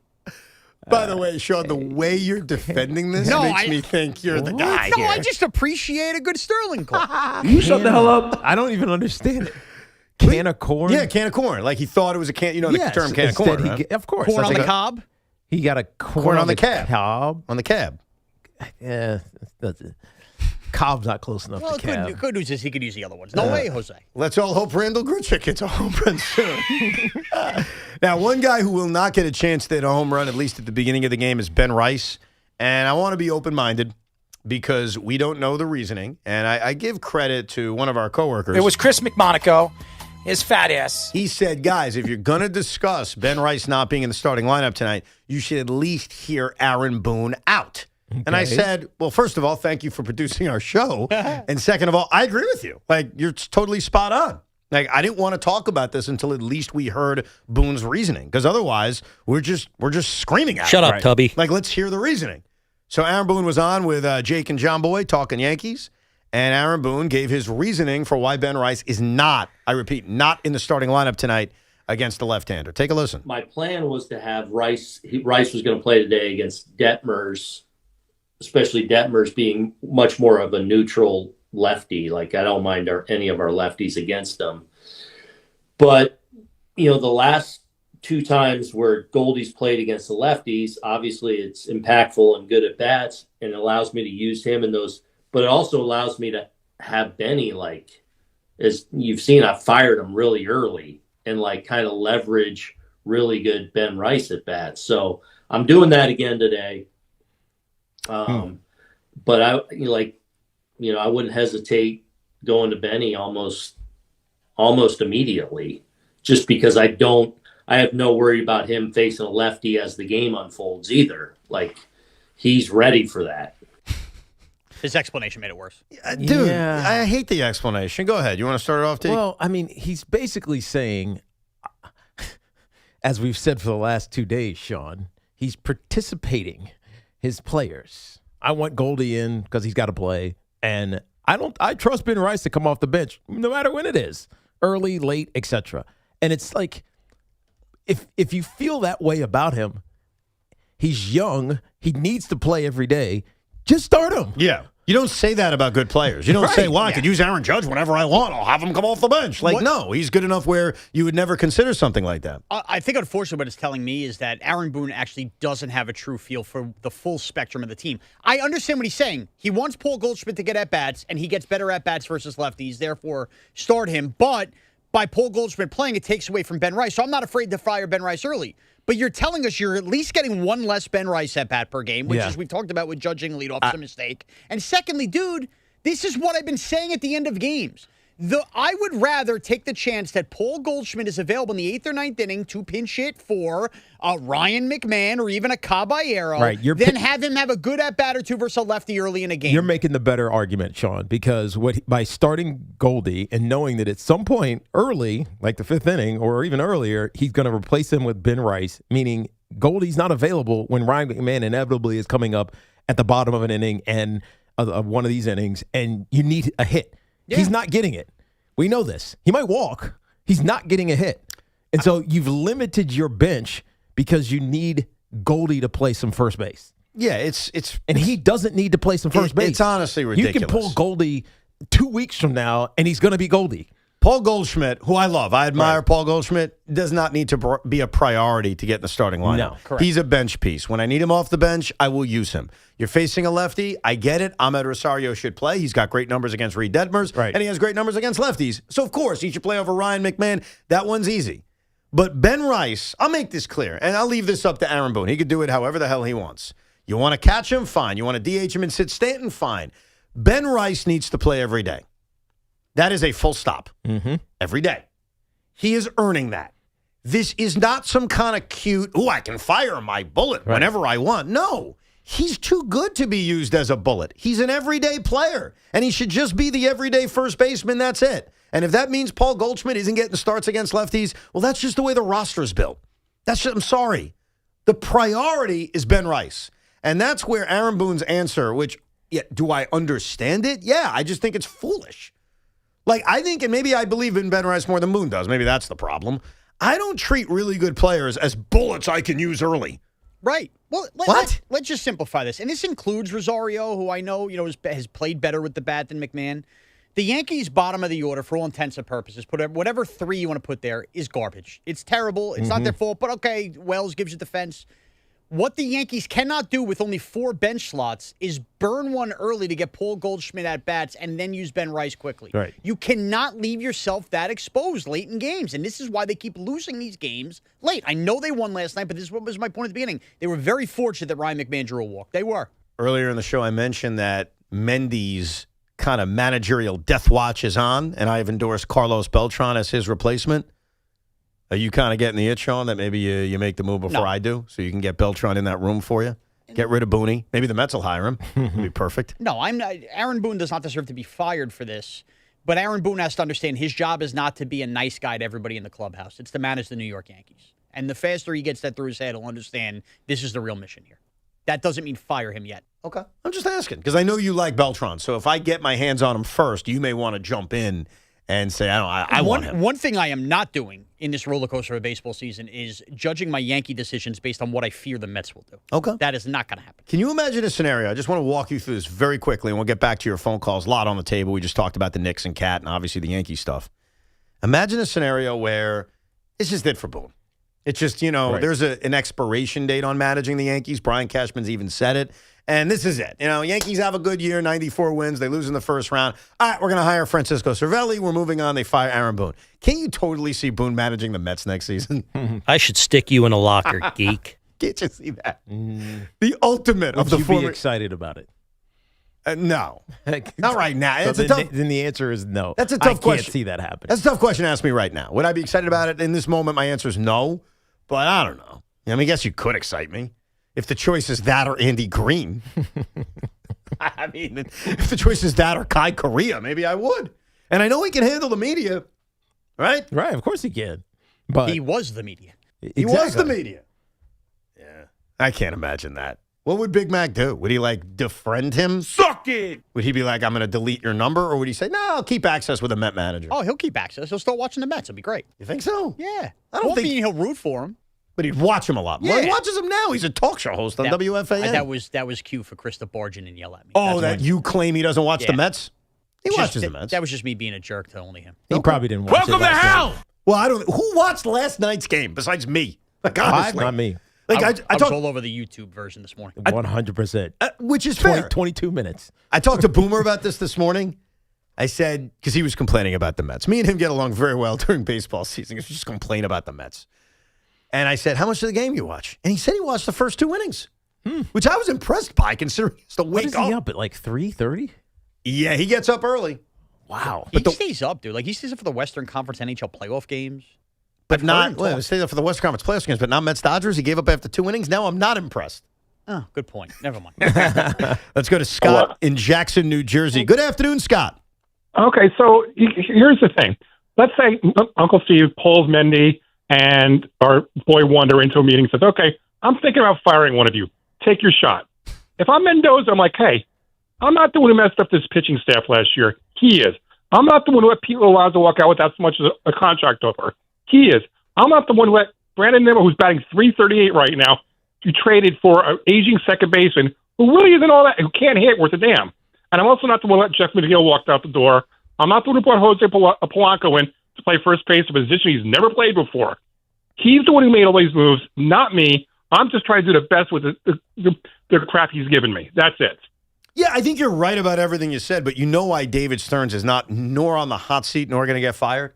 Because being the team president is more than all of those things you just laid out. And it's bad, and we're going to kill him for it, figuratively, of course. We're going to rip him for it.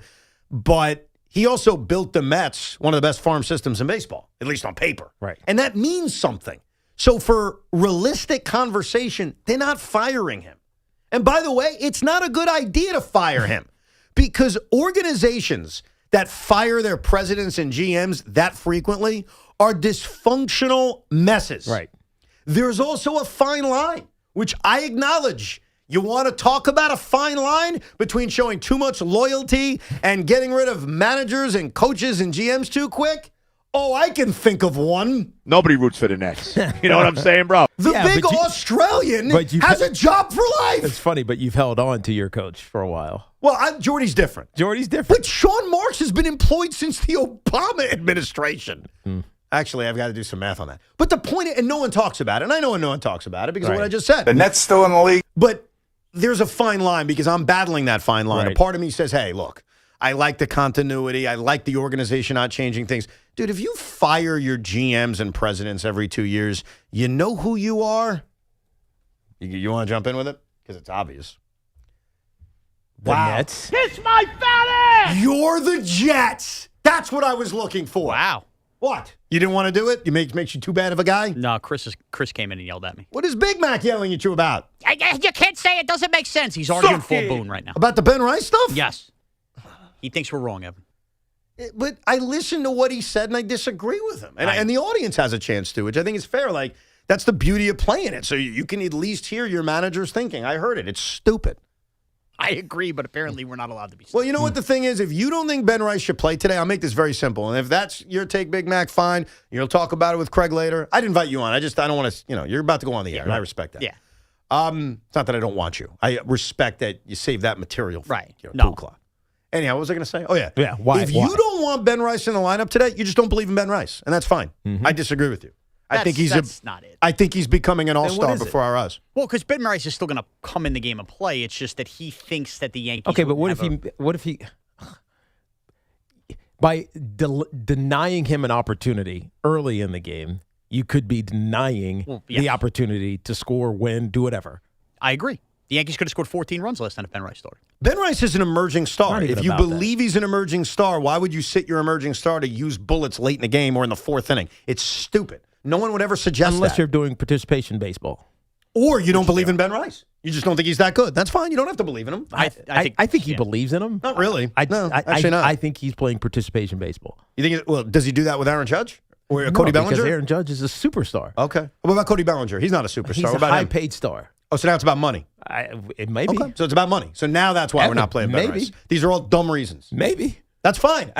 I'm just saying every reason you come up with is dumb assery. And I'm not mad at you. Mm-hmm. I'm just explaining it. That's all. We'll come back with your calls. 888-808-1019, the toll-free number. Evan and Tiki with Sean Morash. Coming back. Before football takes over, the party starts early in Pittsburgh. Be there for the night before, an exclusive invite-only concert at Rivers Casino Event Center on Wednesday, April 22nd, featuring Jason Aldean, John Morgan, and Shane Prophet. Just days before Jason's new album, Songs About Us, drops April 24th. Want in? Enter this national contest now at Odyssey.com/the night before. That's Odyssey.com/the night before. The Fan, 1019 FM WFAN, an Odyssey sports station. The most important meal of the day just got better at Dunkin'. Now you can get a medium hot or iced coffee, 6 crispy hash browns, and a bacon, egg, and cheese sandwich, all for $6. That's a full breakfast meal for $6. 6 crispy golden hash browns, a warm, delicious bacon, egg, and cheese, and a medium coffee to start your day off right. Do breakfast the Dunkin' way or order Dunkin's $6 meal deal. No substitutions, participation times may vary. Limited time offer cannot be combined with other offers. Exclusions and terms apply. Step up your game in a Mercedes-Benz from Ray Catena. When it comes to performance, luxury, and selection, count on the power of 3. Mercedes-Benz of Edison, Ray Catena of Freehold, and Mercedes-Benz of Union. 3 powerhouse locations delivering what matters most. First-class customer service and an experience that's always a win. Their expert team is ready to help you find the perfect Mercedes-Benz, whether it's a gas, hybrid, or all-electric. Make your move to the triple luxury Mercedes-Benz dealerships. Visit RayCatenaMercedes.com. Hey, Boomer Esiason here. After years in the game, I don't guess. I go with what works. With Red Pocket Mobile, you lock in your rate and you keep it. No price creep, no sudden jumps, just straightforward pricing and premium 5G plans starting at $10 a month. Visit redpocket.com to see why more Americans are switching to better wireless without paying more. Red Pocket Mobile, your new ultimate cell carrier. Aetna was there for me as I was going through a rough medical patch this year. I had peace of mind, which helped with my healing. Those words from a real Aetna Medicare Advantage member speak to why U.S. News & World Report named us a best Medicare Advantage company. Because we show up on calls with members and doctors' offices when requested. We show up with the latest in online tools for easier access to healthcare. We show up for you. Because that's how healthier happens together. Member feedback has been edited for length and clarity. The Rutgers men's basketball team is back in action this winter at Jersey Mike's Arena. Join the fun and don't miss the excitement on the court as head coach Steve Peichel and the Scarlet Knights take on some of the top teams in the Big Ten Conference. Limited tickets are still available to come cheer on your Scarlet Knights. For more information or to purchase Rutgers men's basketball tickets, visit scarletknights.com. That's scarletknights.com. And go RU.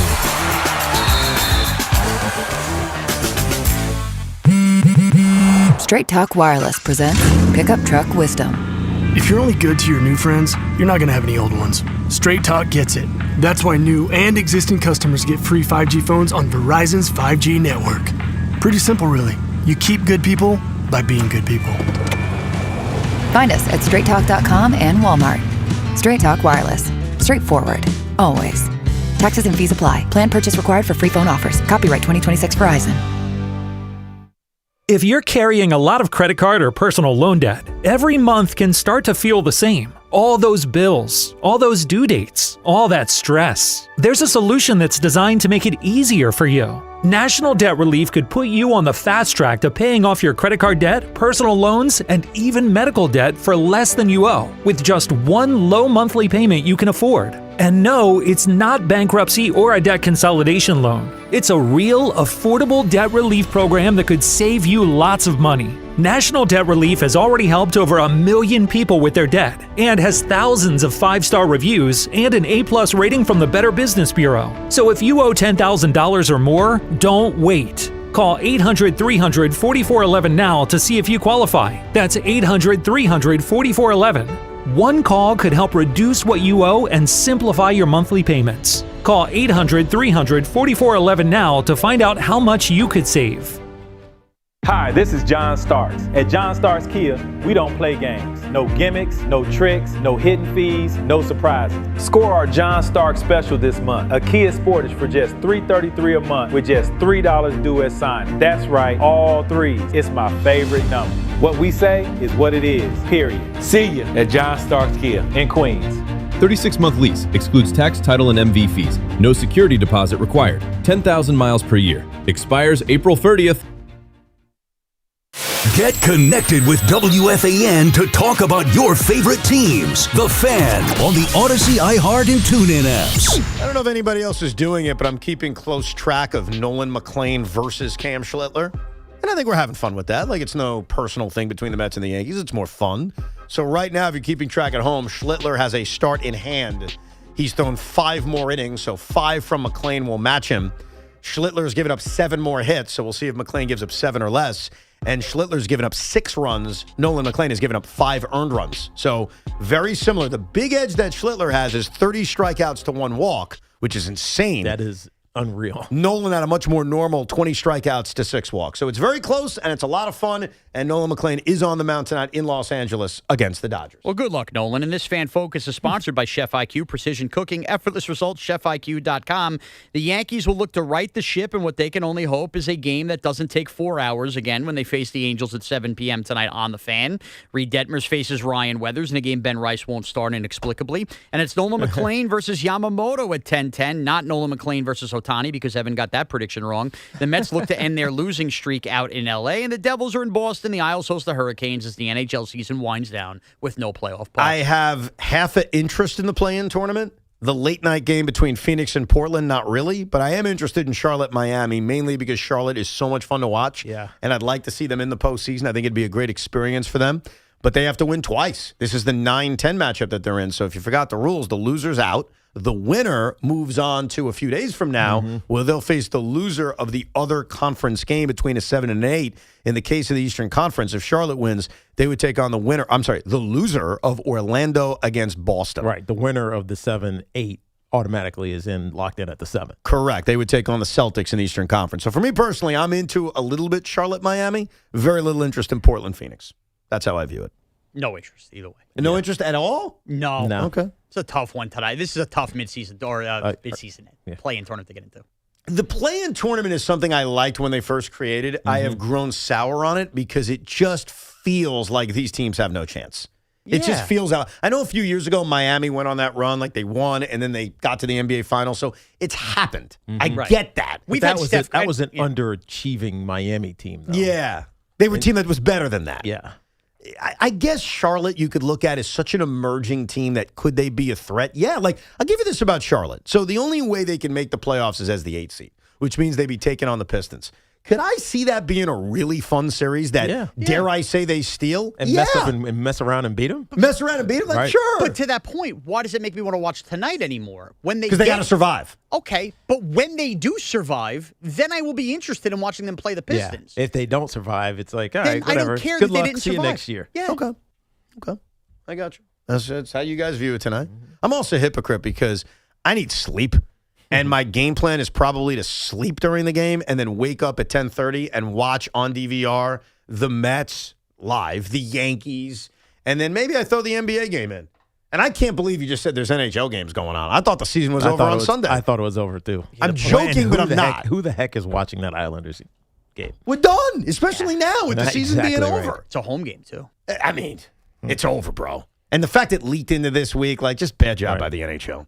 Let's get to some of your phone calls. Well, it could have meant something. It would have been epic if this was like win and in. Well, then I wouldn't be saying what I'm saying. Also, not a bad job by the NHL because it could, like he said, it could have meant some. Also, I'd rather have regular season games determine this than make up a tournament like the NBA did. That's why the NHL's playing it this week. They don't have a tournament. Interesting. Don't you think baseball sort of has a tournament when you really think about it? The wild card series is a tournament to get to the divisional series. Don't you think? What's the difference? They call it the playoffs. Okay, so if they called this the playoffs, that make you feel better? Yeah. Yeah, but this is still too many teams. It's just too many teams, right? Gotcha, Baseball, they had the wild card. It didn't make it feel like there's too many teams. I just think that the idea of a wild... We're talking 10 teams. I understand. And that's 2/3 of the damn the conference. And technically, these games are not playoff games. Yeah. They're nothing. They go into the ether. Right. Like they don't exist as regular season games. Right. And they're not playoff games either. They're games that just like poof. Right. It's like the Knicks Spurs midseason tournament game. Right. It doesn't count for anything. It just goes into the ether. I forgot they played the Spurs. That's right. Well, Mikal Bridges and his fake streak was actually 83 games. Even though he shouldn't have had to play. Should have said the 82 counts. Yeah. By the way, you know who agrees with me about the Mikal Bridges thing being fraudulent, which I've said for years? Who? I don't know if this is a good thing or not. I don't know. I don't know if I should brag about this. Craig, yeah. That's weird, though, because he's such a Nick homer, and I'm not. The New York it doesn't Knicks matter. are trash! If Mikal Bridges helps the Knicks win a championship, then maybe we'll care about his consecutive game played. Yeah, even then. And one of the counters that I got a lot of yesterday when I brought this up is that AC Green apparently had a bunch of games, too, where he didn't play, and he just played like 12 seconds, and he was hurt just to keep his streak alive. And people sent that to me, which I appreciated, almost as a I got you. Yeah. And it's not an I got you. His streak's fake, too, then. Like, what am I going to tell you? I'm not going to look at history greater. I'm going to say, well, then it's a fake streak. Of course. If that's what AC Green did many, many times, then I just look at it as fraudulent. So you didn't win anything. You just convinced me that all these streaks are fake. Val in the Bronx. Hey, Val. Evan Rico Roberts, Tiki the living legend barber. What up, dude? Stuck on by. And Mr. More Yankees, more Rash. Yo, good afternoon, gentlemen. I actually wanted to make a point, and I agree with Mr. More Yankees, okay? And I'm going to say it like this. I need a minute. With everything that happened in yesterday's game, okay? And you had guys flexing out of their struggles, all right? I know it was for one night and hopefully it continues on, but you had guys flexing out of their struggles. Right. 0 for 2. You get an opportunity. Sean is absolutely correct. It was, I don't want to say anticlimactic, but in a moment like that, what you wanted to see from Ryan McMahon was him to take matters into his own hands and his ability, not the inability of whoever was throwing to him, to get something to happen. A nice double, a homer, or something like that. Yeah, I mean, that would have been great for Ryan McMahon, but at that point, a 3.5-hour baseball game that's gone back and forth, don't you just want to win? Yeah. That's how I view it. Yeah. I did. I mean, you'll take it. It is what it is. But, yeah, I get what he's saying, though. Like, he just make us stop talking about you being so inept in all of these end-of-game moments. Yeah. And it's not his fault. He always seems to come up, but it's what I remember about the first part of the season regarding Ryan McMahon's 2026 season. It would have been a great moment for Ryan McMahon, but they won the game. They went on a wild pitch. It was ball 4 to Ryan McMahon. Like, sometimes that happens. It actually reminds me of how the Mets regular season ended in 1999, where Mike Piazza was up with a chance. Does he get an RBI? No. Nobody gets an RBI. Yeah. Phantom RBI. It's just it's a run. Piazza came up at the end of the 99 season, very similar situation. Chance to be the hero, send the Mets to either the playoffs or a one-game playoff. And Mike was still trying to prove he was a Met, right? Comes up, big moment, Shea Stadium. Imagine the magic. Brad Klontz, the reliever, first pitch, bounces it. Wild pitch, Mets win. And you could see in Mike's expression this level of disappointment that he didn't get a chance to just do something. But I think that quickly changed into, hey, I'm excited my team won. Like, I think that alters really quick. Obviously, you want that moment. You want that opportunity. But at the end of the day, you want to see your team win. Jared at Bedminster. Hey, Jared. How we doing? Just wanted to talk about Josh Hart over the last few years being the most pivotal player for the Knicks playoffs, where every team leaves him wide open from three. The fact that we have more depth in shooting at his position / the guards than ever, do you think he's going to be on a shorter leash, or do you think we're going to run the same half-court offense where Josh Hart gets about 5 or 6 wide-open three-pointers in the first half? Well, but if teams give him wide-open threes, which teams continue to do, he made him at a 40% clip this season. Right. He had a wonderful season shooting the basketball, but you're right. Which Josh Hart do we see? And I think he's going to play a huge pivotal role in this postseason run. And it all begins on Saturday. And we'll spend more time breaking it down as we get closer, Knicks Hawks. If you missed any of the show, you can rewind it on the free Odyssey app. Or you can go to the YouTube page, check out the entire show. I wore this L again because Edwin Diaz is a Dodger. I have to live with it. It is what it is. Carton Show's next. We're back tomorrow at 10 a.m. Enjoy the rest of your beautiful Tuesday. This is an Odyssey Sports